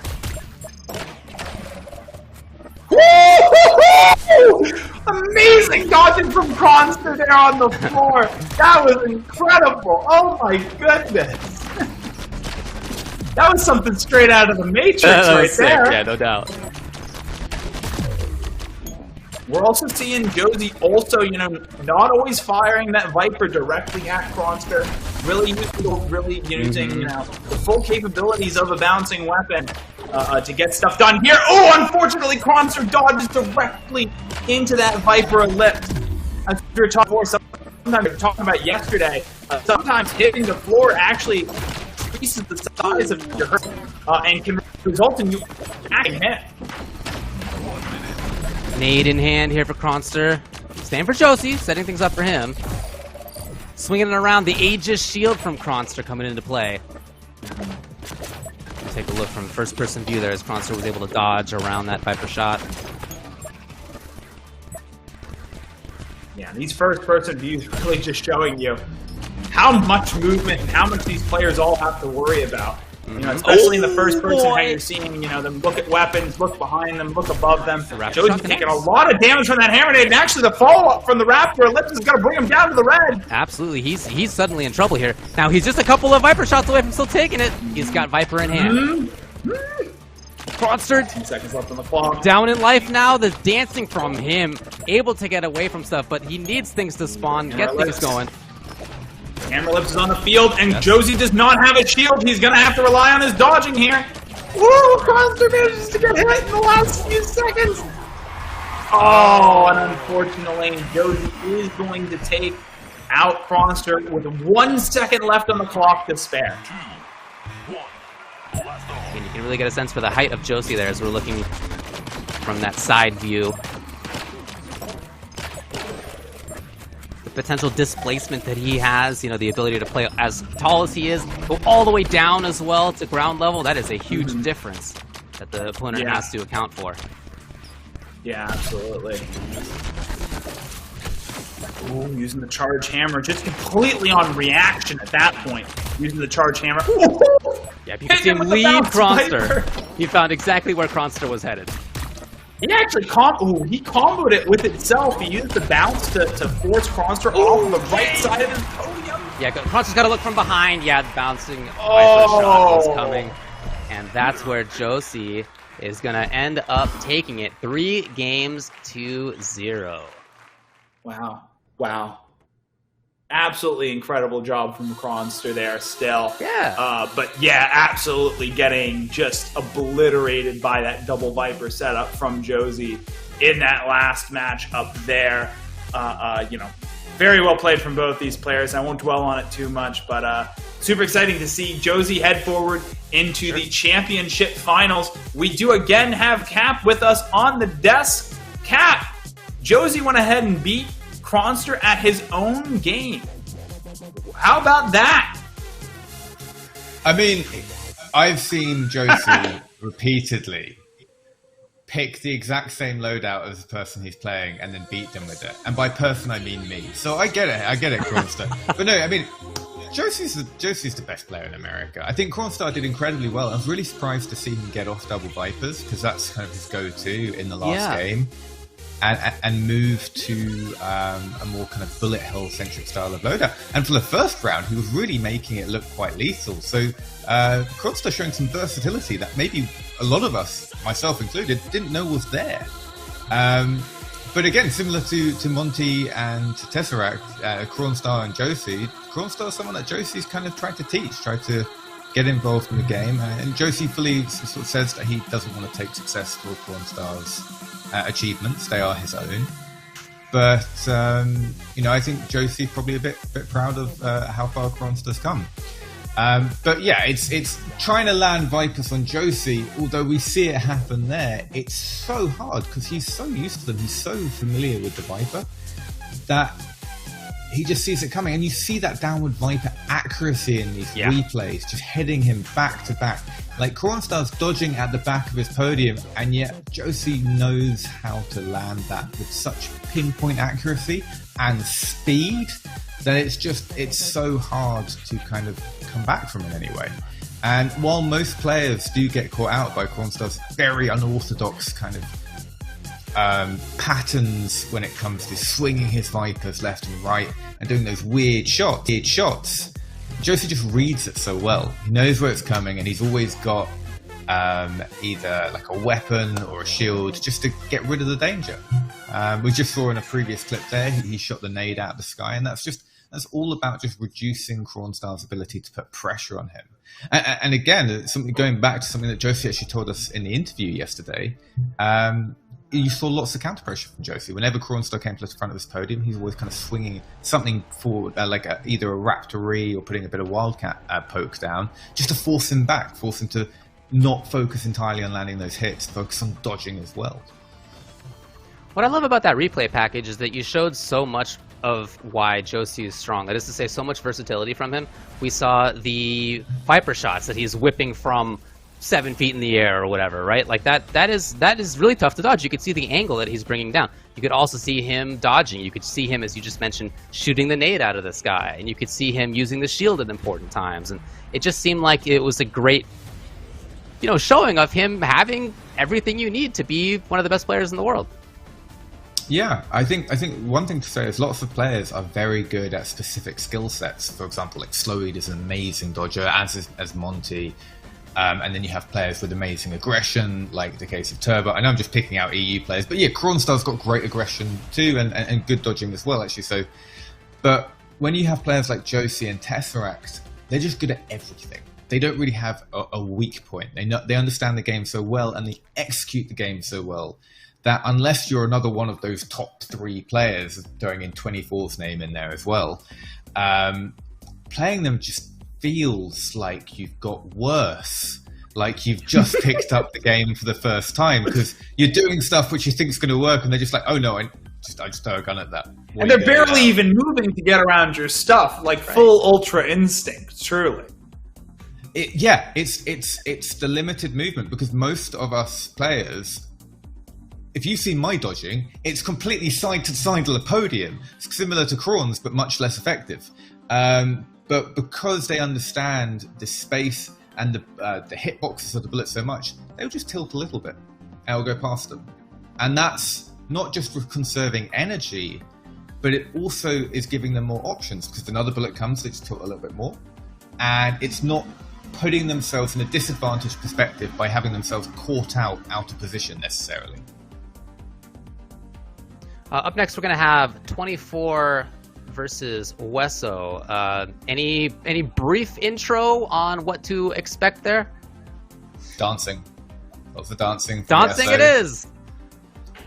From 24, I am not going to give you what I think he's going to play, because earlier on in the stream, as I was talking about certain builds, he DM'd me and said, "Stop telling people about my builds." Let's go. But it's gonna Top secret stuff. Right. Yeah. I'll point it out during the replays. But he's told me what he's going to run, so I'm not going to divulge it now. But I am very confident in that build. It's a great style of play, and I think it's in a very effective style of play at putting pressure on people. But again, Wesso's a fantastic dodger, and while 24 secured himself as the top 3 players, Wesso was not too far behind him before he took a fairly long break. So, good. Yep. There we go. A little bit of setup. That is indeed the next match. Thanks a lot for joining us again, as always, Captain Fabulous. We're gonna start making our way into that next match. Yep, absolutely. Super exciting stuff. Let's get some hype in chat going. We've got 24 and Wesso with the winner progressing forward and fighting Josie in our grand finals, and the loser going down into our 3rd place match against Kronster, and possibly getting the redemption again. The difference there, only, $250. Only $250, Yeah. all things considered. So definitely a hype round of matches coming up for today. I think our players are ready. I think we're ready. David, Okay, you ready for this? Yeah, let's make it happen. I'm really looking forward to it. I loved watching 24 yesterday. That was a blast. In his side of the group stage, it was nothing but 3-0s, right? It was just dominance. Not just by him, but by everybody else who was in there. But he did, in doing so, he took down Baby Spine 3-0, and he took down Kronster 3-0. It just seemed dominant either way. Well, we'll be careful what you wish for, because I feel like this one actually is going to be closer than most people expect. You didn't see it on screen there, but we did get some spins, some slight dancing in the pregame.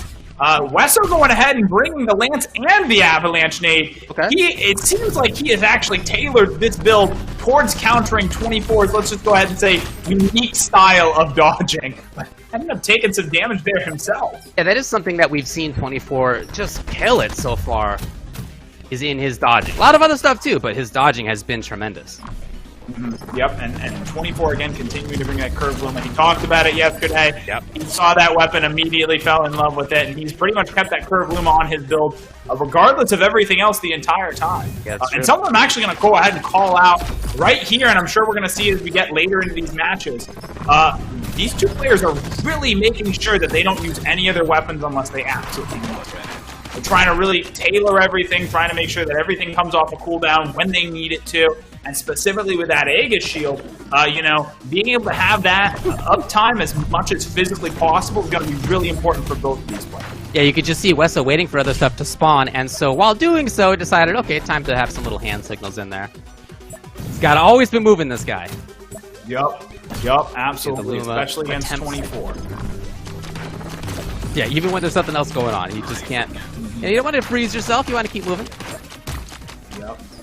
Absolutely taking just a little bit of a tiny bit of damage. There we go, forcing 24 Oh, down. He finds Alright, some takes a hits. lot of damage, but ends up getting 24 with the Luma. Yes. Brings 24 down to half health in the last 15 seconds. I don't know if he's going to have enough ammunition to get it done. But we're going to see, especially if 24 ends up taking out that Majestic nade. Or, I'm sorry, the Majestic nade. The Avalanche nade. Yep. 3 on the clock. Wesso needs all these Lumas to land right away. He doesn't quite get it. He did find some damage in there, but just not enough in enough time. Oh, and 24 getting some push-ups in. Getting some push-ups in. Come on.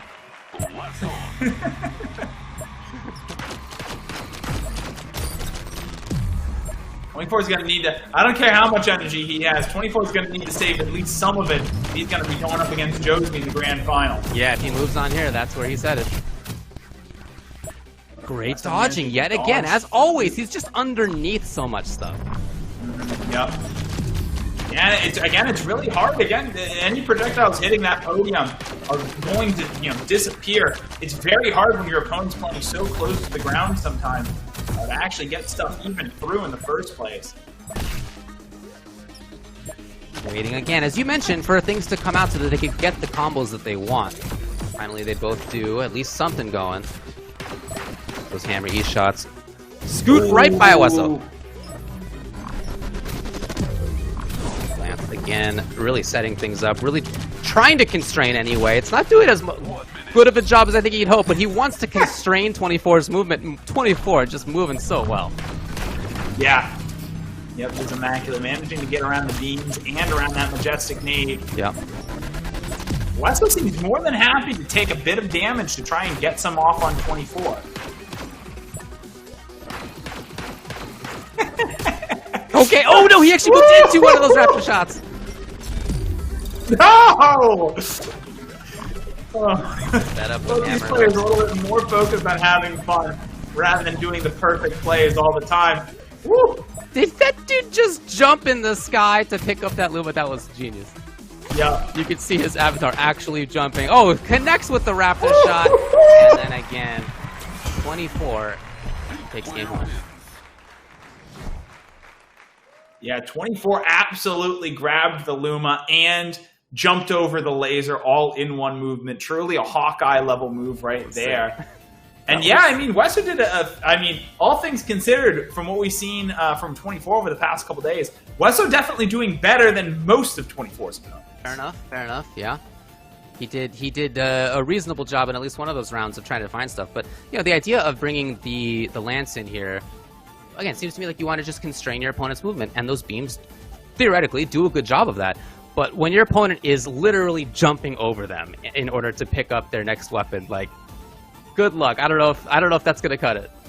Yeah, and very, very strategic movement. I mean, it really does take you really capturing everything in 1 second and being able to plan your movement out while you're, you know, maybe an hour into this overall set.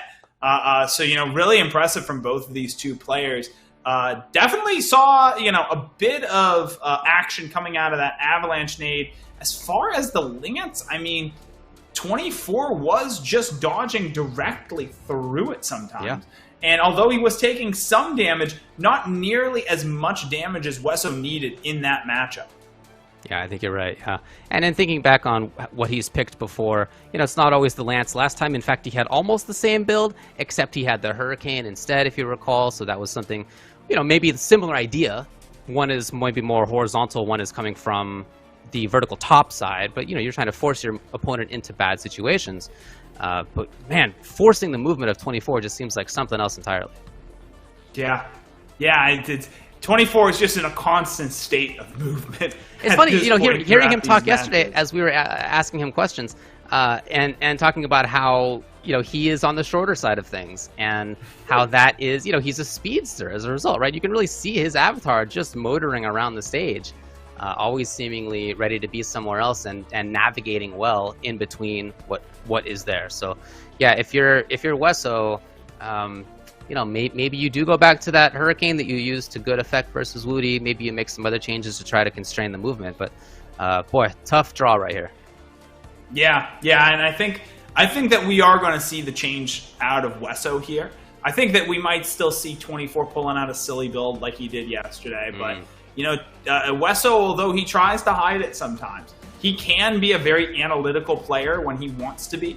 I think that this was not a mistake bringing the Avalanche nade and the Lance. I think he was specifically trying to really negate as much of 24's play area as physically possible. There was a comment in chat that came up. There is always the possibility of bringing out the double or maybe even the triple laser that we didn't necessarily see out of him yesterday, but is always a valid option as far as trying to fence off as much of your opponent's play area as physically possible. Yeah, we saw that from Baby Spine versus 24, in fact. So I think that might have been where he was headed with that idea. He had Lance and Lance Repeat. He had Luma as well. So maybe he played that idea out in his mind as well. Like, all right, let's really cut off the screen for 24. 24 took that, nevertheless, and forced Baby Spine off of that build into something else after that. You know, Yeah. It could be that, you know, Wesso is thinking about that same idea and thinking, well, maybe here's some ways to improve on that. Maybe here's some different ways, you know, timings, places to attack. Certainly there are different things that you could do even with the same weapons, right? But yeah, that idea was tried, interestingly enough. Yeah, and it'll be interesting to see what else comes out from this set. I mean, there is also the option, we talked about it a little bit earlier, it's expensive, but the Super Majestic.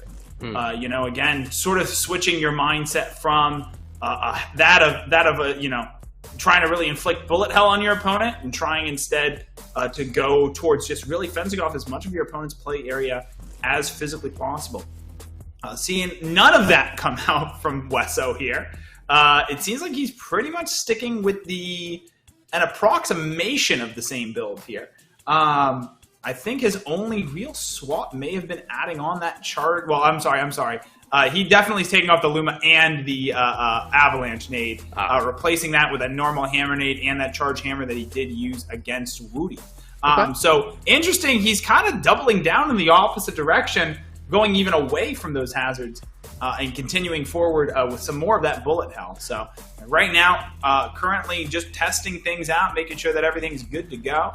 And we'll be jumping into things in just a second here. David, just looking at these builds, how do you think they're going to perform? It doesn't seem like a bad idea to me if you feel like your opponent is so good at dodging against hazards to just say, okay, well, if that's not going to work, that's not going to work. And maybe it's an entirely different set of weapons that I have to go to instead. That seems like a reasonable call. Yeah, absolutely. All right. Trying to think if there's really, it's really at this point just going to be execution from both of these players.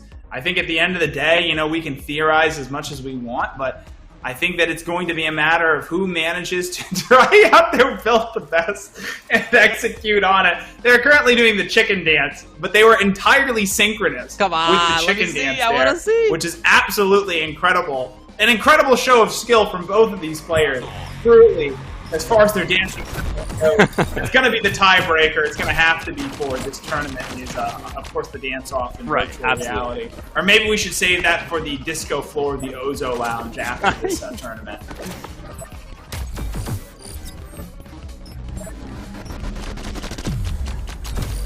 Oh, no changes on 24 side. He's feeling confident, but as you said, there are a couple here from Wesso. Yeah. And again, Wesso just really doubling down on the build that he ran against Woody minus the Avalanche nade, which, all things considered, I think that he's been doing really good with that Avalanche nade. Yeah, Another thing you're seeing him do is he's being really conservative with his weapons, trying to get that shield off of cooldown as much as physically possible.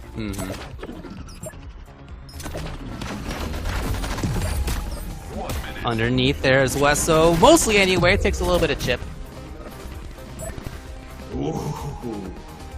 Managed to get out of the way of that nade. Incredible. 24 setting up the hammer ellipse. The clamp comes. And a little bit of chip yet again. And if you can find little bits of chip like that, that's fine. That'll work over time. He's got to take it where he can get it.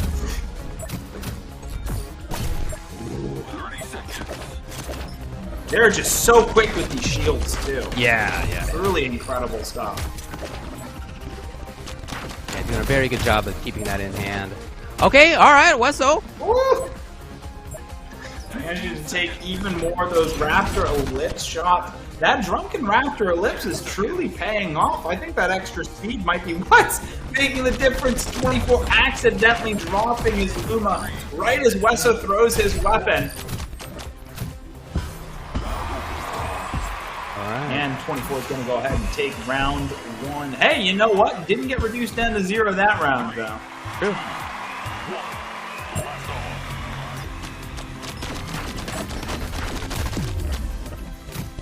Finding some hits right away right there. Okay, hold on. Wesso's in.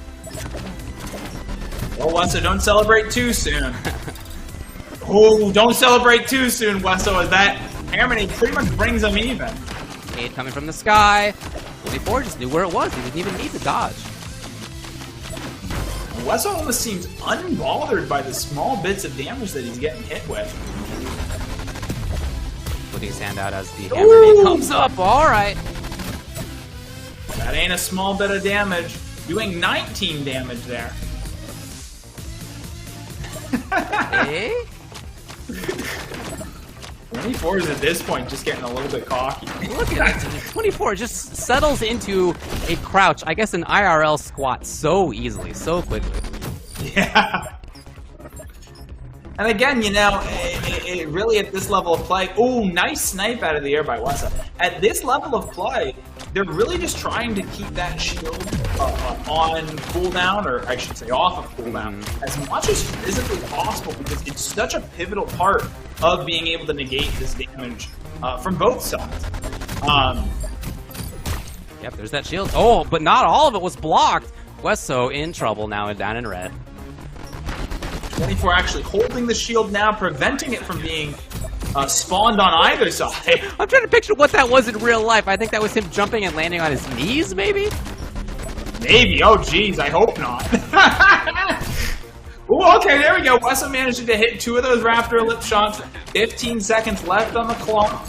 24 going in with that Hammer Ellipse. 10 seconds. Wesso. Not going to happen.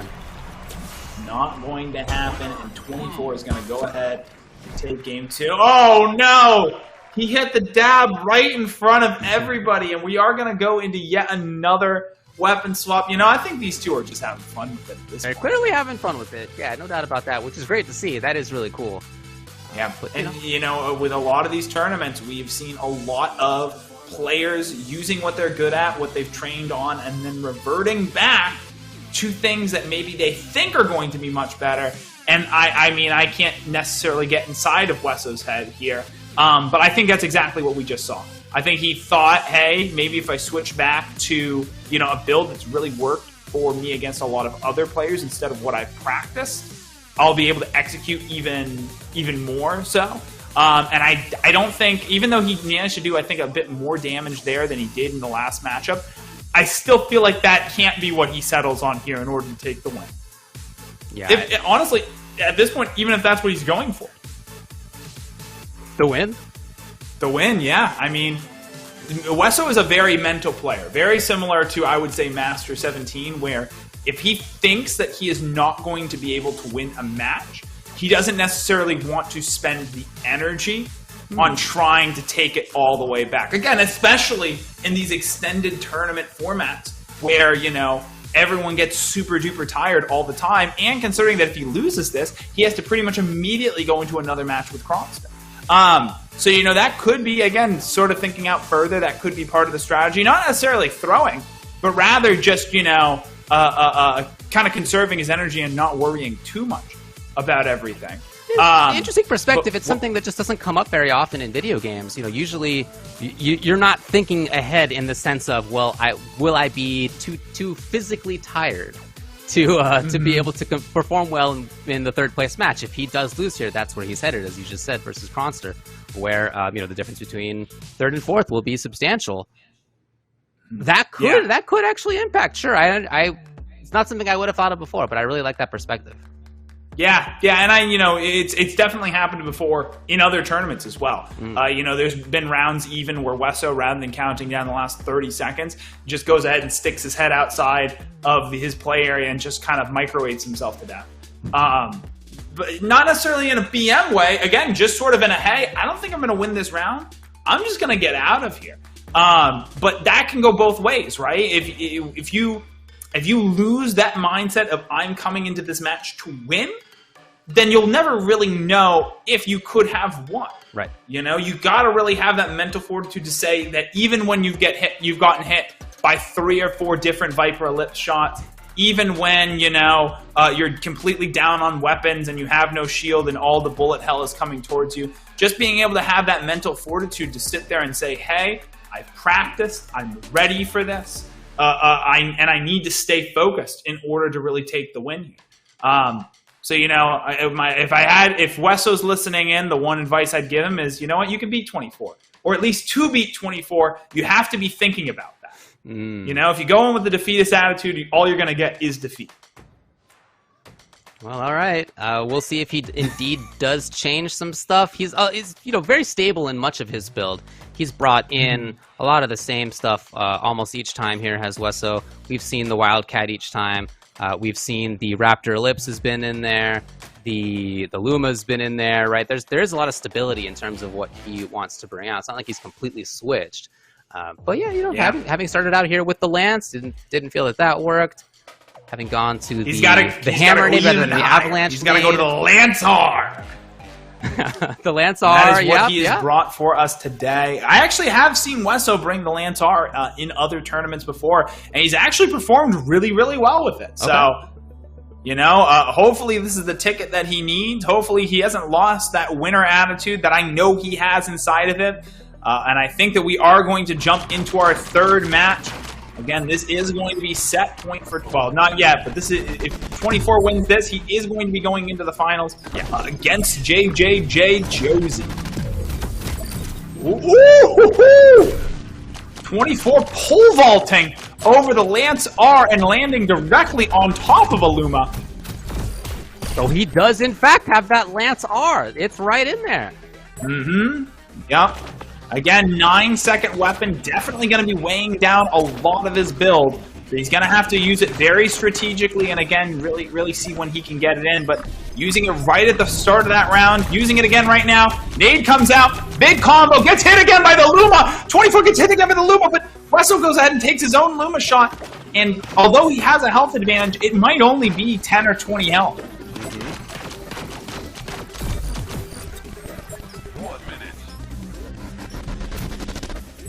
Oh, nice! Oh no, the nade hits the side of the arena and disappears for 24. Lancer's coming out again. Oh, you can see how much it really limited movement right there by 24, and Wesso capitalized. Oh! That's what you were talking about. That's what this can help set up, and he did do it. Yep. And actually, pretty smart there, seeing that 24 had grabbed the shield, using the Wildcat to sort of just put pressure on him, wait till the shield pops, and then go in with the Luma, considering that the Luma was entirely useless with one hand. That was a very calculated move from Wesso here. Can he finish it off? He can! And Wesso's going to go ahead and take round one. The beams are really, really making a difference there from Wesso. Now, yeah, it's not something that you get very often, right? That's an issue with the Lance R, with the Lance Repeat. It's got a 9-second cooldown, but when you do have it come out, you can see how effective he's using it to set up other stuff.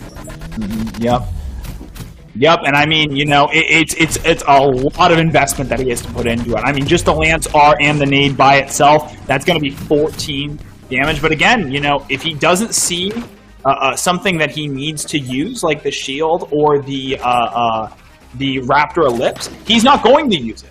So it's sort of, you have to kind of be patient with your entire build here and really use everything all at once. But I think he's doing well with it so far. We'll see if he can bring this through into a possibly another game. Here we go. He sets up a very similar pattern yet again. Really trying to limit where 24 goes. Now 24 did do a good job of staying away. It's going to be a while until Wesso gets that set up again. Yep. And actually, even longer now that he's thrown out that nade as well. I think that may have been just a reaction on his part. Yeah, you can see he's just waiting for stuff to come back. That's our nade. There's a nade. And he does find a couple of hits, and that matters in the way that they're playing right now. That little amount matters. He's probably got another one chance to make it happen before the end of this round. This could be the thing that pulls it back. Again, not even using any of his other weapons. He needs everything all at once if he can manage it. That's the idea. He's got to stay away from what 24 is doing in the meantime. It's not like he can just play passively during that time. Weapon actually hits against his chest. No Luma shots, though. Here it is, He's just in gonna time. get one last shot at this. Yes, Wesso. The Aegis Shield coming in. No! The Aegis Shield is going to be huge that for was 24 huge. here. Huge, and he denied the 24 nade. is going to take round two. What's in that match point? But very well fought, closely fought. You can definitely see that Lance R has had a big impact here for Wesso. Yep. And we were talking about it a little bit right at the front of this stream, or at least right at the front of the NA bracket. Using that Wildcat just to continuously apply counter pressure when you can. Just to ensure that, if 24 is going to be firing off his combo, that he can't just be brain dead with it. He really has to think about what Wesso's doing to apply that counter pressure and not get a couple of, quick hits.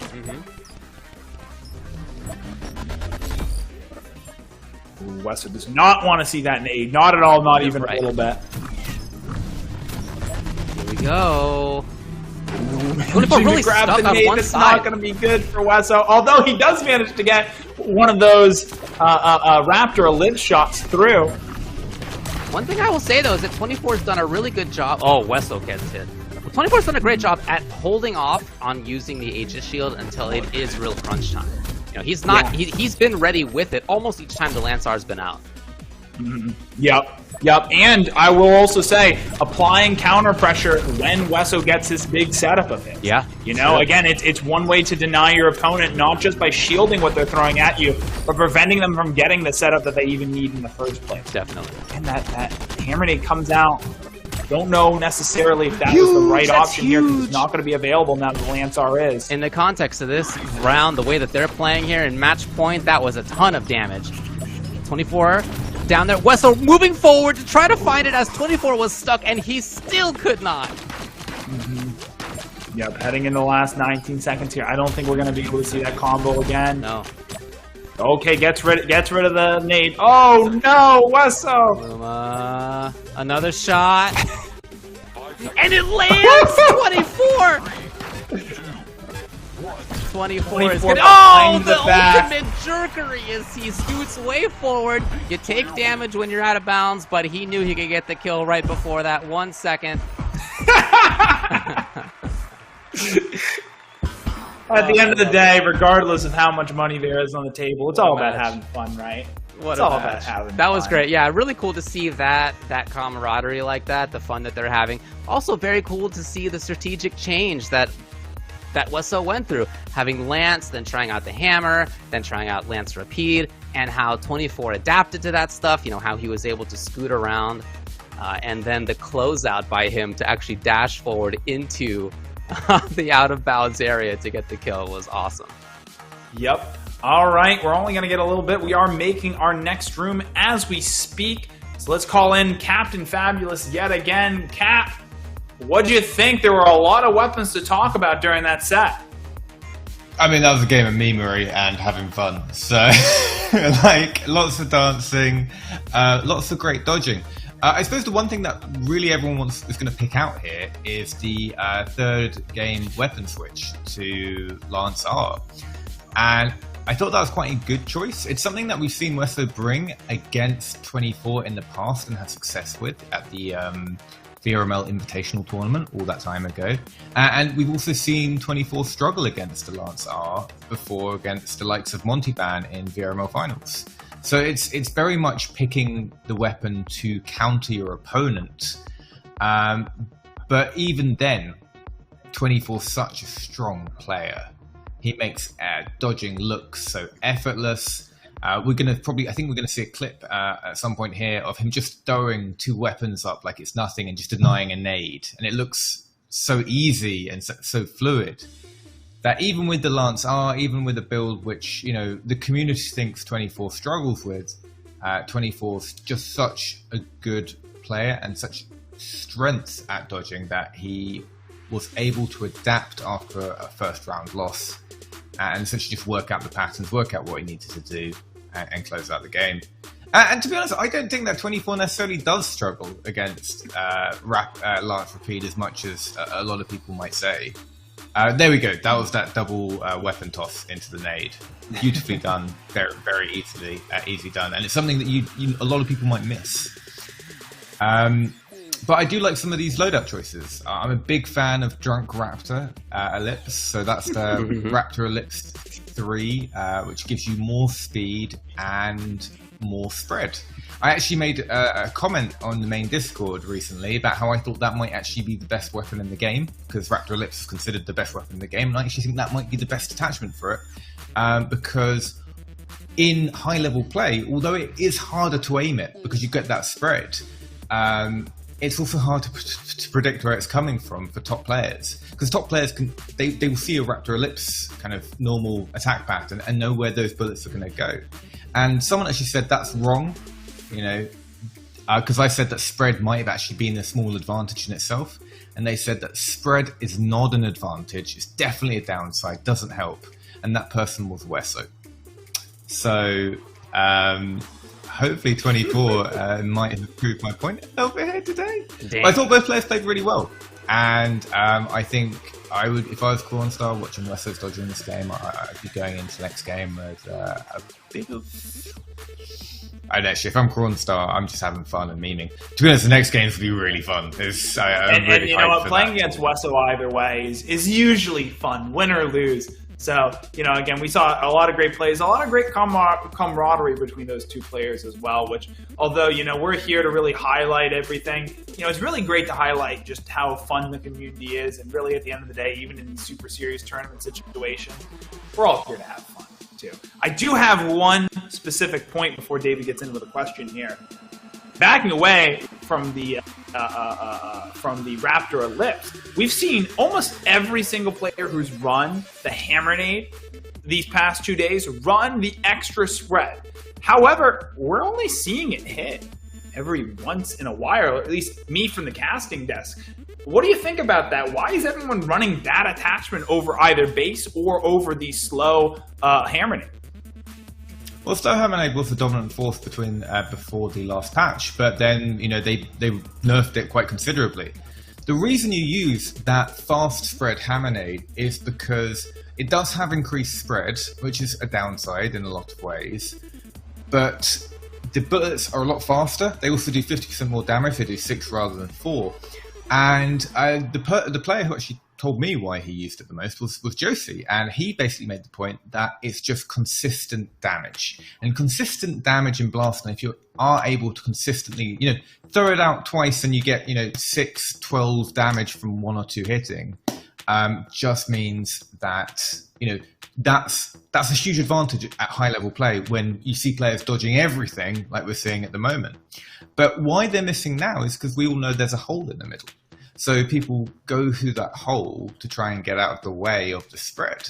But that also opens you up, because if you go through the hole, the person who threw the nades will know where you're going to go. And then they've got a Luma in their hand, they've got a Viper in their hand, and they're just readying that shot to hit you as you go through that very telegraphed movement through the hole of bullets.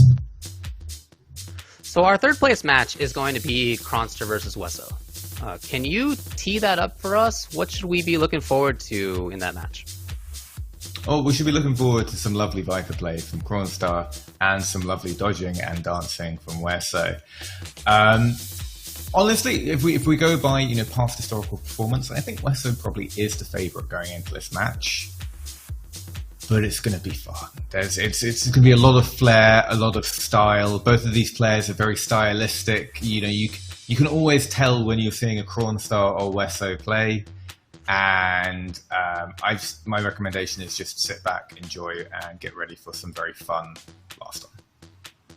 All right, you heard him. So if you are watching, make sure that you don't go anywhere. I also want to point out that as you guys are talking about the community, one great way to get into it would be to go to discord.gg/Blaston and get involved. And, you know, if you are watching this game for the first time, lots of very helpful people in there, lots of great contents in there already, great guides in there too. So it's a really good way to get involved. All right. You can also you can also check out Blaston on Twitter and on Twitch. You're probably watching on Twitch right now, so just hit the old follow button down there. Make sure that you can see stuff that's coming up in the future. And speaking of the future, we're going to take a short break. We'll be back with the third place match and then the grand finals for NA after this.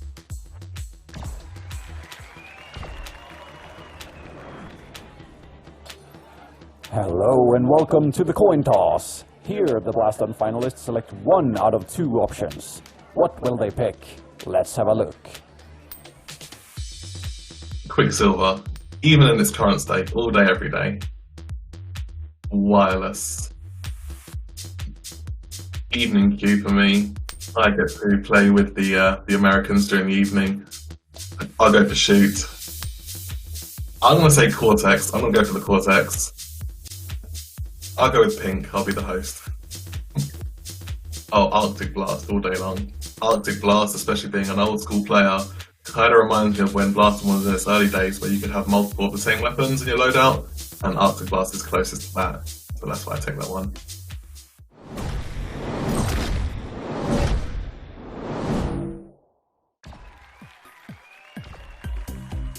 My name is Master17 online, and I play from Canada, and I'm NA.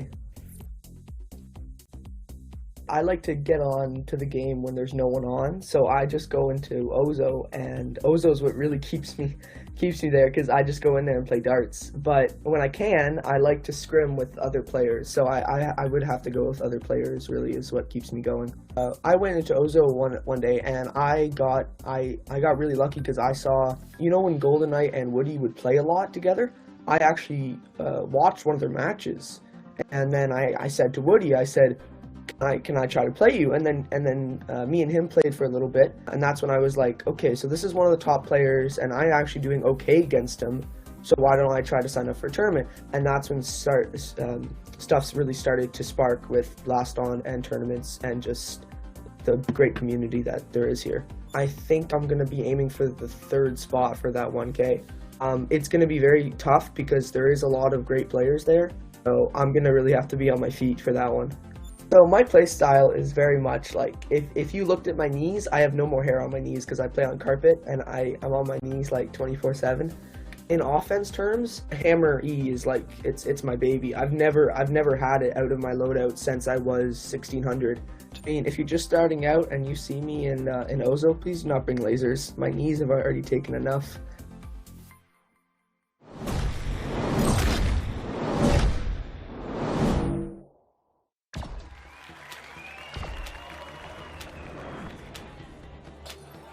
Hello and welcome to the coin toss. Here, the Blaston finalists select 1 out of 2 options. What will they pick? Let's have a look. Bunker. Wireless. Evening. No, morning. Dodge. Oh no. Aegis. Pink. Arctic Blast, hands down, Arctic Blast. And if you out there select quick, I will go to your house.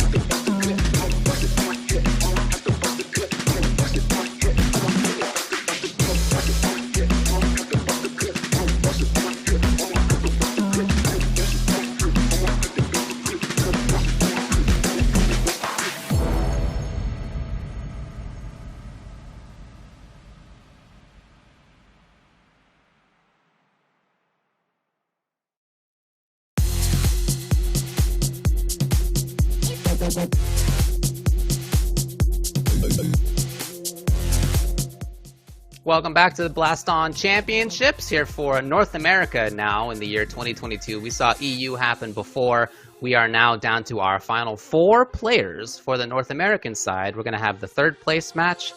Then after that, we're going to have the 4 out of 7 grand finals. My name's Ultra David, and I'm back with Dr. Oolong. What's up, man? Oh, doing well, doing well. Looking forward to these next 2 matches. I didn't necessarily want to call it when we saw the entire bracket, but this was sort of my expected result, and I honestly could not be happier.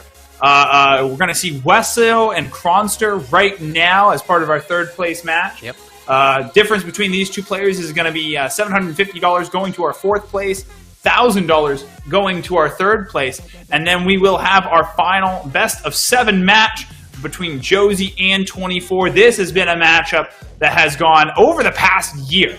Back and forth and back and forth and back and forth. So it really could go any way. I fully expect that one to go to match 7. But definitely going to be interesting seeing Kronster and Wesso here. We just saw Wesso perform fairly well against 24. Honestly, him and Kronster did fairly well against their respective opponents. So I think this matchup is going to be fairly close. This one also all the way to match 5 here. Definitely going ahead and approaching the problem from 2 different directions, though. Wesso has been pulling more bullet hell, definitely focusing on using his hammer nade and using his Luma to do damage along with the hammer and, the Wildcat. And then Kronster, definitely a double Viper player. He's sticking with it. Good to see. Bringing in the hammer ellipse. And then again, focusing on peppering his opponent with the Wildcat and the Raptor ellipse as well. Not to give too much of a sneak preview to either one of our opponents' builds, but neither one of these 2 are running shields. Okay. That was something that Kronster tried in his last match versus Josie, and that didn't work out. As you mentioned and as Cap mentioned, we talked about it quite a bit. He loves those Vipers, and the first time that we saw him without the 2 Vipers was in that last match versus Josie where, again, it didn't work out. So I'd love to see him go back to that. That just seems like his comfort zone. Yeah, absolutely. And you know what? It's good to see these 2 players really coming in, like you said, with what they're comfortable with. Not really trying too hard to predict one another, really just coming here to perform as well as they possibly can. They have already come so very, very, very far. It is no longer about the money. It is about who manages to get that 3rd place spot.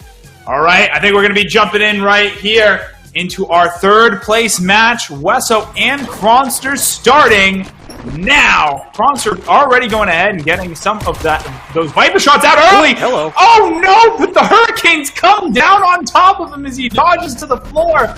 Wesso's going to take an early advantage here. Ooh, but it's immediately nulled.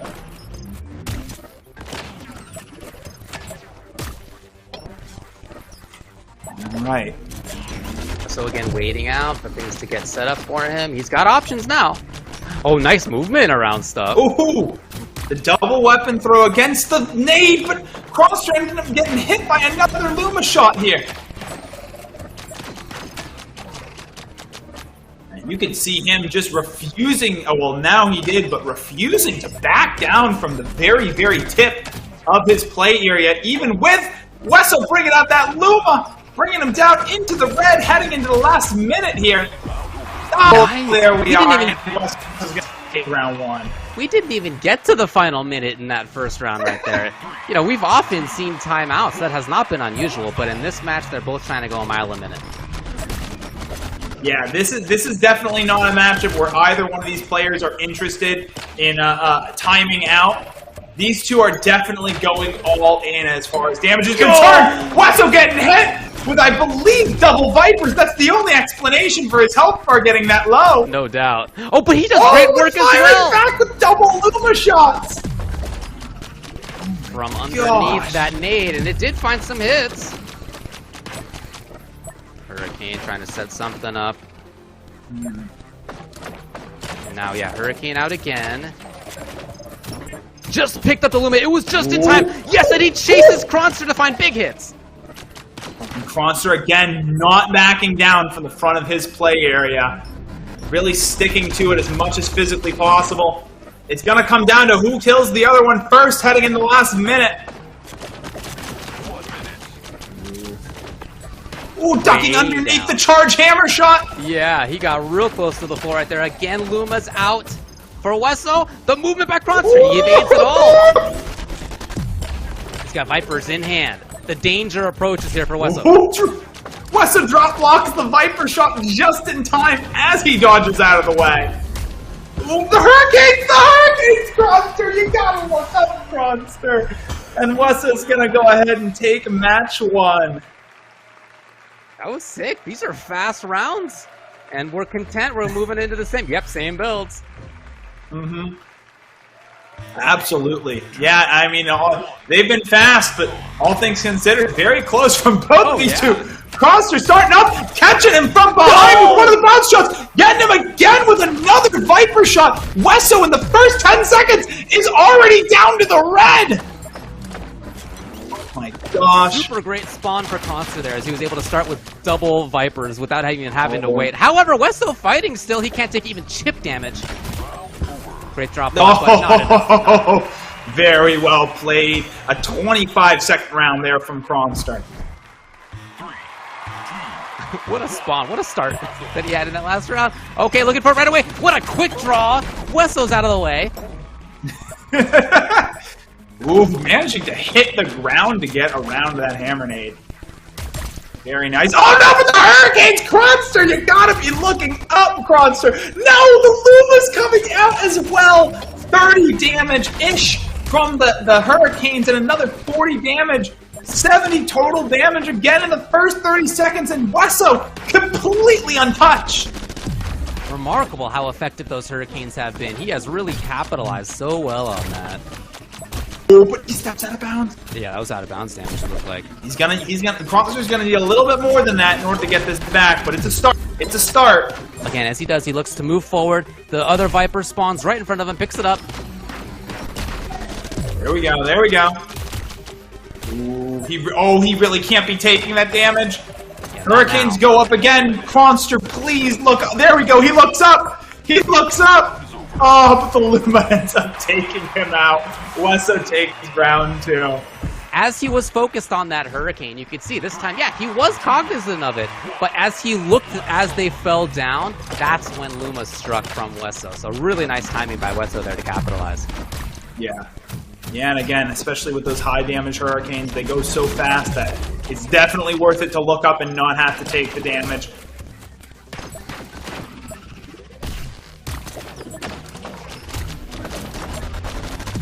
Again, here come the Hurricanes. Okay, Hammer Nade comes out. There we go. Kronster managing to position himself correctly this time around. And interesting to see, too, Kronster really not using both of those Vipers at the same time, spacing them out a little bit more. Comboing them up with stuff like the Hammer Ellipse and the Hammer Nade. Mm-hmm. Wesso just moves out of the way calmly. However, okay, taking some shots. He's got a lot on his side. Yeah, the resources are fully there. He can set up something mean, and it does work! Does definitely work. Definitely better than taking the 2 shots. Ooh, managing to grab the nade and sending it back.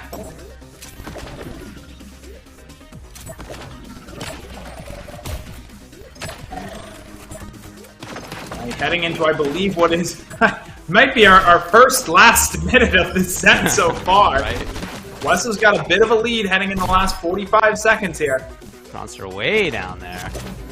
Okay, yep, the bad boy. I won't call anything yet for sure, but... Got a chance for double Viper. Yes, it comes. Hurricanes are there, forcing him to pay attention to that rather than bringing out Vipers. Ooh, okay, Wesso taking a bit of damage there. Kronster still needs to close the gap. Okay. Wesso was Great out. dodge. Yes. 10 seconds now. Kronster forced to pay attention to what Wesso's doing rather than try to aim up some kind of big damage shot himself. Doesn't have anything on there to really do big damage fast. Just unfortunate spawn at the end as game's going to go to Wesso. Yeah, unfortunately, Kronster was a little bit too focused on dodging there. He could have picked up that Hammer Ellipse and thrown it out, but I just don't think that he saw it in time, unfortunately. But absolutely just quick matches from both of these two. Incredible plays. I mean, Wesso's definitely punishing Kronster's aggression fairly well. and really, using that Luma to its full effectiveness. I mean, this is sort of your case study, putting them side by side of one Luma versus 2 Vipers. It's true. Yeah. The fact that, as we talked about yesterday, with 2 Vipers, there's a lot of damage output potential. But, you got to wait for that to happen. You got a 4 and a 5 second that you have to wait for there. And, for Luma, it's a 4 second. It's going to come out more often. You got to have 2 hands on it.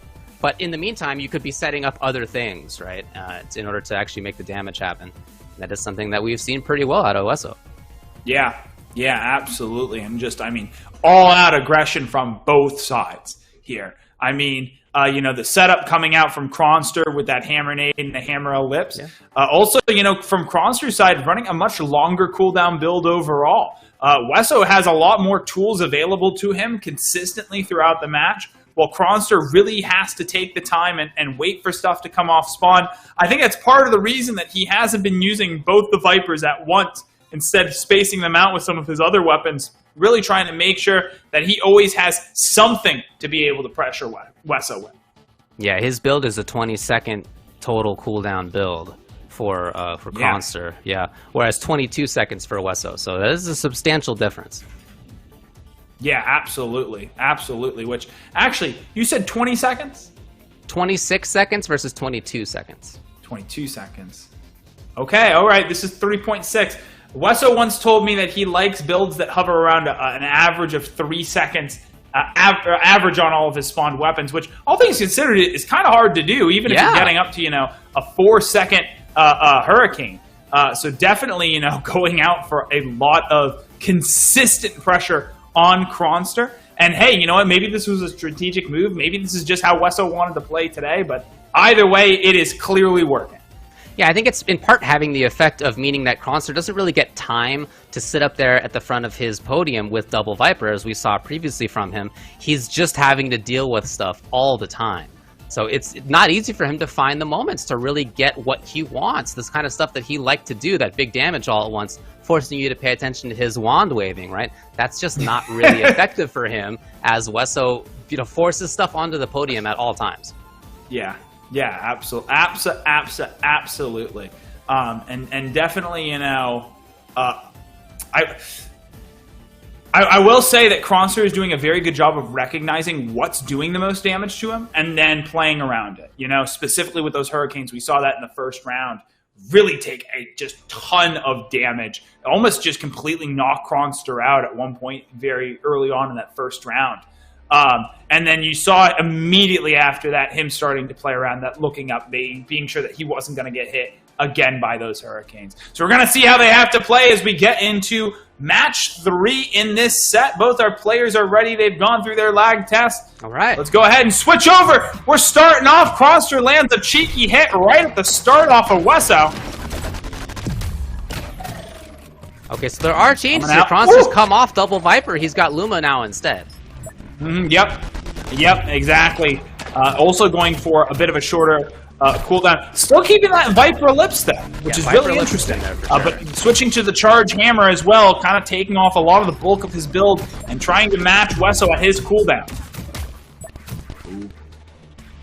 Wesso getting hit by one of those pellets like Kat was talking about. They're keeping that there for the chip damage. Wesso steps out of bounds. Oh no! Ooh, and unfortunately, that nade took a little bit too much damage. Didn't even manage to make it to Wesso's side of the podium. Kronster taking a little bit of poke damage from that Wildcat there, but still has the health lead. Wesso has been really sitting on that Luma for a long time. It's been to his back right for quite a while now. He has not yet brought it out, waiting for the right moment. There we go, and the right moment it was. Manages to land one of the hit and 2 Wildcat bullets, bringing Kronster down to the red.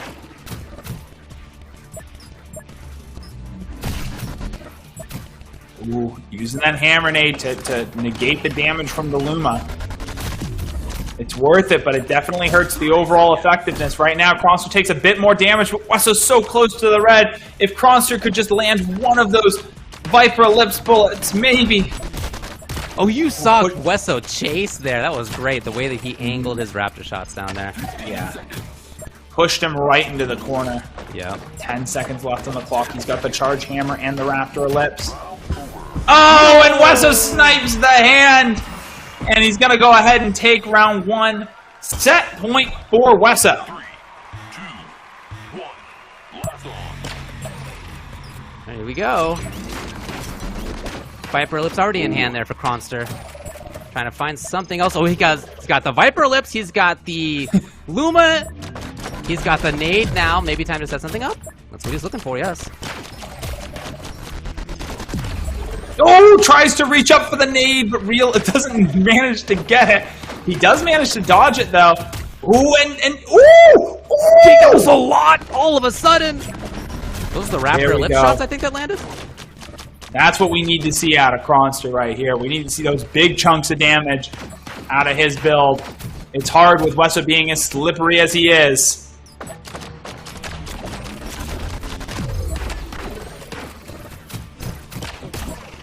Oh, nailing him with the Luma. Not quite bringing things even, but definitely closing the gap. Nice catch. And he's holding on to that Viper still from Kronster. Yeah. So denying that spawn back for Kronster, that's continuing to hold his opponent's Viper. Yep, definitely a valid strategy. At the very least, to disrupt the ordering of the spawns, for sure. Had to give it up, though, when the Luma came out, that double-handed weapon. That's okay. Ooh. Okay, that wasn't a Hurricane. That was a Raptor Ellipse. Viper Ellipse is back here for Kronster. Ooh. Raptor Ellipse again. Hey, the bow to the face, doing a bit of damage there, a point of damage there. Wesso down in life, but man, it is match point still, and he's found big shots before. He's trying to set something up as the Hurricane ball, and he finds it! He finds it! Wesso with the comeback with 13 seconds on the clock. Yep, the Hurricane and the Lumba in combination doing roughly 35 damage and sealing the win for Wesso. Great matches from both of those players. Super awesome to see that. Let's go ahead and call in Cap. Cap, I want to see the highlights from that match, please. It was such a great match. Did I not say it was going to be a fun match? Okay, I feel very vindicated here. Just as we get into the highlights, let's just talk about Wesso's journey here, because he first started he came into the LCQ, expected to go through, and then lost to Woody, then lost to Krawn, and then came back in because we had someone drop out. Now, what he's done in this tournament, he's come back, he's then beaten Woody, he's now beaten Krawn. He's basically come back and said, no, I would have won this, I just had a bad day. But yes, just amazing Viper shots that we see there from Krawn, amazing dodges from Wesso. Look at that weave action there, and then jumping back up and putting pressure on Krawn. Krawn's so focused on Wesso's dodging there, he didn't even see the Hurricanes coming down because he was trying to work out how he could continue the attack. And just, great action and great aggression from both players, but also, great dodging too. It's just a lovely dodging action here from Krawn. It's not just Wesso who's showing us a lesson in how to avoid pellets. But I do really like Wesso's style of play, and I've said it before, but he does kind of think about the game in a different way. He'll hold off attacking until his opponent's either not looking the right way or is off balance, and then go in for the kill. So just there, for example, what you didn't see before that clip was he had the Luma available for a while, but he picked it up just as the Hurricane started coming down, so he could just pick him off as he was crouching on the floor. So really well played by Wesso, really coming here, kind of setting the record straight, going, no, I am still a top player. What you saw in the LCQ, that was maybe a one-off. But also Krawn, did you see some of Krawn's Viper shots? They were beautiful styles of play. Yeah.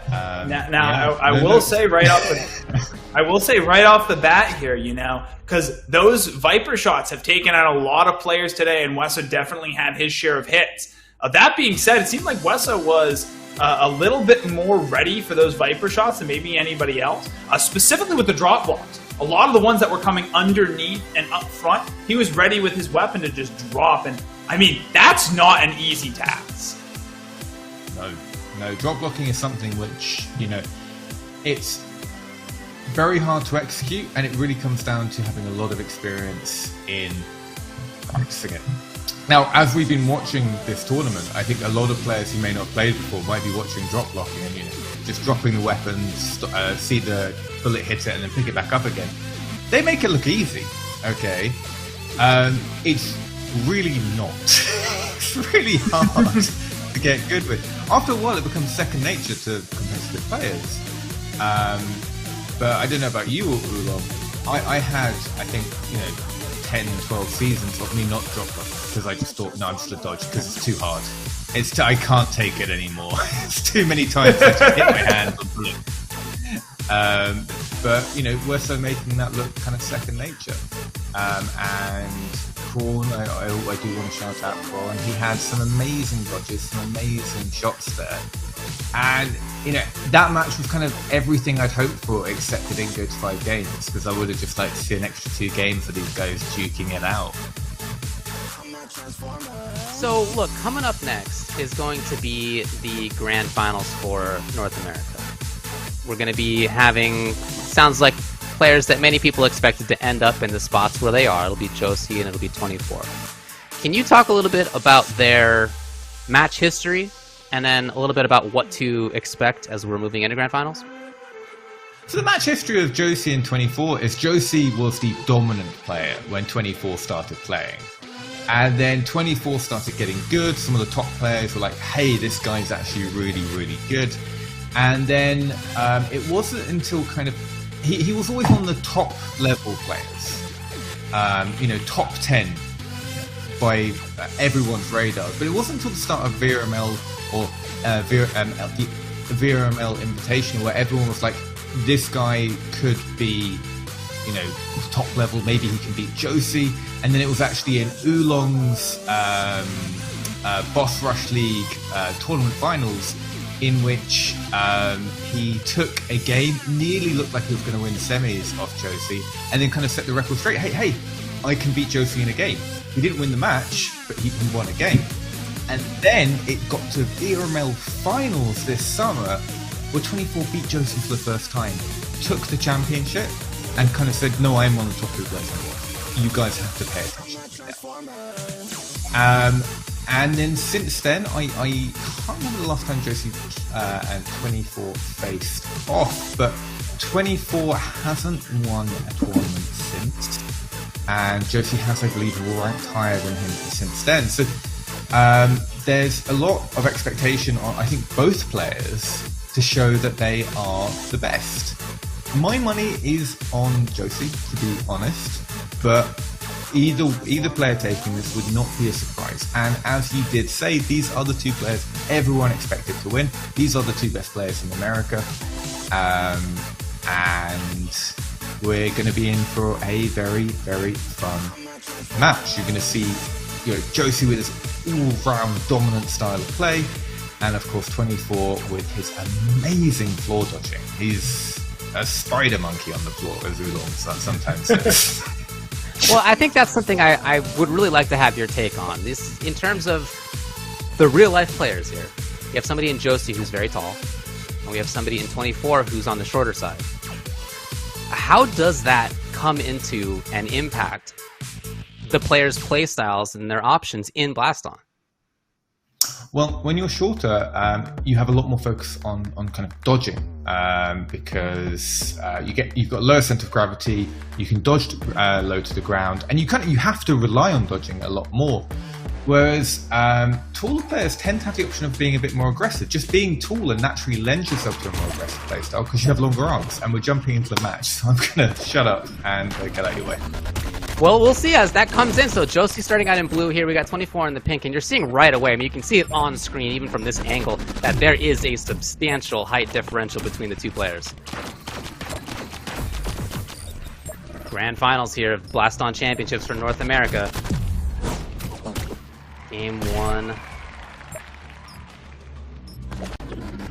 Setting things up here. On the attempt is Josie. He's got the Luma in hand no longer.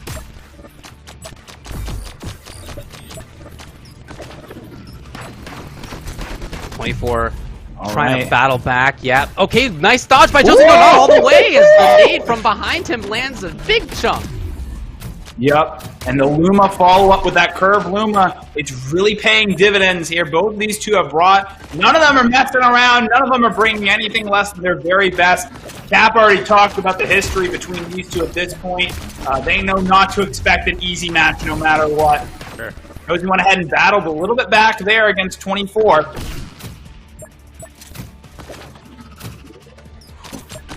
Before trying to time those shots to when Josie fires off that hammer ellipse. Josie's being brought down to the red. 24 is being brought down to the red. At this point, they're waiting on weapon spawns. Hammer ellipse is coming out for 24. 24 managing to dodge through Josie's line of fire. Beautiful. The shield comes out, but is it going to be enough? The Luma comes on the field. Oh, and 24 Josie's really going to get out of the way of capitalizes on it. that. Josie's still got to battle back. There's plenty of time to make anything big happen. 15 on the clock, even still, the Luma is just to Josie's side. He could pick it up. Here it comes. Oh, 24 managing to drop block some of those last bullets that got through. 5 seconds left on the clock. Josie going to be able to do anything? No. No, and 24 is going to go ahead and take round 1. And you can see before that, again, the differential in height, meaning that they have these different options. Josie actually jumped over some of the spread that was coming towards him. Whereas for 24, of course, it's been about ducking under stuff.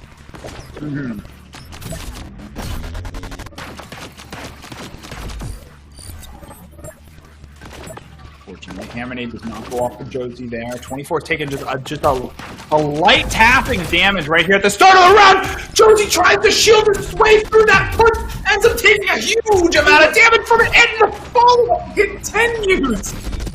He's going right to the front of his podium there to try to land some Luma shots. No dice. Okay, the bow itself connected, but that's not what he would rather happen. Yup, that Luma definitely pulling in some work here. Nade yet again. The setup will come. 24's own Luma shots land. Oh! Josie 24 now, taking a lot of damage, being brought down to half health. We got the last minute to go, though. He's either going to have to finish off Josie or let Josie finish him off. Same stuff coming out here. The nades from each. They got to pay attention. No, 24 takes a bunch of damage. Same with Josie. Oh, no. Such a great lead right at the start of the round. Josie bringing it back, though. The Luma's there. Happens to spawn for Josie. He's got an option. Nade comes out. This is what got the 24 both times. Manages to jump through. Manages to jump over the Luma. Here we go. The bow in hand for 24. He's been deadly with it. It's not there this time. 18 seconds left on the clock. Josie's got that hammer ellipse. Ooh. Ooh, 24 does get hit, but he still maintains the health advantage. He's got the hammer ellipse on the field. No! 24 taking some damage in the last seconds of the round. Is he able to be able to get anything back? He is not. Josie's gonna go ahead and take round 2. He actually did find one hit of chip, but it was not enough. For the weapon throw. Yeah, exactly. Oh my gosh. Wow, what an incredible comeback from Josie there.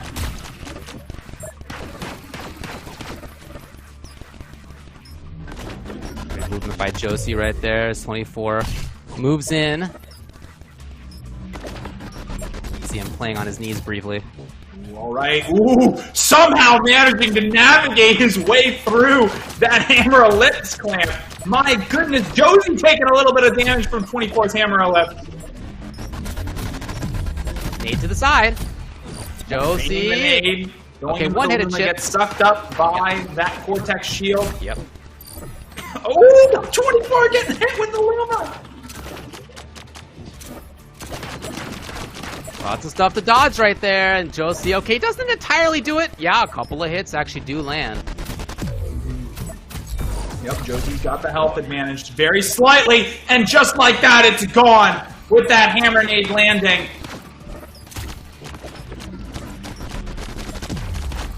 Nade comes out here for 24. It's his turn to try to dodge. Characteristically slippy here. I'll Maintaining say. its health advantage only by probably about 20 health.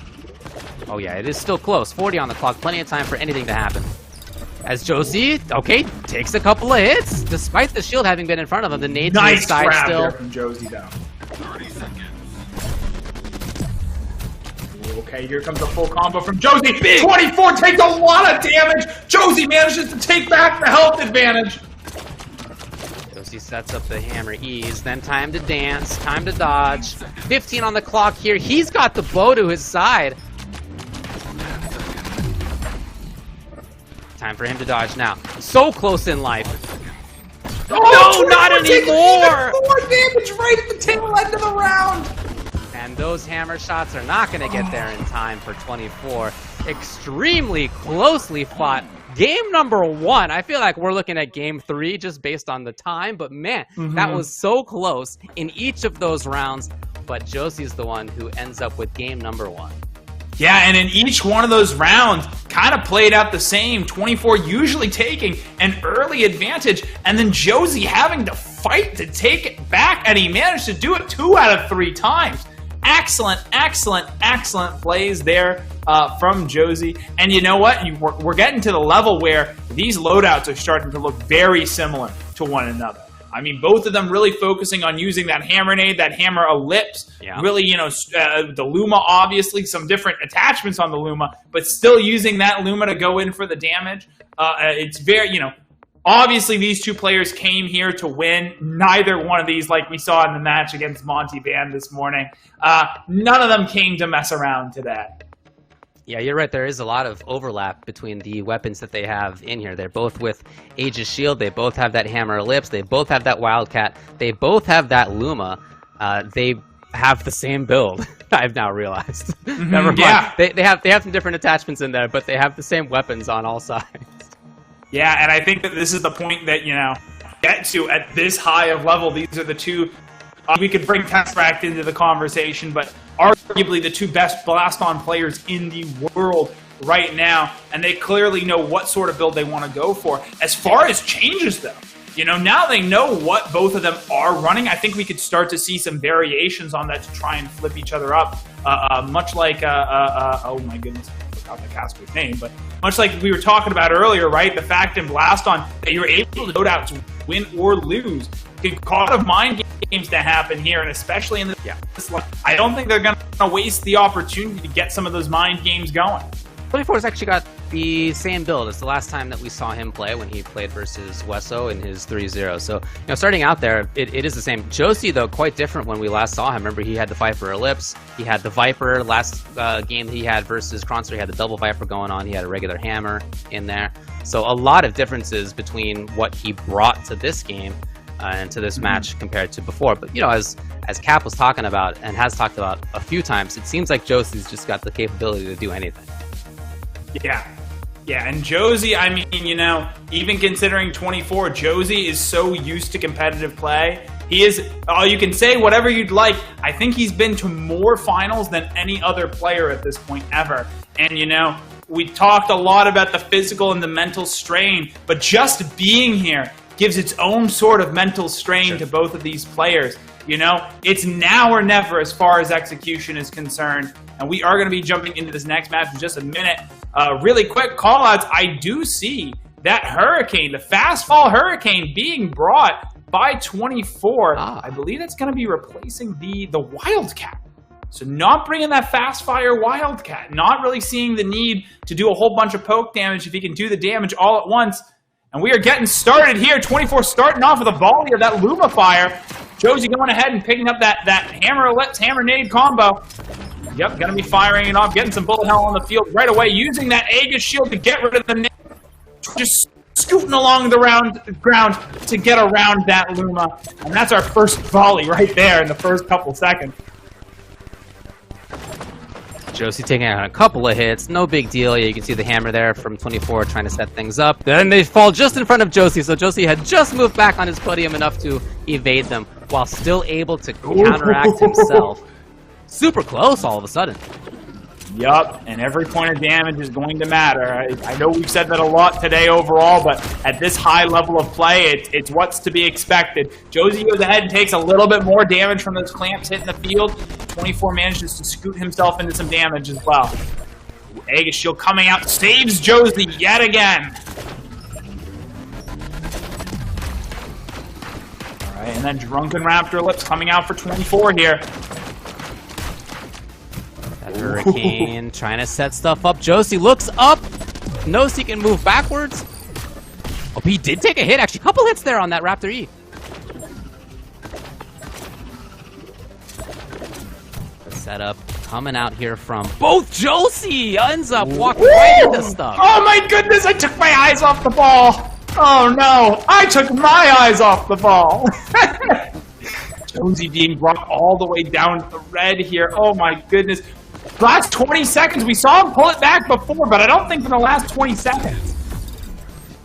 Yeah, he's got to hope for the right spawns here. He's got to hope maybe for that Luma to land. Doesn't look like it's going to be coming out in time. Oh, it does right now. If he lands everything, no. Yeah, not going to be enough this time. 24 weathers the storm. Oh my goodness. And interesting that he's gone for the Hurricane here. We've talked about how the Wildcat has been such a mainstay for almost everybody in almost every game so far. It's the second most popular to only Raptor E this weekend, and 24 moved away from it, but he gets the round. Yup. Yup, and I think really it's you know, just knowing your audience here. Oh, 24 getting hit by some of that hammer nade as it hits the field. You know, I think Josie, between his drop blocking ability and between his dodging ability, I don't think that 24 really saw a ton of value in trying to focus on using that Raptor, especially if he could go through and get something with the Hurricane. Oh, there we go, the Hurricane and the nade landing on Josie there, bringing him to just about half health. My goodness, it's not going to be too much of a health difference, but it's definitely going to give 24 the advantage. Oh, hey. And now it's 24's turn to get hit with the Raptor Ellipse and the nade as well. That nade just ending up being consistent damage at this high a level. Forcing Josie backwards a little bit. Luckily he had the shield out just at the right time. Here again is that Hurricane. The setup begins. Oh, Josie getting hit with another Raptor Ellipse shot. I think that's going to give it back to 24 as far as the health advantage is concerned. Using that shield to get rid of the nade. 24 gets hit by some of that wire. He's brought down to the red. I think he wants something else before he picks up the Luma. He wants to get a setup going first. He is waiting. Yes, the Hurricane comes out. Exactly what he was hoping for. Yep, he's only going to get one shot here. Josie does take a hit from the Hurricane, but it isn't enough to bring him back down to the red. The pressure's still going to be on 24 to get this back. Managing to dodge the Wildcat fire. Excellent play there. He's got the Raptor, or he's got the Hammer Ellipse, though. They both have the Hammer Ellipse. Yeah, they can both set something up. They got enough time. Each one has stuff that they can capitalize with. Their Lumas on both sides. 8 seconds. Look at 24 moving all the way to the front. He finds the hit. He finds the hit in the last 10 seconds. My goodness. Oh my gosh, and 24 stealing match 2. My goodness. I don't know if you saw it there, but 24 actually made the decision about that Luma immediately, waited patiently for that nade to come back off a cool round. Patient. Excellent, excellent, excellent play here. Multiple instances of him waiting for just the right combo of stuff before using any of his resources. You can tell he's confident in his dodging in the meantime. Right. Josie only barely dodged that Luma. Managed to quite literally jump out of the way of it. 24 did a little bit of overcompensation with his right, yeah. That was a couple of hits. He's getting set up. 24, yeah, a couple of hits. In fact, substantial. Big misses on the Luma there for Josie, trying to stay away. Josie, without even looking, getting around that nade. Just truly terrifying. Truly terrifying. A couple of those Raptor lip shots did land there for 24. It's not quite life lead for him. But he's slowly doing it. No, there's Josie finding some connections. Wildcat was there. You can see 24 pretty much entirely prioritizing using his shield on those nades. It gets him closer, but 24 still is lacking. He needs to do more damage. He's not in the... Oh, there we go. That's going to be enough. 24 takes back the health advantage. Yeah, he's got a bunch of stuff coming out now. He's got that Hurricane. He's got the nade. He's got the Luma. Oh, the Luma lands. The Luma lands. They're both. seconds left on the clock. Both of them now waiting for the setups. Josie's there first. His Luma's ready as well. Ooh, that's going to give Josie the health advantage. I want to say it's quite literally too close to tell. They've got to solidify it. If we can't tell here on the caster desk, they can't tell in game. Exactly. You can't play confidently now. You got to find that hit. You got to act like you got to find the hit in any case. Wildcat there for Josie. What? Evasions were there. 6 seconds. Is it going to be enough? Will the hammer bolts even get there in time? Yes, one chance. If anything, whoa, there it goes! There it goes! They're both brought down to the red 24, taking round 1. My goodness! Absurdly close match between these two. Not only 1-1, but just how many matches at this point have been decided in the last 10 seconds? Seriously? At least 3. At least 3. By actual pixels on the health bar too. Yeah. Yeah! Ooh, there we go. That ain't pixels on the health bar right there. That's 24 gets hit by Aluma really early on in the round. Oh, but Josie manages to take some damage from the nade. They're pretty much even. 24 just has, again, by pixels, maybe 5 health. 24 has the health advantage here. He's gonna further it using that Raptor Ellipse. Josie's sitting at about half health now. Got the Hurricane landing too. That has been such a big thing that he switched to in game number 2. That's been huge for him ever since. Able to set stuff up with it. Here comes the hammer ellipses on both sides. Raptor ellipse there for 24. It doesn't seem like the aid has really interfered with either one of these players' ability to send off all those punts. If anything helped, another Luma shot coming through for Josie. Oh, 20. Okay, that wasn't a Luma shot. I got a little bit excited there. A little bit of the hammer nade goes ahead and hits. 24 does not have.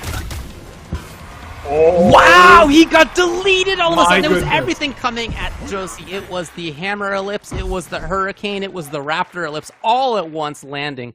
And game 3 goes to 24, up 2 games to 1. Again, Yeah. first to four. So there's a couple left here at minimum. Yes. I'm just a bit flabbergasted. even all of these times, I think I've pretty much seen every single time that these two have been in the finals for a tournament. Either casting or just watching myself, because I do, as crazy as it sounds, I love to just watch this game myself. Yeah. I don't think I've ever seen it this close. It's pretty much always been one way or the other most of the time, or someone will second guess a build choice and go back into it. But wow, this is most of the time coming down to the very last second.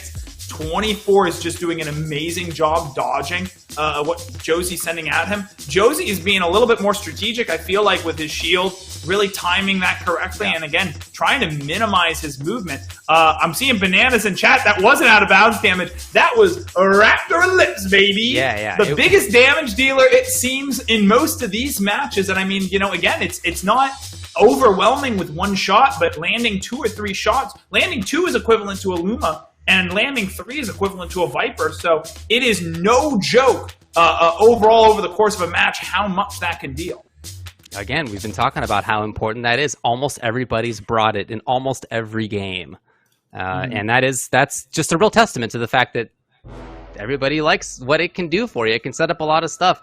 Yeah, at the end right there, as all that damage was dealt on Josie, the Raptor Ellipse, part of it. Just before that, everything else was there, though, right? The Hammer Ellipse was part of that. The Hurricane, as it was landing, was part of that too. Forcing Josie into a position where he got by those Raptor bullets. Yeah, absolutely. And that's a great point. That Hurricane actually did factor into that very last play right there. I mean, it all came together all at the end for 24. And I do think, all things considered, I don't think it was necessarily the biggest change in 24's build. But I think it was enough just, again, to sort of keep Josie a little bit more flat-footed than he would have been otherwise. Just keep him on his toes and never letting himself get comfortable. Yeah, that switch from 24 was from Wildcat to Hurricane.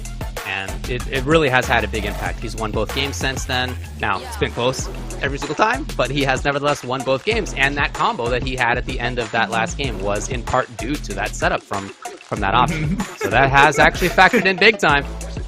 Seems like in our personal production chat, one of the moderators may have had a lot of money on Josie. It seems like here. I am also being told to please stay until the end of the broadcast. You're not going to want to miss the end of the broadcast. Correct. The end of the match. Not that you guys aren't glued to your television you're not leaving. or We know computers it. or wherever you're watching from right now, but stay until after the matches end too. All right, we are getting into this next loadout swap. I'm not seeing any changes. Kind of seeing a change from 24.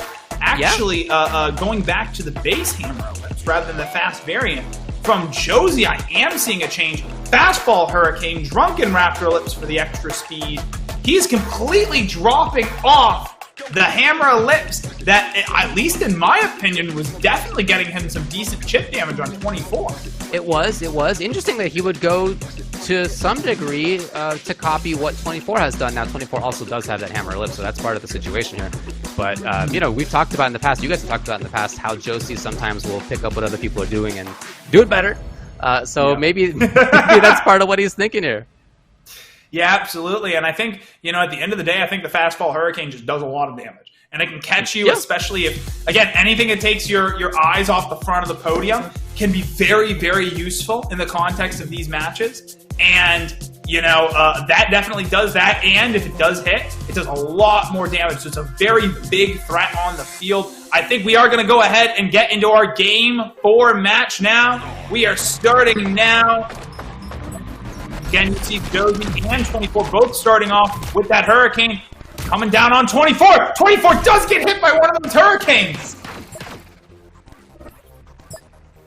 And I understand if I'm overreacting just a tiny bit, but in these matchups, again, I just can't stress it enough. Every single little bit of damage is going to matter here throughout the entirety of this last matchup. Nothing theoretical about that. In some of these rounds, that has literally been the difference.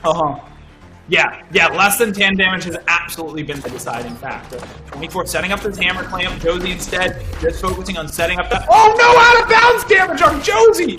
Doing a huge amount of damage to him, bringing him down to below half health. You hate to see it, especially in the finals.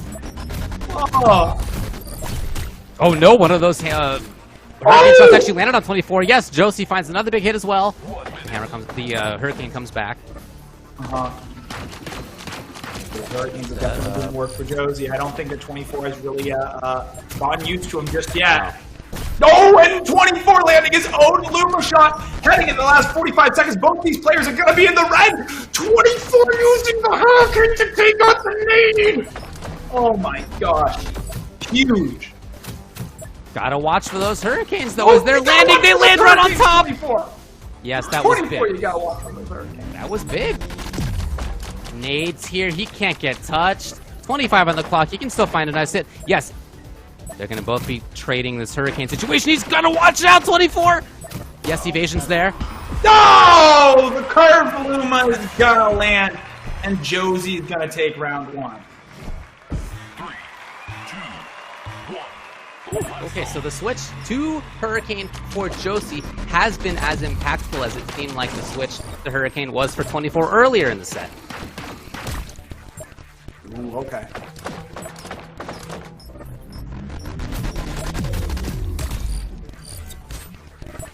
Yeah, interesting though that what Josie gave up was the Hurricane Ellipse, whereas what 24 gave up was the Wildcat. So both a little bit different in terms of what they have gotten rid of, but both moving to that option. Very, very interesting that Josie prioritizes. Oh, 24 big! That was so much! Oh my gosh, getting a full clip of Luma off on 24. As I was saying, so sorry. It's interesting to think that, kind of get inside Josie's head, he's prioritizing that sort of small direct chip damage and pressure on 24. Yeah.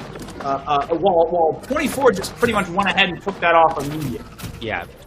24 trying to prioritize those slower setups, which we just saw as the clamp came in. Josie evades all of it on that hammer ellipse. Those shots, those bending shots in.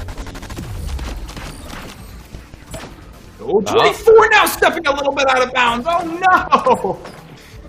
Only did a tiny bit of damage to him this time around.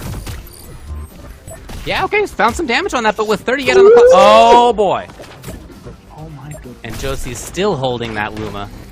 No, the bow's gone.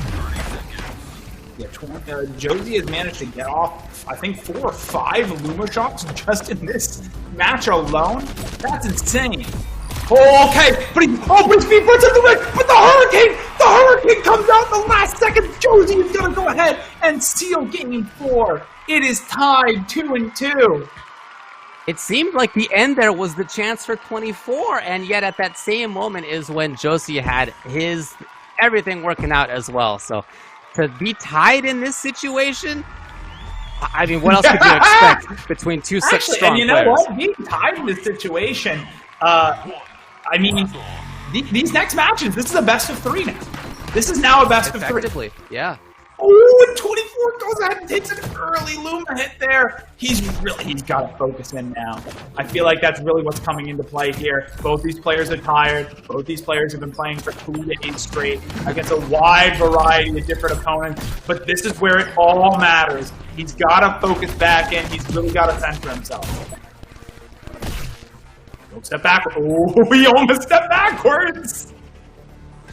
Man, the sky is falling for 24. He needs to look up. Well, he's forcing Josie to look up there, and as he did, some of those smaller hits connected as well. No! Big damage on out of bounds, it looked like. He is actually also, and it might just be the angle I'm looking at it through, he's firing his Hurricanes too far back. I don't know if he even realizes in the heat of the battle, but he is firing off of Josie's podium. 1 minute. Yep, Yeah, he's you're going right. completely behind Josie's podium. And yet again, confirmed. I mean, the height of Josie means that he does need to take that seriously. If it's still, he has to move a little bit. But yeah, you're right. There are some misses there for sure. Sure. But clearly, he's trying to goad Josie into stepping forward, trying to get him possibly with some Luma shots after he steps forward. So. Those did land. Some of those there for 24 landed right on top of Josie's head. Maybe Josie's gotten used to not looking at it. Hold on a sec. Here we go. 27 on the clock now. Lumas, they miss. Luma here in 24's hands. The shield's there for Josie. Ooh! He called it! Okay, 10 seconds left. Anything fast here for 24 as an option? Some of those shots do connect, though, that he had already shot. 3 on the clock. Will that be enough? Josie needs to set something up to nade. Is it even going to reach? Whoa! In the last second! Oh my god. Literally between when the timer hit 1 and when the timer hit 0, Josie managed to get off that last Luma. Wow. Oh my god. Incredibly close. Oh my god. Oh my goodness. I can't handle this. This is too high pressure for me sitting on the caster couch. Yeah. The hammers come. Very different angle this time from 24 was the intention, but Josie's still right out of the way. Again, the hammery lips setting up, coming at Josie from both sides. And he's okay. He weathers the storm yet again, in part because of that Aegis shield there. Ooh, all right, 24 again, using that Hurricane to take out. Ooh, landing the Luma, along with some small damage from the nade, but bringing Josie down to about half health. As we're heading here into the last minute, I don't even feel like I should make the distinction here in the last minute because everything could change, and it has several times. Luma lands for 24. Look at him moving around. The speed as he was on the ground of him moving was incredible. Yeah. Oh my goodness. Hurricane does land on 24. And now he's got the hammer, ellipse, he's got the nade ready to go. The bow's behind him. And Josie's going to have to contend with this. Oh, the nade from nails behind! it Josie right doesn't away. see it! Right away from 24 right there. As soon as he had the setup and he picked up the bow, he just nailed it.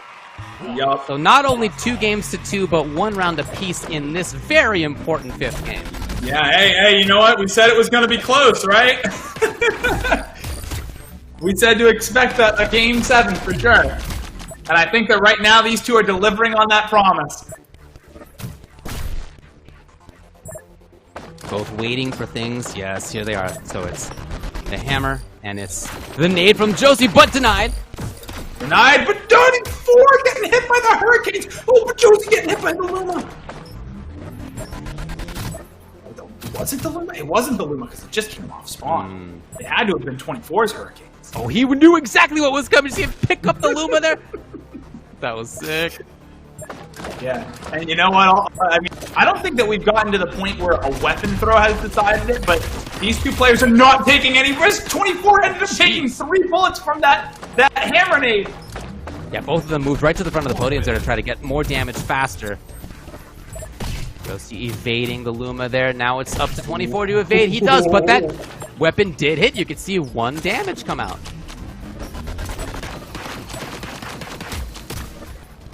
Okay. The angle that he shot the Wildcat at, that Josie shot the Wildcat at, was so interesting. 24 dodged into it, expecting those bullets to come elsewhere. Pumping the shield handle around for the drop block. Great plays there from 24. Again, really trying to focus the backhand side of the podium. For Josie, he is going to manage to land a Luma shot. 25 seconds left on the clock. Okay, here's where everything has come. Oh, no. Hits the floor, but that extends his hitbox size. Josie is going to go ahead and take match 5. We are going to get a bit of a break here. And oh my goodness, I need it. Very interesting that in that last round, in the last half of that last round even, in fact, Josie found some big damage by expecting where 24 was going to go. 24 has been dodging low, which makes sense, of course. That's where you dodge, and he's on the shorter side, so of course. But he called out where 24 was going to dodge to, with both the Wildcat earlier on and then at the very end of the round too. So that's something that 24's got to keep in mind. Obviously, it's just a mix-up, right? Where you're going to be moving to, where the opponent thinks that you're going to be moving to. But in those 2 crucial moments, it was Josie who came out on top. Yeah. 24 has sort of been planning his plays around when Josie is going to use his shield. Josie has been planning his plays around where he thinks 24 is going to move there to. There you go. I'm sorry. Our personal caster chat at this point. We're going wild here on the caster desk, and I hope y'all at home are also doing the same. It'll be interesting to see, again, we've seen in a lot of matches so far this week overall, players overcompensating and changing more of their build than they need to. I pray that 24 is not going to change up too much. I feel like we're going to see a little change come out here. Yeah. But there's always the chance of Josie throwing out a curveball and throwing out a build he's never really played before. But I don't feel like either one of these two want to take any risks. Everything here is so razor thin already. Everything has to be calculated. We have seen some funky stuff from 24. After all, yesterday is when he had Hammer Nade, Lance Nade, Avalanche Nade, Nova Nade, Majestic Nade, and Luma. So he's gone quite a different angle on some of this sometimes, but yeah, I'd be surprised if that's the kind of stuff we saw here. And actually, you bring up a very, very good point here. Because again, Josie is focusing mostly on using that shield to get around most of these major pushes. By eliminating the hammer ellipse, he's reducing the overall cooldown of his build, which in a way actually increases the availability of the 3-second shield that he is using primarily. Yeah, interesting knock-on effect. Making that change to sort of shift down in your gears and be able to go just a little bit faster, I think is paying off for Josie. I'm wondering now if 24's move here is going to be to meet Josie on his level. 24 right now has been playing a 25-second overall build. When they started this, they both had a 24-second. Then it was up to 25 for 24, and Josie actually went down to 22 overall. Yeah, you're right. Yeah, which makes sense. Again, swapping out swapping out the Wildcat for the Hurricane. Yep. I think overall a good move, but yeah, even that one additional second. The other thing too that is important to talk about when you're talking about these sorts of builds is actually the range. Because again, one weapon is not going to spawn until another weapon also begins to spawn. So if you have a very high variance of your cooldowns on your build, that can inadvertently stall, especially if you get unlucky and all your high cooldown weapons are the ones that are spawning in first before all your low cooldown weapons spawn in, While you're using a hammer ellipse, you can have your Raptor ellipse, your Luma, your shield, all being on respawn, because it's going to take you more than 10 seconds to get through that entire clip of the hammer ellipse. While on the other hand, you might blow through a Wildcat and a Raptor ellipse in a couple of seconds while you're waiting for that hammer ellipse to come back off of cooldown. Raptor Ellipse continuing to be far and away the most used weapon with 138 games. Second is Wildcat with 117 games. Aegis Shield at third with 103. And then from there, Luma, Hammernade, Hammer Ellipse, it goes down and down and down. Drops off pretty fast at that point. At that point, there's certainly some people who've used some weapons, but boy, you can really tell which weapons the scene thinks are the strongest at this time. Yeah, absolutely. And I think that's actually a pretty good advice for a new player. If you want a weapon to get good with day one, Raptor Ellipse. It's actually, I feel like it's out of the 3 main Ellipse weapons, I actually feel like it's the hardest to learn right off the bat. But overall, as we've seen at this level of play, but also just in queue, it's probably one of the best weapons to bring out because, again, it is a realistic threat on its own without any setup. It obviously has the curve, which leads to some great change-ups, and very, very short cooldown, which means you can pretty much put it on any build you want to and still have it be effective. So, that's not necessarily any surprise to me. Also, we're seeing a lot of these top-level players opt for the higher speed, lower accuracy version of it. They're not really worried too much about the accuracy. They're worried purely about putting the pressure on as quickly as possible. Right, there's other stuff where the accuracy comes in. Almost every build that we've seen has had a Luma or a Viper, right? It's almost every build from almost everybody. So there are tools to get that big, accurate damage for sure, but other stuff to, of course, be part of the setup. And yeah, I like what you said, that it seems like the Raptor Ellipse is effective at all of those various roles, right? At putting stuff on the stage, at forcing opponents into bad spots, at doing damage itself. So it can be effective in many different ways. As far as what 24 is going for here, any specific callouts for what you might expect? Well, I've snuck just a peek at the you builds already beforehand, know. So you already definitely. know. But I mean, we're seeing 24 go back to the fast Hammer Ellipse. I think that's definitely a great option. Okay. I honestly, after seeing these matches, I don't really see a downside to going with the fast Hammer Ellipse over the normal Hammer Ellipse. It just seems like kind of a pure upgrade, at least at this level of play for sure, where you really have to avoid when you're clamping. But also, Fastfall Hurricane, Hammer Ellipse, Raptor Ellipse. All these are very quick weapons. He's not really looking to do a whole bunch of bullet hell setup. He might still do some bullet hell setup, but he's looking to blow through it in a couple of seconds. He's not looking to set up something very slowly and then go in with precision weapons. He just wants to go for it. As far as Josie, of course, continuing to bring that Luma. He's actually brought to a chest. Oh. Now, that is going to be a very interesting pick. I feel like that is a good match 6 pick, because on one hand, it could be doing Josie a ton of work here. On the other hand, the Hammernade was already doing so much for him. But again, as far as talking about the variance of the builds and trying to keep things on a low cooldown in order to keep spawning in that shield, the Majestic Nade is the lowest cooldown nade. So it might give him just a little bit of cooldown advantage that he needs in order to keep the pressure consistent on 24. 24 has to step forward to get out of the way of the Majestic Nade, speaking of which, and ends up running directly into a Hurricane. So they took some of his mental stack right there. You could see leveling it up a little bit was Josie. Putting up the nade. Yes. Okay. Oh man, great movement by 24 as always. Stay away from that stuff.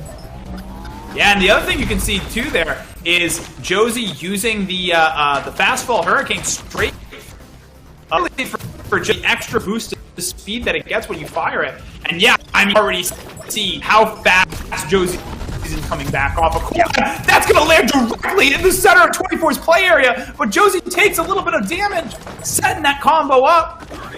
That was a fantastic nade. I'm almost concerned about how little that ended up doing to 24, considering the setup. Oh, but the Luma's going to go ahead and take it. Josie maintains his health advantage. No, but not for very long, because the Hammer Nade comes through and he isn't able to shield all of it. 13 now, 12. 24 making himself small, had the shield in front of him as well. He's got the hammer shots. Luma in front of him as well, if he can find anything, and he does! Oh my goodness. I don't know.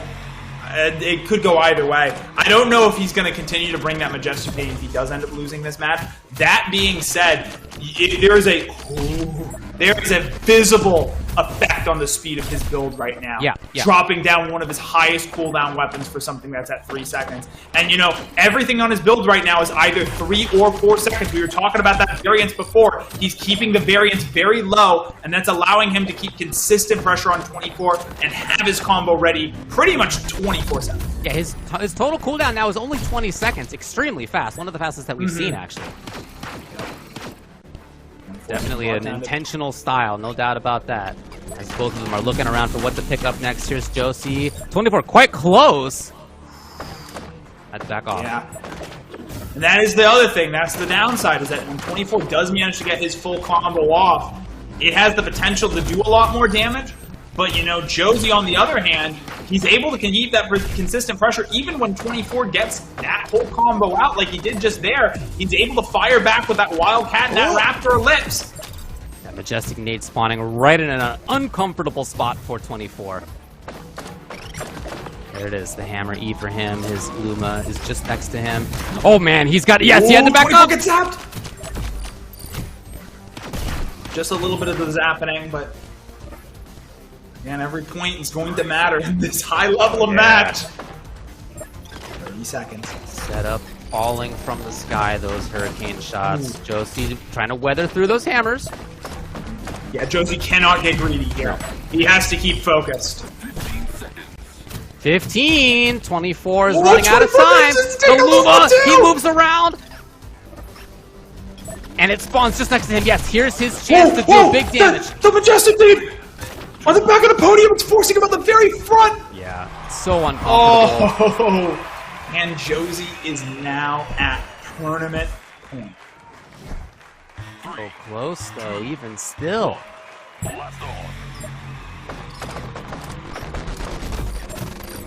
Much more horizontal take there on the hurricane shots from 24. Typically, he's been using them to fall from the sky, but they're just right at the opponent. Yep. And again, that extra burst of speed, you want it in the play area for as long as possible. Oh, no! 24 getting hit with one of those hurricanes. I think it's a good change-up, too, If you pick up the hurricane, your opponent might be expecting to have a little bit of breathing room as you fire it up, but not if you fire it directly forward at them. That's true. Yeah, it really makes them continue to move around in an uncomfortable way. 24 in the meantime getting dunked by Josie, who's still got the Luma in hand. And I can't express enough, $1,000 on the line in this match. Yeah, first both place, these players are going home, but one of them's going home with 2,000. Yep. And one with 3. Oh, it's going back and forth. We're at the last minute here. They're exchanging loop shots. And just Josie continuing to lob up. Oh, gets through the shield! Josie, he could end it with anything big now. As falling again are those shots. The hurricane there, the Majestic Nade. 24, so slow in moving around it, so deliberate there and moving around it. It is really a thorn in his side. Right, the shield spawns back. There's no real big combos for either one of these two. Majestic Nade is online. He has a little bit of the combo. This might even just stop 24's aggression in the last 30 seconds here. Josie's taking a lot of damage. Look at this. Being brought down to half health. Who feigns in order to get rid of the shield, but 24 drop blocks it. 20 seconds left on the clock. Beautiful. Majestic Nade's back online. It's going to be a little bit before 24 has the combo back up. He's going to have to weather the storm here. He has that Luma. So does Josie. Josie's being brought down to the red in 10 seconds. seconds. There. The Luma's, he's got a last chance here for 24 if he finds a shot. His Luma. 3 seconds. No. 2 seconds. 1 second. Anything. 24 is going to go out of bounds. And Josie is going to be your 2022 Blaston Championship Grand Prize winner. I honestly don't know if 24 would have won. I honestly, it was too close for me to check. I'm sure someone could go through and take the screenshot and see. But I think the important thing here is that 24 didn't think he was winning. Josie, in the meantime, just like on the floor. Oh my god. Oh, I would be too. Oh, I would be too, absolutely. Who could blame him after that? Who could blame him? But yeah, and you know, as someone expressed it before, this pot is bigger than any other prize that Josie has won in in his overall Blaston career, considering he's won most of every major tournament, like, that is an insane amount of stuff. And I mean, not to reveal too much about his private life, you know, these two are in college or close to it. So really, absolutely incredible stuff here. Fantastic job. What great matches. What just fantastic matches. That switch that he made, very interesting and very effective, you could see, to the Majestic Nade. Again, dropping that cooldown overall to 20 from 22, and it was just an annoyance constantly for 24 having to deal with in the middle of his podium there. It really made him move around in uncomfortable ways, in slower ways than he would like to. You could see how important his dodging is to him, but that really, really put something right in the middle of him that he had to think about way too often. Yeah, and again, just reducing, I know the Cap's going to come in for analysis in just a little bit, but just reducing the overall cooldown of his build, just cutting off the heaviest weapon, to use that metaphor, and going with something like the Majestic Nade. As far as the damage the Majestic Nade did, I think it may have done less than 10 damage. Yeah. The overall effects that it had on his build won him the game. Yeah, that was huge. Even though it wasn't doing damage directly, it was allowing him to do other damage because he had other stuff that was there more frequently, or he had 24 in a more uncomfortable position on the podium more frequently. Anyway, you know who else would like to talk about this, I'm sure, is Captain Fabulous. So let's bring him in here and ask for your thoughts on that match. Well, I definitely want to talk about this. Actually, just to give a few updates as to stuff I said earlier on in the cast. Do you remember that I said that Majestic Nade was an option for countering a dodge? Someone who's very good at dodging. That jump was awesome, though. Just want to shout that out. Well, the reason I thought that was because Josie brought that against 24 in a tournament final to great effect. So this is something that Josie's used against 24 before. Knew it could work, had it in his back pocket, and brought it out in Game 6. But do you remember I talked about at the end of the Woody Wesso game how I would have kept both the Hurricane, Hammerade, and Luma, because he was choosing between the two of them. Well, both Josie and 24 really agreed in this match, because Game 1, neither of them had it. Game 2, 24 updated his loadout to include Hurricane, Hammerade, and Luma, and then he won 2 games in a row. Game 4, Josie updates his loadout to include Hurricane, Hammerade, Luma combo, and then he wins every game afterwards. Really showing that that's a really strong, good combo starter, which pays dividends. But what we saw in so many of these games was just how close it was, how these players are really at the top of their levels. And you know, I know it's a 4-2. It's not the 4-3 we expected, but honestly, you know, if this was like a best of 15, it probably would have been 8-7 by the end of it. Just because these guys are so close in skill level. And Josie took the win. He was the favoured or the favourite, I believe. But yeah, just an absolutely smashing game of Blaston. Couldn't have asked for much more. What do you think about the psychology of holding onto that Majestic Nade in the back pocket until the very end there, rather than going to it earlier on if you thought that was a counter? Well, we see it a lot in Blaston. You don't really want to throw all of your cards on the table at once. You want to get a feel for your opponent's loadout, because the first few games are also just it's not so much them learning your loadouts, it's also you learning theirs and working out what you need to do. And if you've already shown your counter pick, so to speak, when you're still in the learning phase, when you're still trying to work out dodge patterns, and I know these players are very experienced, but you know, people mix it up, and as much as you can come into a game mixing it up, people fall into bad habits, patterns, so to speak. So to have something you can throw in there just to really mix things up, catch your opponent off guard, know it's something that they've struggled to deal with in the past, is just kind of here's a trump card kind of thing. Yeah, absolutely. And I do think that we're going to have up on the desk here, we're going to have a Josie for an interview. So any last minute notes? Yeah, anything else you want to say here, Captain Fabulous, before we get to the end of the broadcast? On Josie's play in 24th place, no notes. They were fantastic. What? Really enjoyed being on the cast. No, it's been a fantastic event. I couldn't have asked for more from a Blaston event, and a huge shout out to Resolution Games for making an incredible game and also being such a supportive developer. We're really lucky as a community to have them as a developer. There's a lot of other ones. #Spark. Sorry, you're long.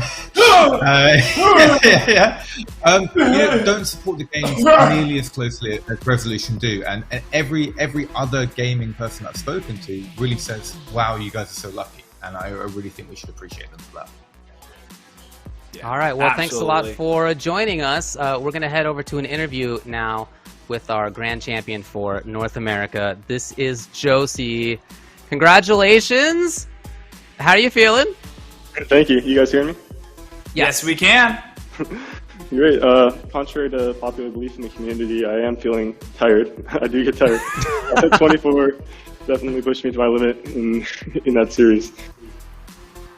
Yeah, we could see you on the floor and what afterwards. a back and forth it was. I could ask a whole bunch of questions about the loadout that you brought, but I really only have one major question for you. In almost every single one of those matches, it was determined in the last 10 seconds. You were in the last 10 seconds of the last match after 2 full days of playing, after God knows how long practicing, after an entire circuit of qualifying and getting points and playing in queue and practicing. What keeps your focus during those last 10 seconds? Well, basically at around the 10-second mark, where I kind of realized that whatever weapons I've loaded in are probably going to be my final combo, with the exception of maybe like 1 or 2 more.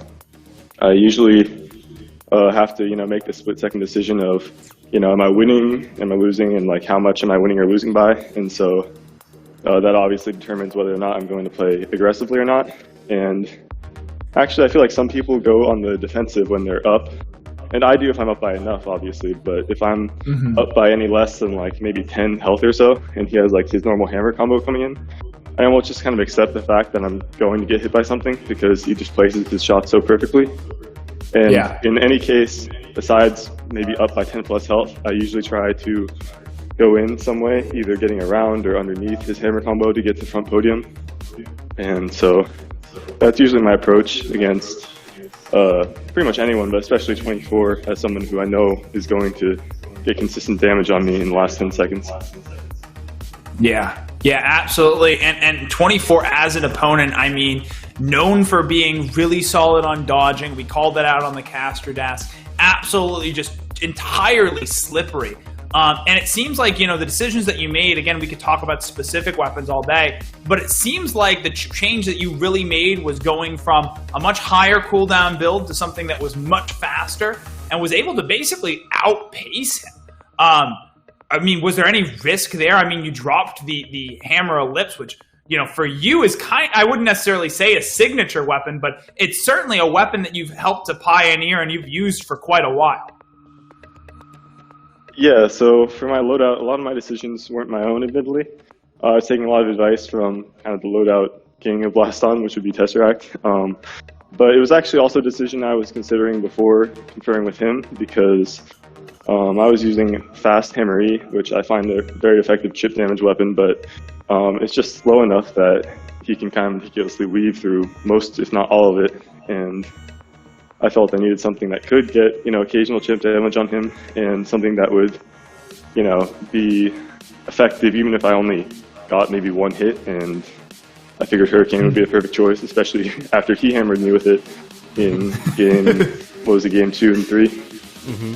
Yeah, learning from your opponent to some degree, and fastfall. Again, we could talk about the specifics of all these weapons. I think that it's really great being able to use fastfall Hurricane, primarily, obviously, upward as a sort of a hazard, but then being able to catch your opponent out once or twice by firing maybe only the first 1 or 2 shots forward as well. And lastly, I'll go ahead and pass it off, David. I promise in just a second, but anyone you'd like to thank, anything you'd like to say? This is, obviously the last tournament that you've won. But not the last tournament that you've won, hopefully. But this is the last in a very long line of tournaments that you've performed spectacularly in. A bigger prize pool than we've ever had in Blaston, ever. Is there anyone you'd like to thank? I already shouted out Tesseract for the loadouts, but thank him again, and also 24 himself, because I was thinking towards the end there, like, it would be kind of a bummer of day if, I lost out on first place once again, but at the same time, it was just such a, fun round. Like, sometimes just normal Q and Blaston doesn't do it for you when, you've been playing for so long, and, it's just kind of rinse and repeat. And so having, a game like that is just something that's really kind of special. And something I play this game for. And just a huge supportive community of people who are really willing, to be friends, of course, but also to really push everybody to as far as this game can possibly go. Yeah, and then for my last shout out, usually I at least have my parents watching all my tournaments, but I think this is probably the most viewership I've had personally for a tournament, because I think I also have some extended family watching from, across the United States, and I'm not even sure which ones of them, because I think they didn't include me in the group chat to not stress me out. But whoever's watching, thank you. Well, I think it'd be interesting to dig in a little bit more into the community aspect that Oolong just brought up. Talk a little bit about how having the relationships that you do in this community has really helped you move forward, and the rest of the community as well, which has developed quite a bit. Well, I think a lot of it is just, it's personally a nice thing, in that it'd be kind of like isolating if I were just going into queue with my avatar and just firing bullets again and again. It would still be a very fun game, but I think what also makes this game special is being able to sort of see the faces, literally now with the face reveals, but even before, kind of the personalities and meeting the people that you're playing against and practicing with them. I wouldn't be, close to as good if there weren't players like Wesso, who I train a lot with, Wui, who I also trained with pretty recently, and obviously Tesseract and 24 and the other people that are very capable of beating me. Without them to kind of show me what I'm doing wrong and what I need to improve on, I don't think me or anyone would have pushed the limits of this game as far as it has been. It was a treat to watch, very interesting to watch, super exciting as well. The way that so many of those rounds were down to the very final last 10 seconds, as we were just talking about a little bit ago, was a real treat. I hope that everybody at home enjoyed watching it as well. Any last words you have? I think that's about it. You got it. Thanks a lot, Josie. Congratulations. Congratulations yet again, Josie. Nice to be doing these interviews. We should do this more often, Josie. Yeah, we should. There you go, and I hope everybody at home has really enjoyed watching this. Again, if you would like to get more into the community, please check it out on socials. You can follow it on Twitch, of course. You're probably already doing that, but you should. On Blaston Official is the Twitch. You're looking at Blaston Game on Twitter. Check it out there. And then for Discord, discord.gg/Blaston is a really good way to get involved, something we've been talking about throughout this. It was very helpful for me in trying to learn the game as much as I could over the last couple of weeks. Really cool people in there, lots of great guides, lots of great content. I really recommend checking it out. Absolutely. And again, if any of this you've seen today has interested you, I can almost guarantee that you are going to like playing in competitive Blaston. Everyone's got to stop somewhere. Don't be intimidated by all the crazy stuff and the physicality that you've seen today. There's a ton of great events that happen. Shout out to VRML. They do an absolutely fantastic job. I run my own events, and I can say with security that they do better seasons than I've definitely put on in the past. So that's a great place to start, because their matchmaking system will find people at your level. Doesn't matter if you want to go all the way to finals, just finding people at your level, like Josie said, that's the best way to continue to push yourself and get even better at the game. Also, just really quickly, I know he said it, but I really, really do want to shout out Resolution Games. I want to specifically shout out to Fur for being an incredible community manager, a really amazing guy. Without him, I don't think any of this would have happened. I want to thank the production team who's been working on this cast. I want to thank you, David, and all the other guest casters that we've had this weekend. Y'all have been absolutely fantastic. This has been my favorite broadcast to watch and to be a part of, and to see the players perform probably, honestly, better than I've ever seen them perform ever before. So just really want to thank everybody who was involved in this. It's no small feat. We had a team of probably about 10 people from start to finish on every single part of this, not even counting the people who actually made this possible at Resolution Games. For y'all who know me in the community, I've casted a lot of Blaston. I've cast a lot of Resolution Games events, and without them, realistically, I would not be able to do this cool and crazy cyberpunk thing that I do almost every single weekend. That is very cool. Yeah, you talked about VRML there. They're going to be returning to Blaston in 2023. Blaston_VRML is where you can check them out on Facebook, Twitter, and Twitch. And one last call out here. If you have enjoyed what we have been doing, and if you like the kind of stuff, the kind of look that Blaston has, you can check out their merchandise at nerdvanaclothing.com/collection/Blaston to get your Blaston shirt. I checked them out. I picked one up for myself as well. Blaston 20 on checkout can give you a 20% off on that. Yeah, thanks a lot, man. I really enjoyed being on here. This has been a blast for me. It's a game that I've really enjoyed, that I showed to my wife, and believe me, I've been trying to get her to play a lot of games over the years, and this is one where she's like, I'm going to get involved in this one. She's really excited about it. Hey, there you go. New Year's resolutions are just around the corner. Exactly. And yeah, and I think that, thank you all for joining us. I, of course, have been Dr. Oolong. Just remember, a doctor a day keeps the bad people away. We do have a final little treat for all of you who stuck around until the end of the broadcast. So, do we? Stay tuned. I believe we're going to be cutting over to that in just a bit. Was Fabulous onto something there, maybe?